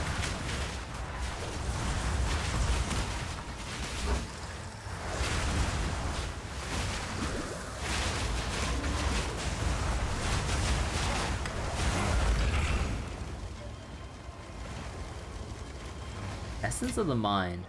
Oh, mana mod. Yeah, I really wish I had Convocation or something like that to recall minions that are stuck on some place. Another Essence mob?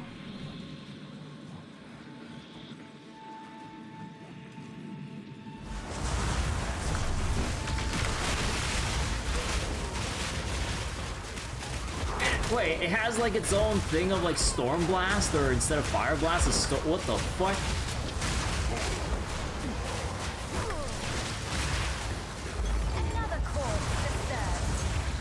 Lightning mod. Ooh. Perfect. Although I need to refill this though.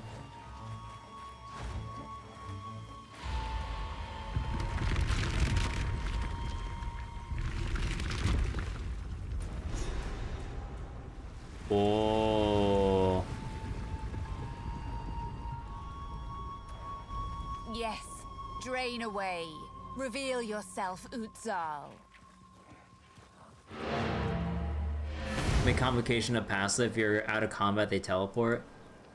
I wouldn't be sure about out of combat. Well, I mean, because sometimes like you'd be in a situation where you would be considered in combat all the time, and then they get caught on something because, like, let's say you're in a sanctum or trial or something where you have to rush through something. Your minions will automatically die because they don't get automatically convocated to your location. So there's some inherent problems with that one. The members of this expedition seem to believe that the ziggurat beneath our anyway. feet holds an ancient device that was intended to be used against the cataclysm that destroyed the Val. The source of that cataclysm was the previous beast, which means the device below may be exactly what we need to stop the new one. Find your way into the ziggurat, and let us see what the greatest minds of the Val Empire created. If they didn't manage to complete it in time, maybe we can finish their work.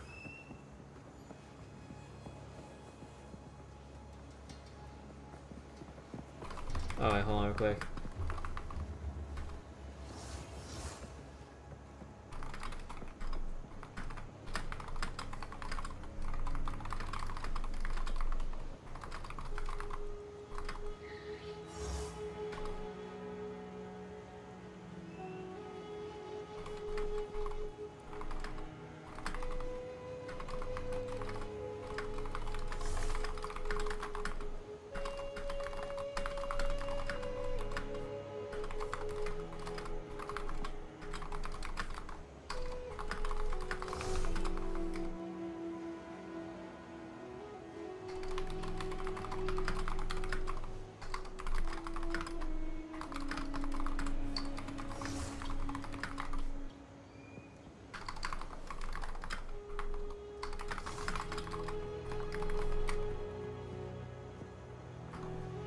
Thank you.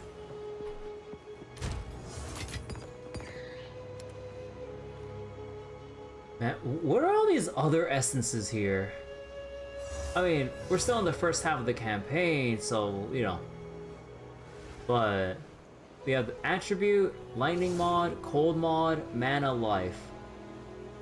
But I would imagine essences are pretty useless. Yeah, because like, they're basically just maybe slightly more specific transmutes, and even then, you might just get a tier 1, like, because they don't have special essence modifiers, because the thing about essences, it's guaranteed. Like, if you have like a high tier essence, you have that specific thing. Yeah, you upgrade to magic and slam that many times.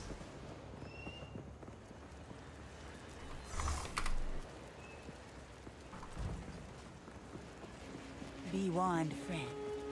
The waterways on the Matlan River be a barrier between us and the Azak tribe. The Orok may be troubled, Really exciting. but the Yeah. Azak, them are true horror. Their queen witch, Ignagdok, takes her child every blood moon. Why? I won't guess. If you trespass, only death awaits you. But if you survive, while you are there, please, rip out our heart. You should have never drained a lake. My tribe depends on the waters for our safety. How will we fend off the Orok or the Azak now? And worse, you have unleashed the horrors of the Val once more. Know this. You bring up bad omens from the depths that should have stayed buried, and you will regret it. Look, lady, I gotta get to maps one way or another. I'll take it. Don't eat anything Sometimes colorful. sacrifices have to be made. I was going to ship in some Kalguran explosives. But that's one way to get into these temples, I suppose. Oh, Alva's found something. She's waiting for you at the base of these stairs. I'd join you, but I'm not sure how much I trust 2,000-year-old waterways to keep the city dry. You enjoy yourself. If you hear a click, duck. This stuff worse than the Vol asked the exiles. The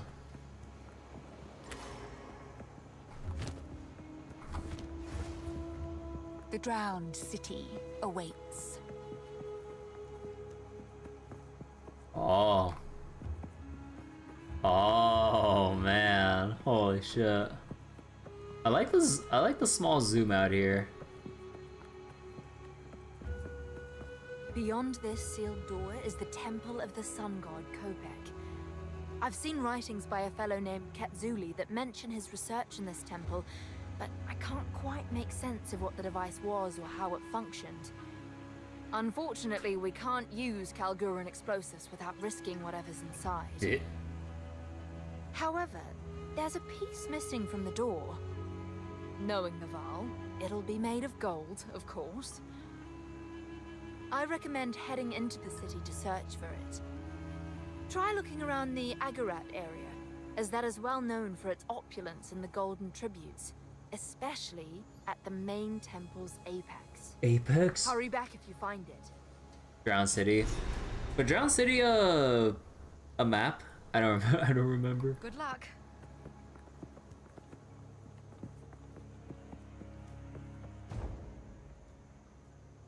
So you got the gods, elder gods, and the league mechanics. Yeah. Imagine dealing with the blight. Utsal, wretched and drowned. I'm sure I'd prefer Oh wait, you oh, this just the way. area I'm in. Oh, is there like just bullshit that I'm dealing with here? Surely.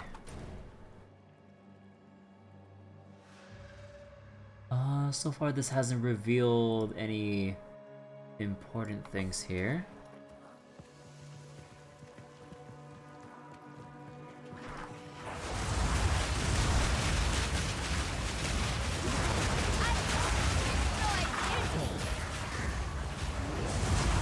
Hate to destroy beauty. Here, she get along fine with Argenti. Oh, my frame rate! Dude, I'm going down to 20 FPS! Get me out of here! Bro, come on! Why was... Oh my god, dude, Oh my god, the fucking frame rate, dude. Holy shit. Increase cast speed for every non-instant spell you recently casted. Huh. Increase cast speed on low life. Yeah, I don't know.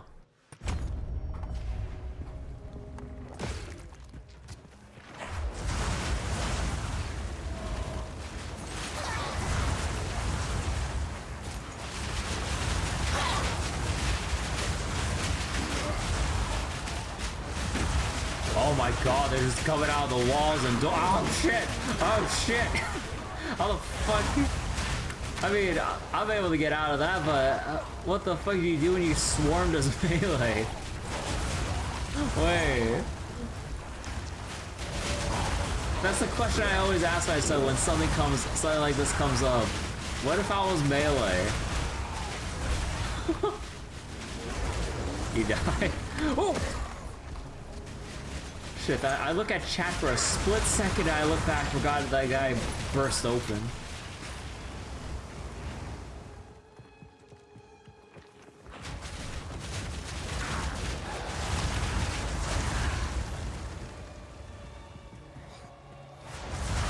Okay. Oh. Okay, let me challenge myself. Oh, shit. Let me challenge myself here.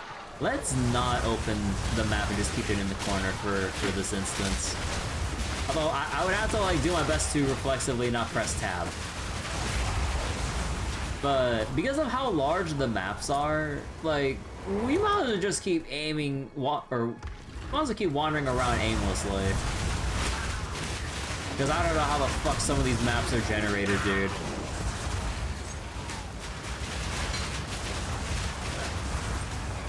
That they love, surely. My muscle memory with trying to open up the map. We can just make do with like the little corner here, right? All we need.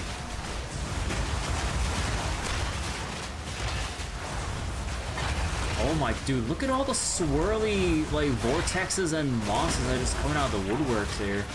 I mean, the slow little drowned enemies here aren't that bad, but like, whichever monsters start summoning or just chuck rocks or grenades at you off screen, along with the vortexes, is like, bro, wait, I'm not sure how well I'll be able to survive that.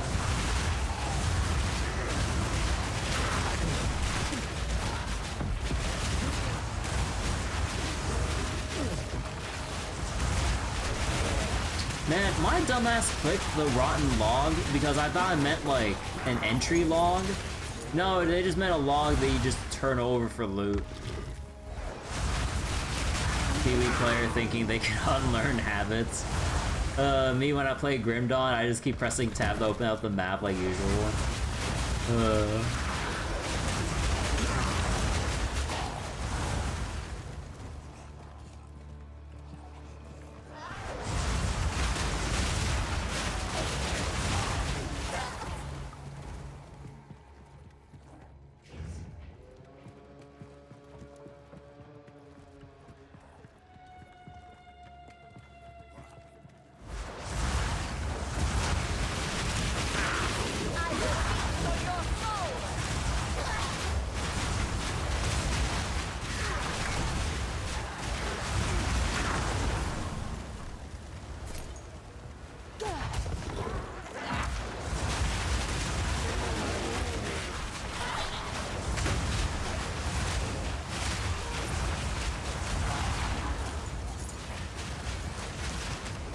Making some tacos for breakfast today.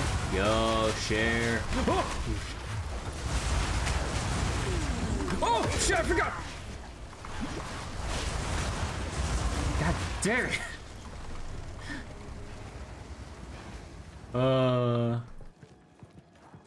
Take some pictures so I can see how your tacos look.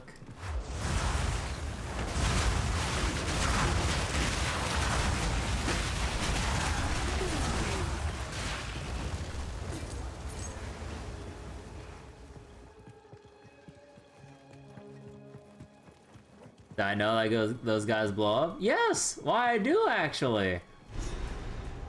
Summon Oswald and speak to him about the monkey statues I've spotted. What monkey statues?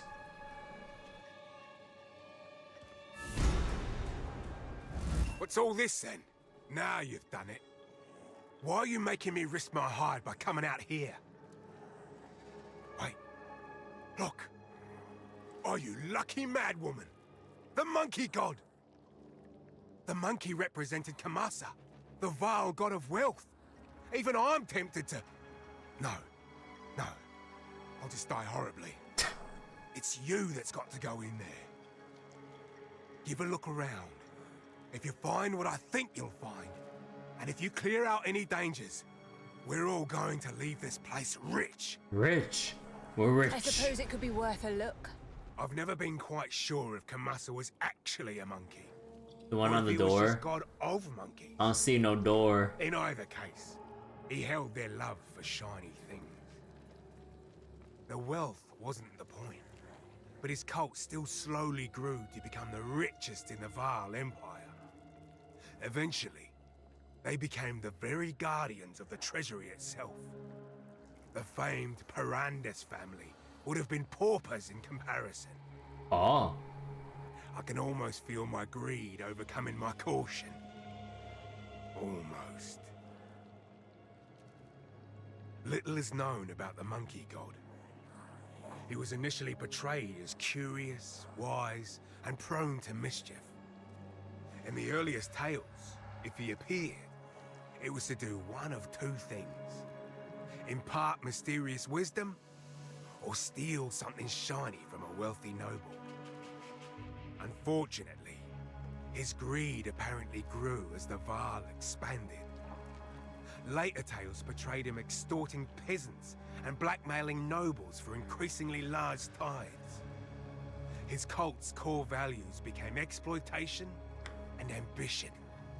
His high priests eventually ran everything remotely financial in the Empire. I can only imagine what treasures are hidden in their ancient coffers. Oh, wait, one monkey? Oh. Oh, okay, I kind of see it now. Or the one up here, too.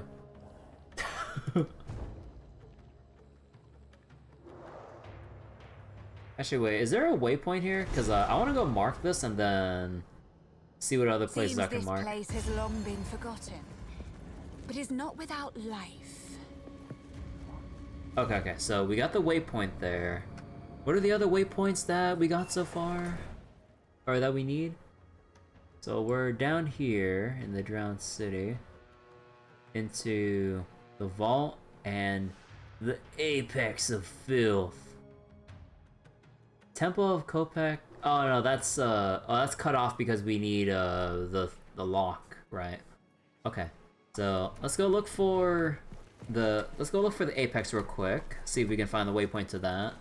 Then we can sidetrack back to I pressed tab multiple times. Son of a bitch.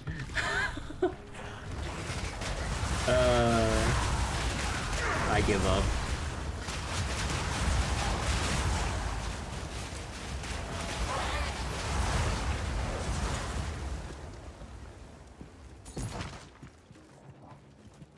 A barrel? Not bad for a standard barrel.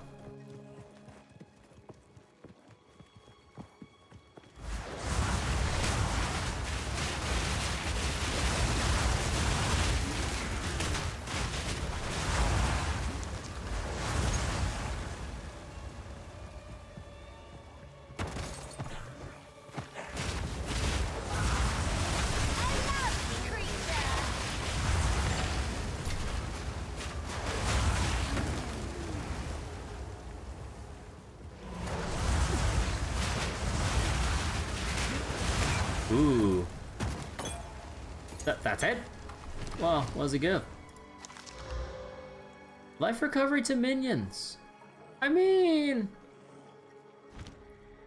the minions I have aren't exactly the type that I want to keep their life restored for, like, except for my Infernal Hound, maybe.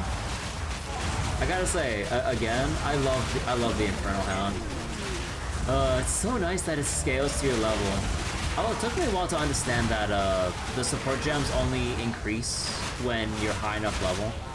We only just got the 3rd slot from hitting level 40. And I imagine we only get the other skill support slot from levels, I would assume 70, and I heard 90 is like the highest one. And I'm just like, bro, level 90? Are you serious? Like, bro, it's like, that's a little bit far, don't you think? Like, maybe 85 or 80, but holy shit, I gotta wait for 90 for the last one? I'm like, you out of fucking mind, dude? Given how long this takes to just get through the basic-ass campaign? Fucking bad lads.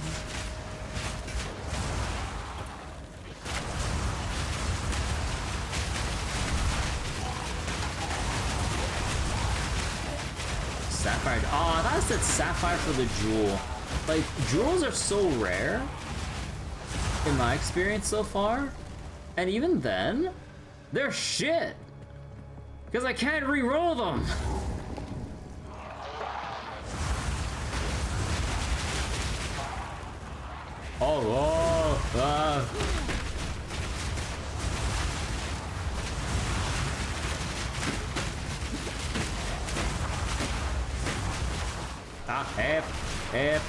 Hep.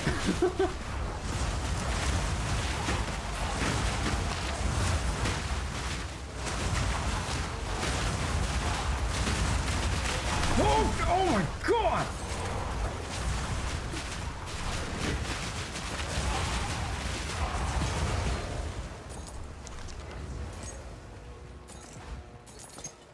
Chance to poison. Huh.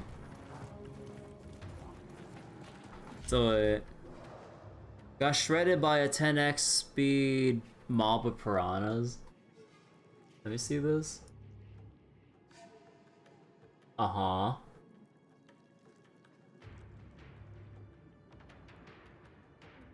What? Oh, shit!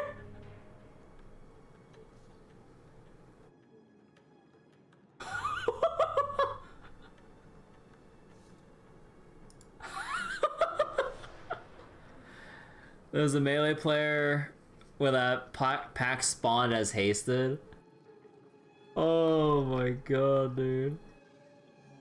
Wait, let me just... Where is it? Wait, give me a second here. Wait, oh my god. Oh wait, actually let me get the audio here. Why is this still... Oh, come on. Okay, so then he's just doing his own business, minding his own business, just smacking away at one normal mob.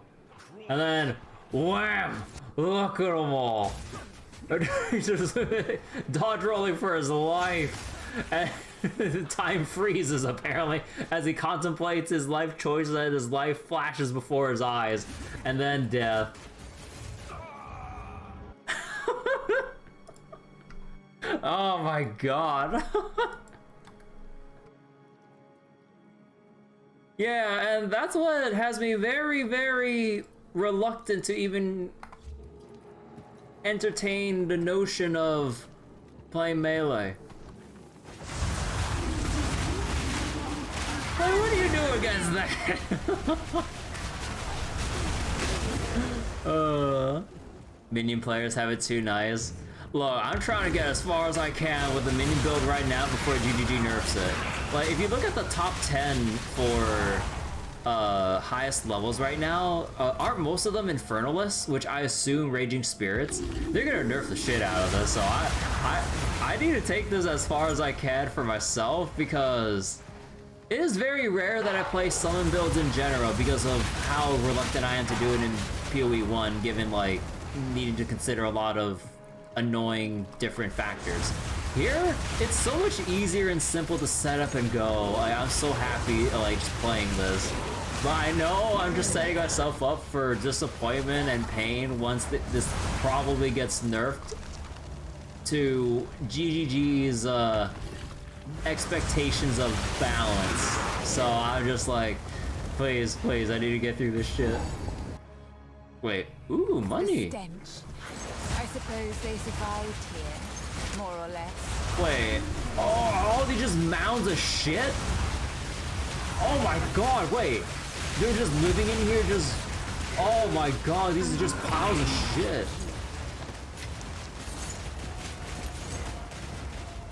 Oh! I didn't know you could stack shit that high.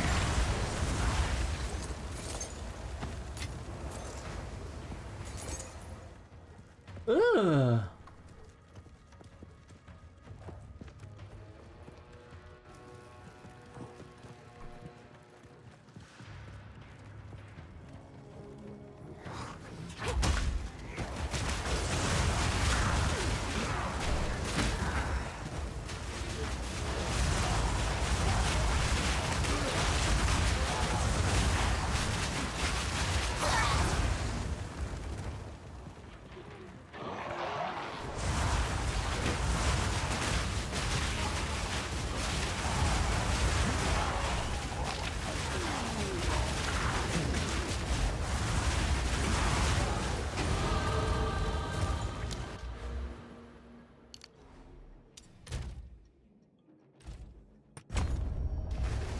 Oh shit!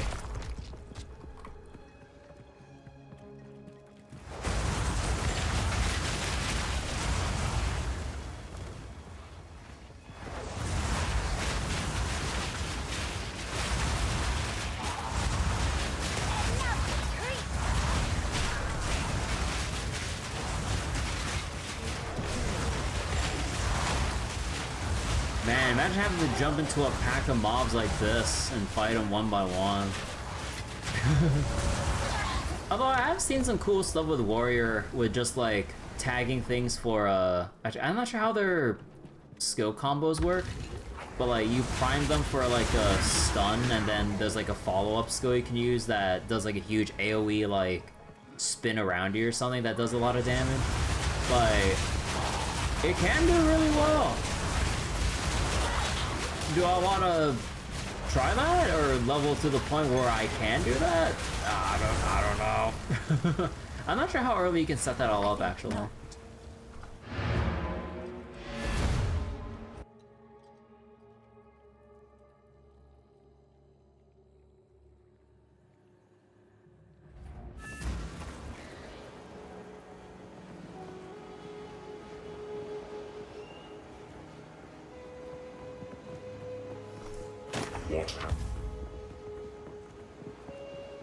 What do you need? Some pretty things, yes? Immunity to shock. Oh, no rings? Come on. Actually, I should probably salvage stuff here. There we go.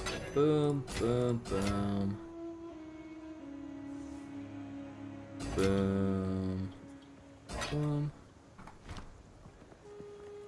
So, the city of Exile has been laid bare to the world after all these centuries. I know you're after some particular device, but I can't help but remind you that we are here for a purpose of our own. Treasure hunters hunt treasure, yeah? I'll not be the first to set foot in those deadly sunken ruins. But if you're braving them, you might as well keep an eye out for anything that looks valuable. In particular, look for buildings with monkey statues on them. If you spy something like that, give me a shout. I'll be waiting with great anticipation. Oh. I'm no storyteller, but I know what's what. The monkey represented Kamasa, the vile god of wealth. If you see a statue of a monkey, it means treasure. It may be a vault, maybe a temple, could be a vast forge. Any of the above would mean fabulous riches.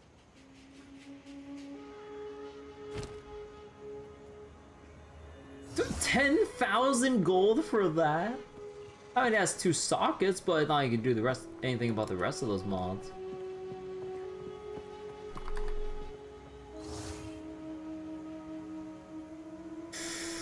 Ooh, wait, I am tempted by the fact that this armor has 46 spirit. Ooh.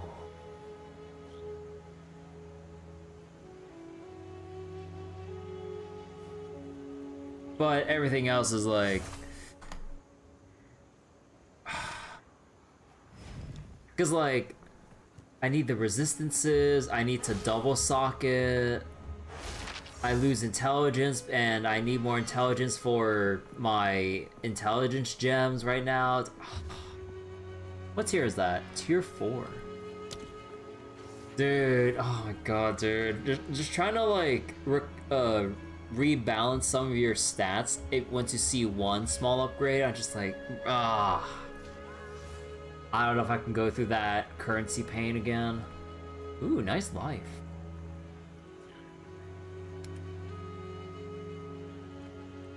Aw.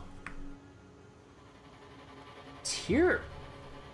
Wait, I level 44 right now and we're seeing tier 8 life? Dude, 113?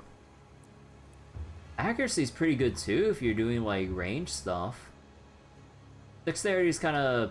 Well, it's T3, but lol, Magic Find. Magic Find in the game where loot is comparatively more scarce.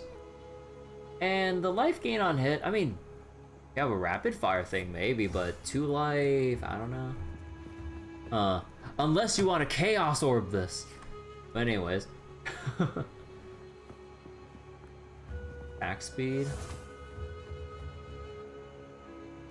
20% move speed on these boots?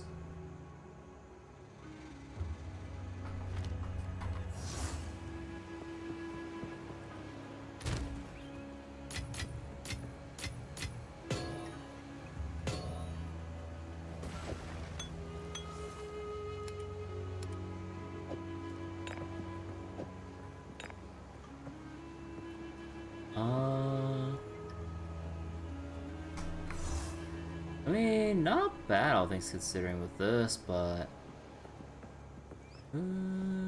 yeah, no, I think I'll just disenchant these ones. Take your time. I'll take it. Take care.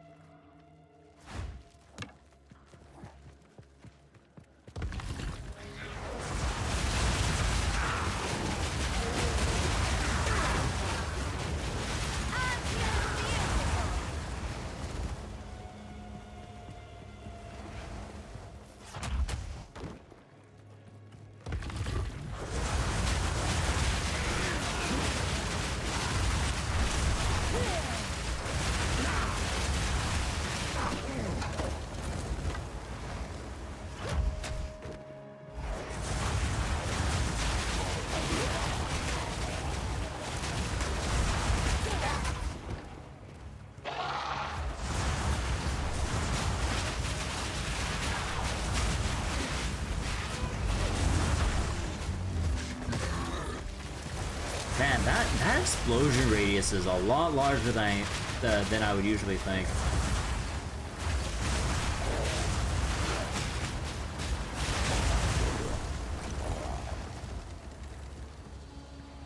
Oh, is this the wrong way? I suppose so. Do we need to find a different path to get to the apex?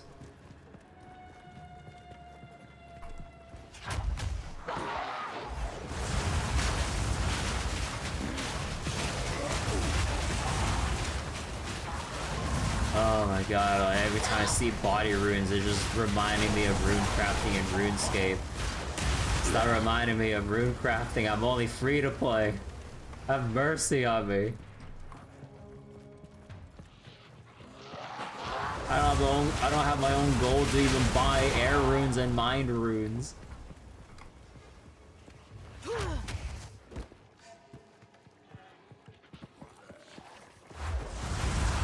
I'm still trying to level up my fucking magic to use high alchemy. And even then, where the fuck do you get nature runes as free to play? Someone tell me. You want me to play some Rune Factory someday? Enjoy some aspects of the series? Maybe. I keep hearing a lot of cool things about it.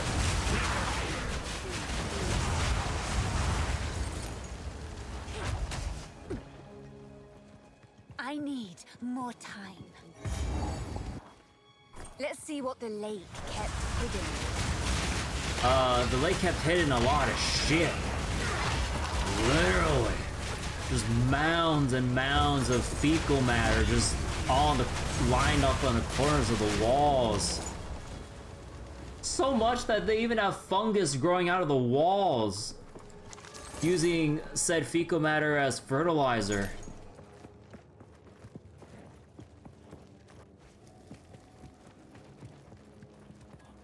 Man, the witch better be getting paid some good, some good money from this.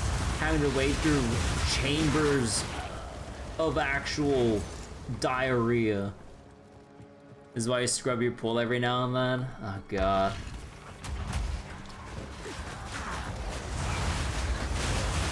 Man, I thought it said gold amulet for a second there. I was like, wait, magic fight?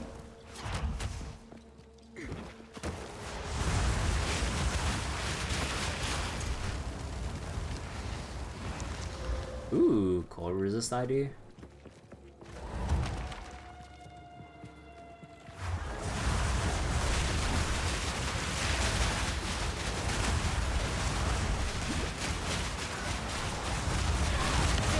I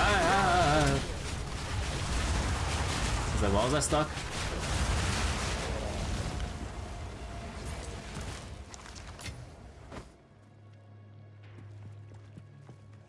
For the pool. You guys have pools? But no, there's like a local pool or whatever. I haven't been to like my local pool in like forever. Well, I mean, also the fact that it's winter right now, but putting that aside just in general. I haven't went swimming in a long ass time.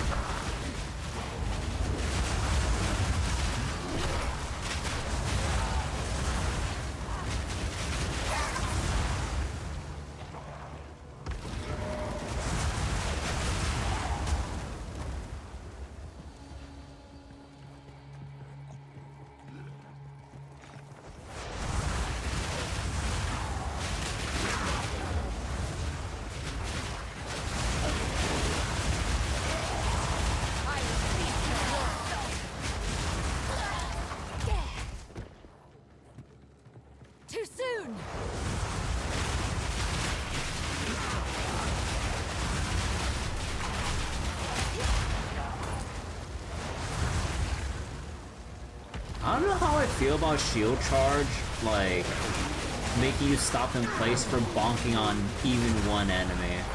Like, you think that they make you push aside small enemies and maybe knock down or bonk or significantly knock back a normal mob, and then stop in place if you hit, like, a rare unique or something. Like, that I understand. But, like, for normal-ass small enemies, like, why don't I just stop charging through those? Oh, okay, actually, we got lucky with that one.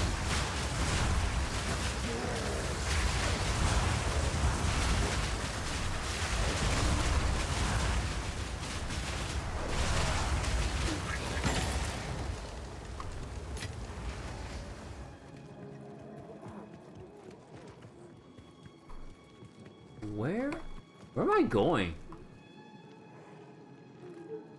Oh, dude, don't tell me I missed something. Oh, don't tell me it was where that checkpoint was, but I went back the other way. Oh, you son of a bitch. Oh, wait. No. The path ends there. So then... it has to be in the center that I overlooked. Oh, no. There's a path northeast. Not yet.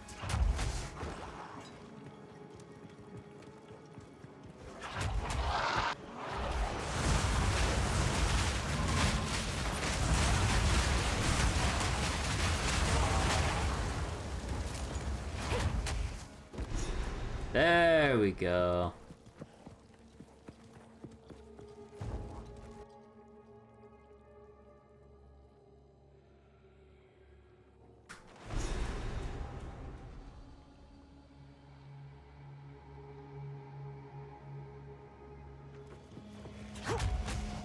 While I do admire darkness, filth I cannot abide. Duh. When we first came to this place, death alone was the king of all that we surveyed. Solemn, high and lonely throne. We got little and were starving, but this man-made mountain offered us nourishment. Eating the gaps and stems brought us grand visions of a thriving world. It was a promise of things to be. This, then, will be our new home until our promised land is made real.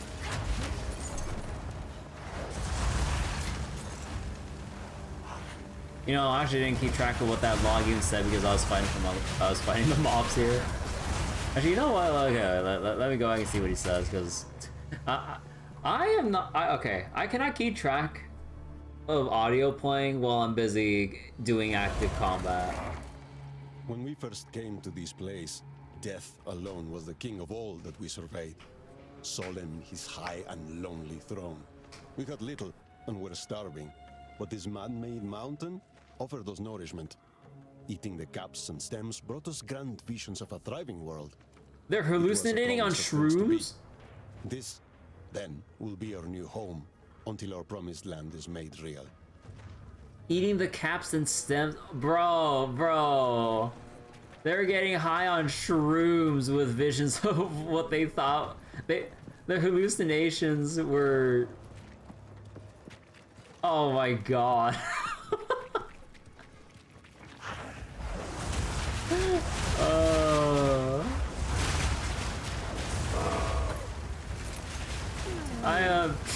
Surely that went well. Wait, filthy lobber? Wait, are some of these enemies literally slinging shit at us?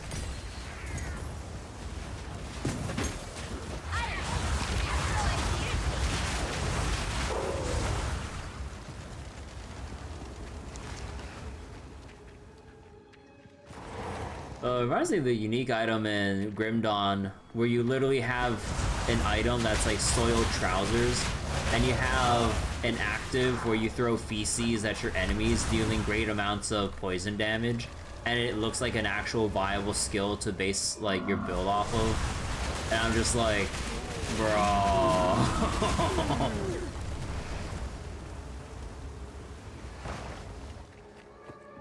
A unique item that makes you throw shit and it actually does good poison damage. I never made a build that made use of throwing poop at enemies, but I mean, I have the item. Rejoice. Oh. Step forth, true believers, unto a series, graceful shadow. She alone shall shade you from the pains and ills of this world. By her grace and hers alone shall you be given eternal life. Oh. Wait. Oh my god, just covered in all like fungi and everything.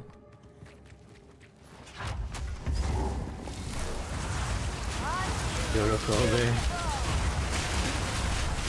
May you be blessed with eternal bounties of Mapo Tofu. Extremely spicy Mapo Tofu at that. Okay, so over here we have Bubbling Respite and Queen of Filth. Okay, so there's two things we can find around here.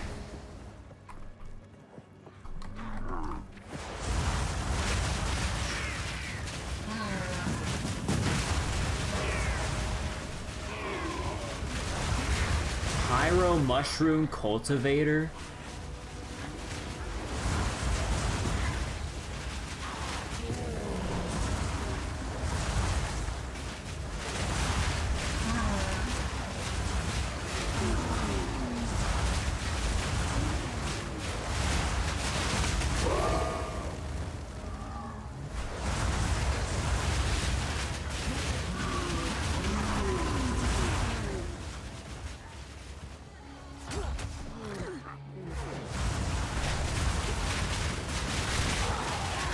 I cannot dash with that.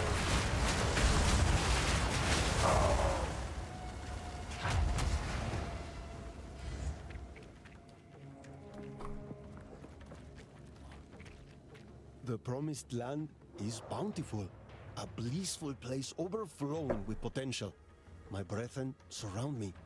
We are one, experiencing the entirety of time all at once.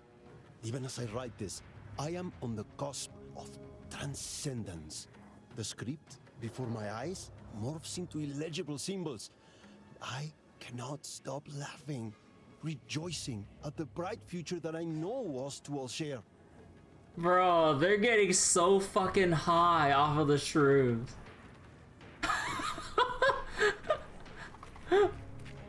Wait.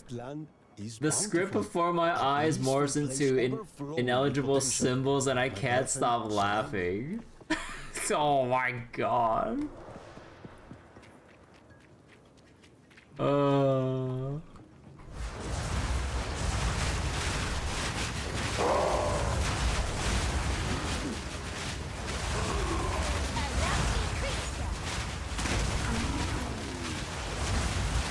Wait, where's the rare monster here?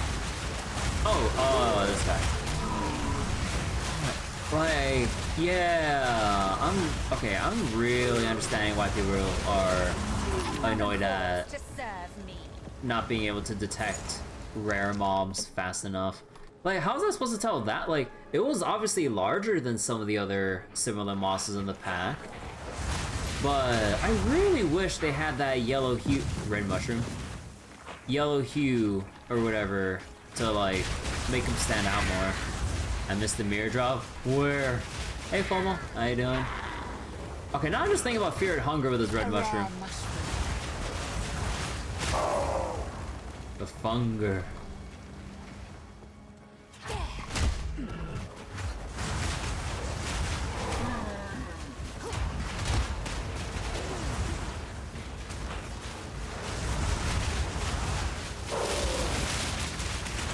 How did FOMO get here?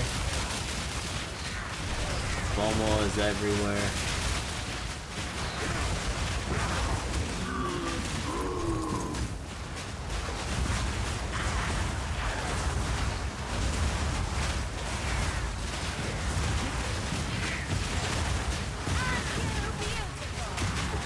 Stalking this.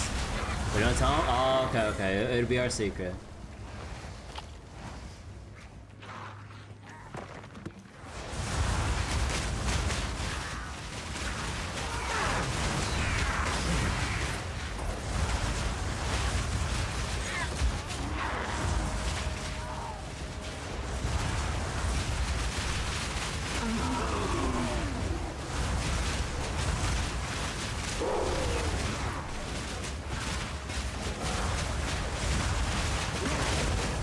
Good thing you have an underscore on your name.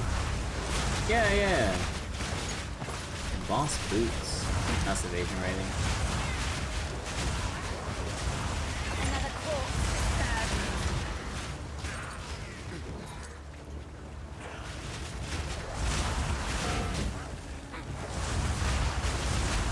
Dude, how much poop is over here?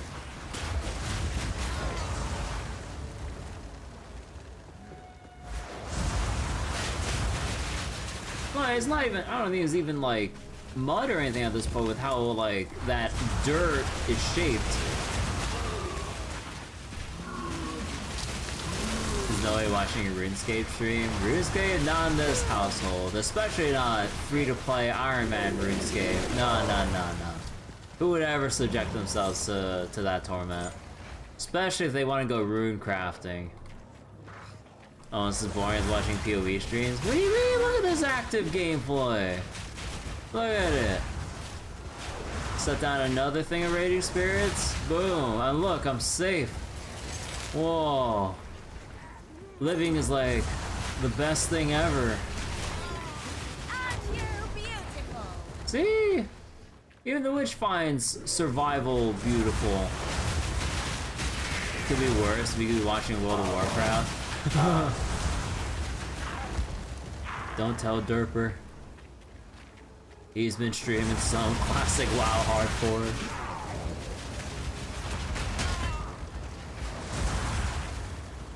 Is summon raging spirits combined with flame wall. So they changed how summon raging spirits work in Path of Exile 2. It's a toggle. It's a skill you toggle like an aura. So then, fire AoE spells generates additional raging spirits.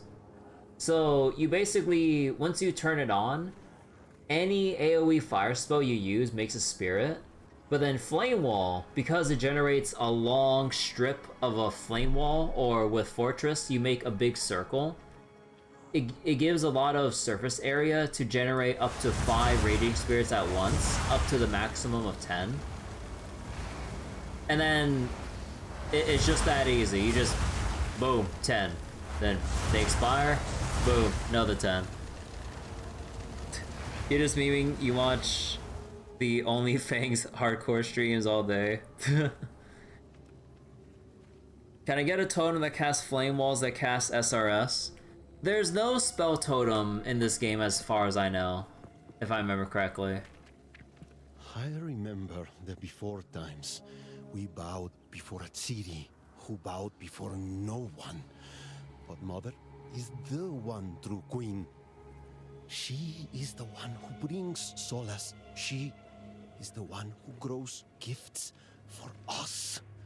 We must keep eating them, for they bring pure delight. Gifts? Oh, they get addicted to the mushrooms now?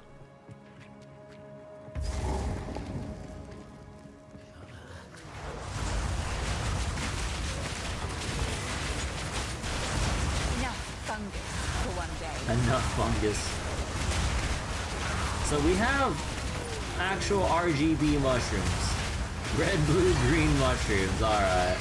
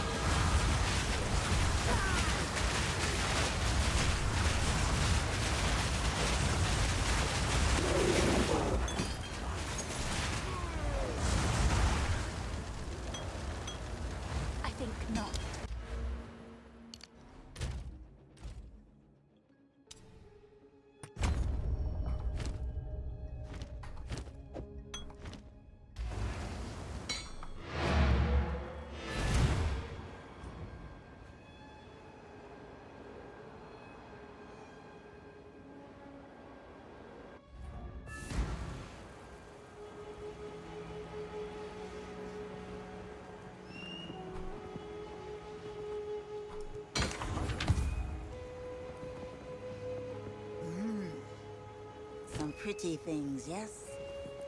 Let's see. Oh. Wait. Huh. Increase cast speed ring, but 2 element mods that are attack based. Increase chaos damage, increase cast speed again, and lightning resist. Huh, that is a mixed bag. Wait, we have accuracy rings?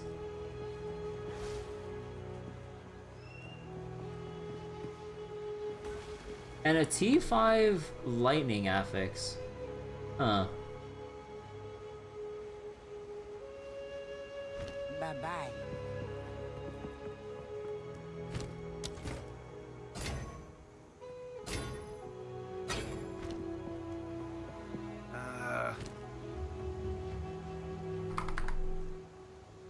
rare,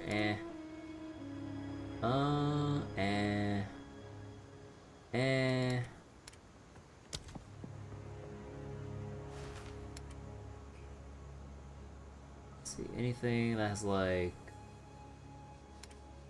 that has some decent affixes that I could look at.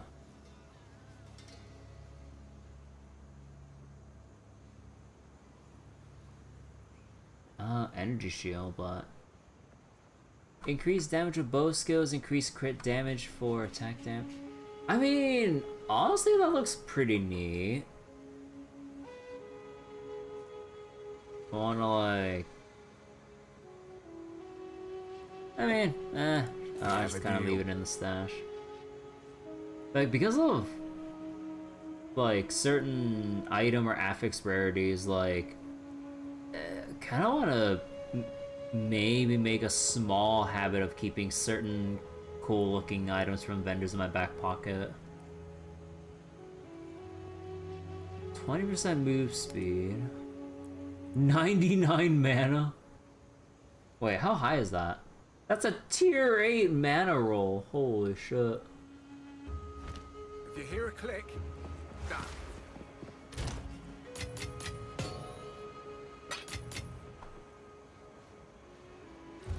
Is there anything I can get at level 10 again? Definitely not getting flammability level 10. My mana costs are bad enough.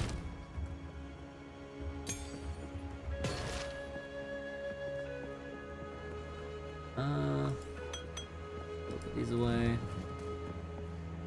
Okay, so Skeleton Warrior shouldn't really use anything, to be fairly honest. Ability, we only need Heightened Curse and Persistence.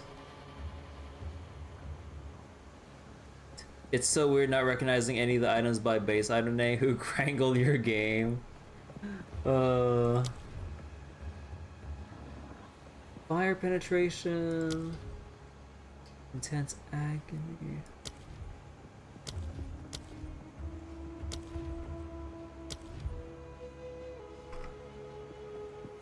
What was it again? Third casting. Devastate.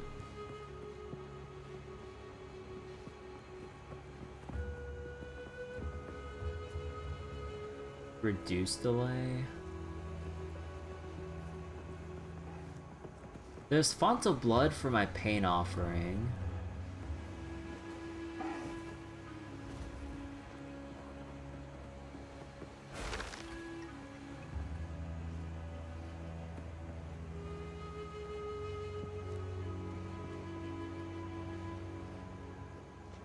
There's Maim for shield charge.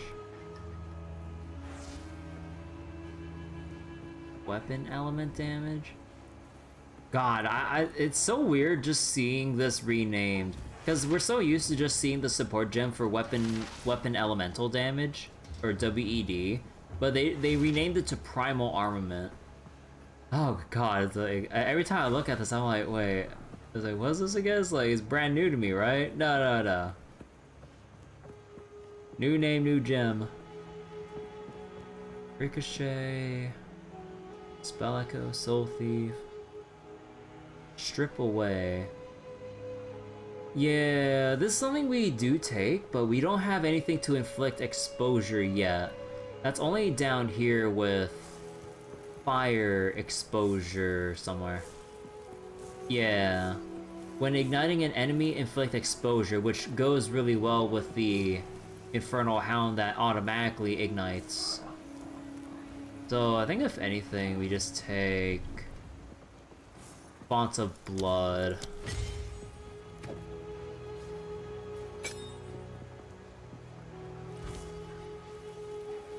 The old name didn't fit in the UI. Maybe. +2 to all physical spells. Bone Blast. Aphesis kinda suck though.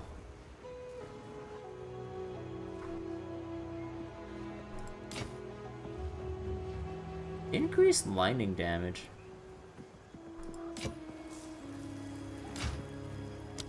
Don't drink the water.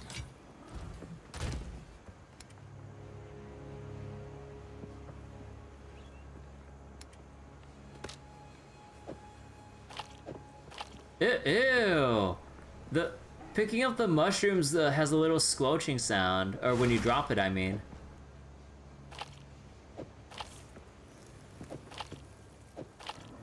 Ew.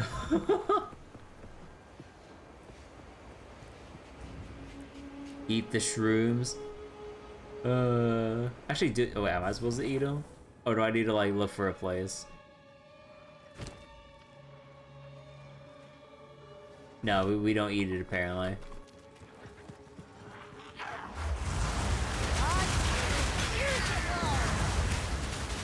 Slap an Exile on the shrooms.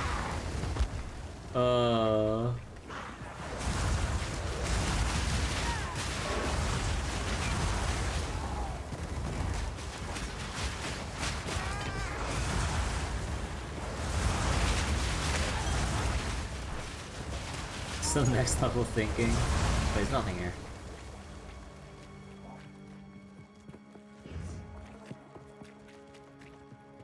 Whoops.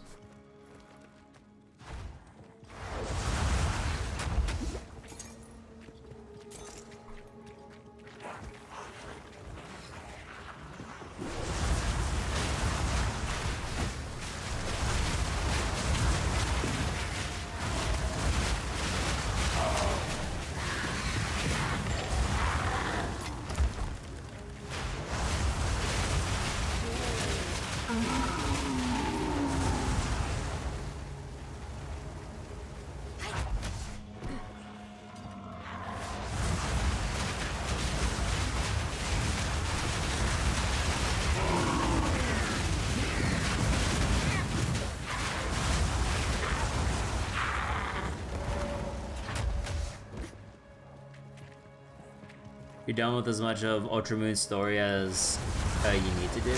Nice.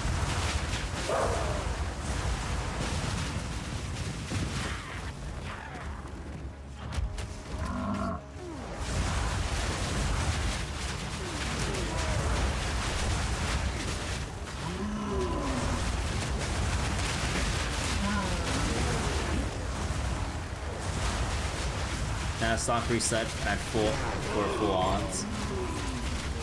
1 in 4096 chance.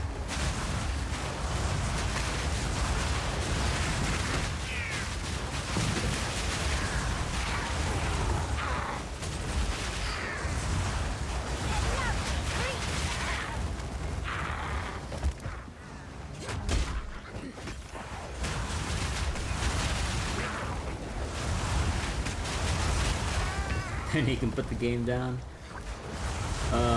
soon, and then you'll continue the Trails games, right? Now that you got the big thing of Pokemon out of the way, right? Trails of Daybreak 2 comes out in February.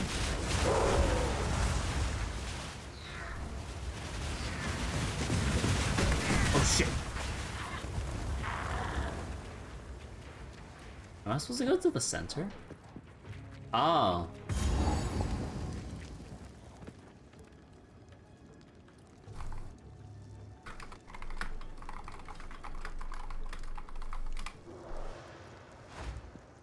So you got some other things to work on in other games? Yeah, like Trails, right? Mother is love. Mother is life. What was it, Shrek? Sting brings visions, eternal life. Queen reigns still, ours and theirs under sky of blood.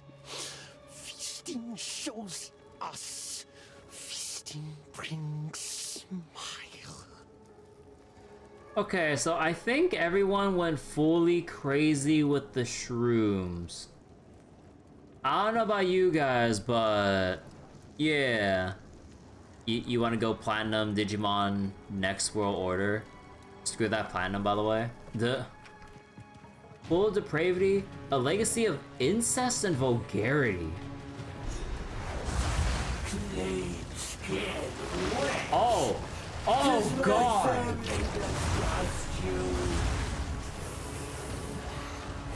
It is she slams! Woo!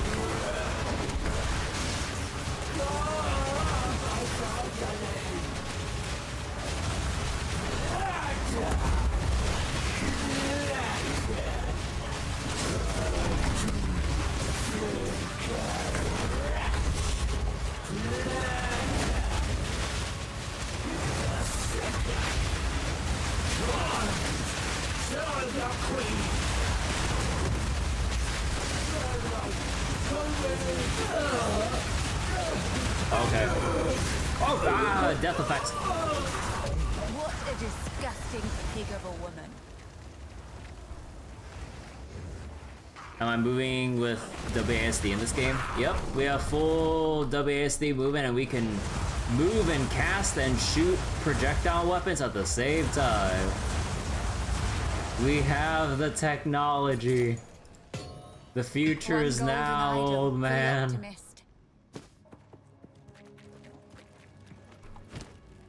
What do we do with the mushrooms? Flame wall dodge, real easy life. Yeah, it's a little bit on the easy side with this. Wait, bubbling respite? Oh, I'm still missing a landmark here. Where the fuck will a landmark be? Up there. Oh, don't tell me it's up there.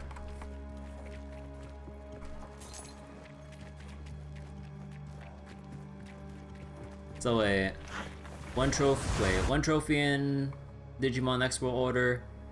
To get most Digi evolutions and doing 1 or 2 lines takes up an IRL day. Oh god. Yeah, that's kind of dumb if they don't have any actual way of like speeding up time in that regard. Like maybe you can have your timers as usual like during the normal course of the game, but probably have something at the end that kind of helps like fast forward stuff, because you know, players are probably done with most of the game at that point. Maybe kind of take off the restraints there, you know.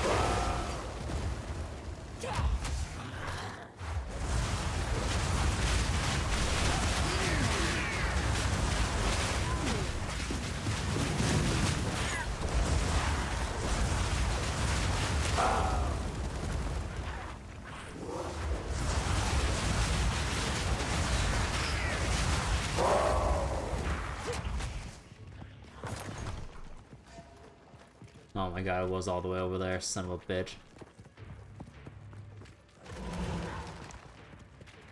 But yeah, what this said, when you make a new character, you can choose between, or not when you make a new character as well, but you can change it in the settings. But you can choose between mouse movement or WAS movement. But yeah, with how WAS movement feels, it's really, really smooth.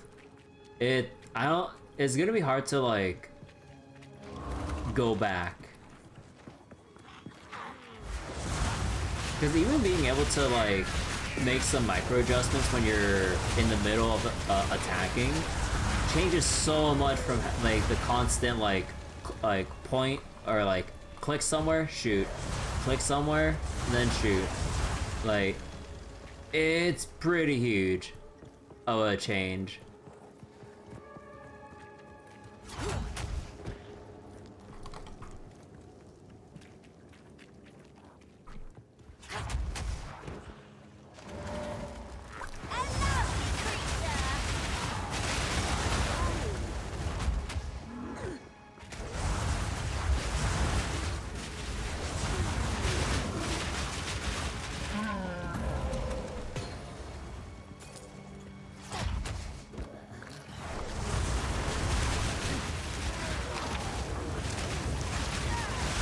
Wait, where did I take half my health and damage from?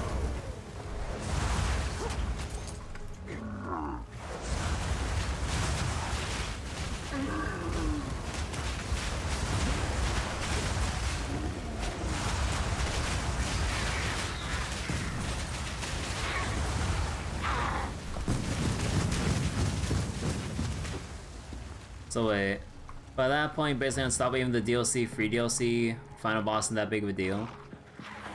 You have to try to kill your Digimon faster than they would reincarnate.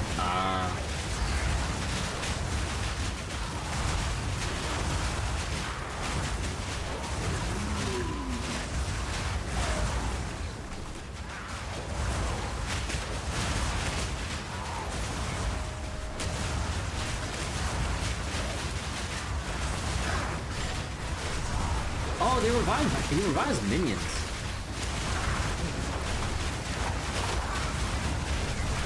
Death is my power to wield.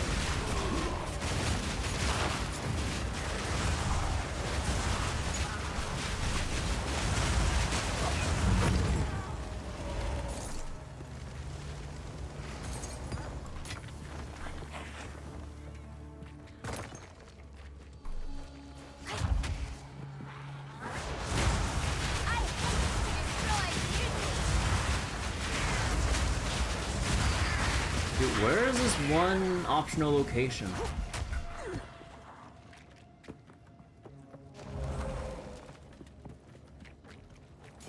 Minion players trying to figure which pixel in the ocean affects the damage. Look.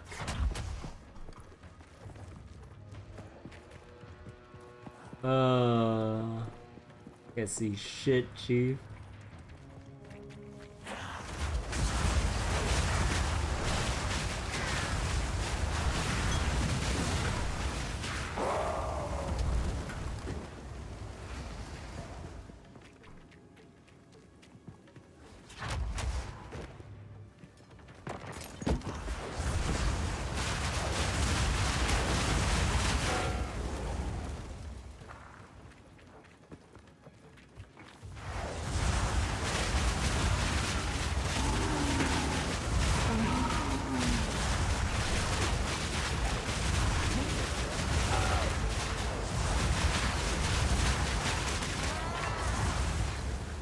Oh, is this the thing?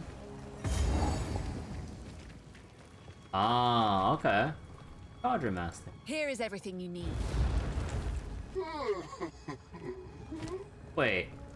Wait, you can actually buy shit? Wait. Wait, what the fuck? There's a merchant here?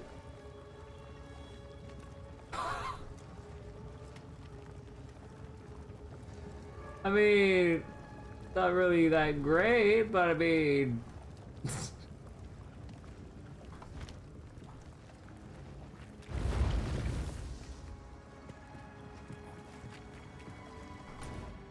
All that for free HP and mana pot? Oh my god. Well, I mean... Click the cauldron? Oh, I was clicking it. Oh wait. Oh, do I have to... Thank you, sister. I accept this gift. Oh, you have to keep clicking it. Like, I saw it, like, I thought it automatically filled when it flamed up like once or twice. I was like, oh, okay. Wait. Okay. Almost didn't eat the soup. I got 17. Oh, yeah. Actually. Oh. Oh! .2 charges. Oh. Actually, no. I don't think this is gonna outdo a gargantuan life.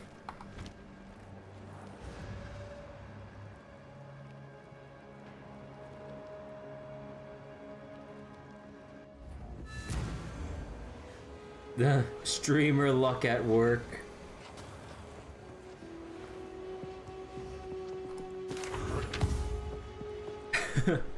You know what to do, Disc. Become streamer. Okay, I think that's actually a good spot to stop it for tonight. Oh, gonna go get some rest. Some friends of mine asked me to do something as well, actually. But yeah, got the boss from the... God, that boss is something. Oh god, that is a queen. But, oh god. Surely we're almost done. Maybe, because like we finally got the city like drained and everything for us to navigate towards. The main thing, now that we went through this, is basically getting to the temple here, which I would imagine there's like another thing under here and everything. But yeah, surely, yeah, look, we're this close. Like, the end has got to be right there. Surely. Alright. Oh, I really want to keep beelining for the end of Act 3. But yeah, okay. So, that'll be it for tonight. Hope you all enjoyed. Hope you all enjoyed PoE 2. Oh god, I think I still want to keep doing some more Path of Exile. Still want to, at the very least, finish Act 3 and maybe dip our toes in Act 1 Cruel. And then we can switch to some other games that I should probably get around to again, like trying to play more and finish up Sunny 2, play Turnip Boy Robs a Bank because I got that on sale a while ago and it's been on the bucket list. I have the itch for replaying Star Wars Knights of the Old Republic 1 now that I've played a bit of it off stream to test the community patch among other things, and I kind of want to do a Dark Side playthrough. Don't Escape 4 as well. Yeah, I'll wait for a sale on it with winter sales coming up soon. So yeah, Don't Escape 4 sounds like a fun time as well. So we got a list of stuff to do, but I want to at least get to my current goalpost of finishing Act 3 and maybe a tiny bit of Act 1 Cruel. But yeah, and then we can kind of get through that bucket list of other stuff, and then yeah. I also mentioned the Don't Sleep series. Yeah, I was looking through the Steam store during that, or a bit before that conversation took place, and yeah, there was a Don't Sleep games as well that came up, so that looks pretty interesting as well. So yeah, there's like a bunch of stuff that we can kind of do once I kind of get like the thing I want out of the way for PoE 2. Not that I'll stop like at Act 1 Cruel only. Like I do want to reach maps, and well, emphasis on reach, but if we can get there, but yeah. And hopefully get there before GGG nerfs my Raging Spirits and Infernalist. That's the main thing. Like, I still want to play some other stuff, like, once we finish Act 3, but I gotta haul ass. Stop playing. No. Reach maps and get through some maps, and then stop playing. Look, we're doing some maps. Surely. And look, like, now that we got SMT out of the way, Trails out of the way until February... far into maps before. Well, define far. Because to a lot of other people, far is like, what, 13 onwards or whatever? Because for me, I did not reach there at all. But yeah, okay. That'll be for tonight, everyone. Oh, thanks for watching and bye-bye. So 5% of the endgame PoE 1. I mean, it was a little bit. Not really. Alright, bye-bye.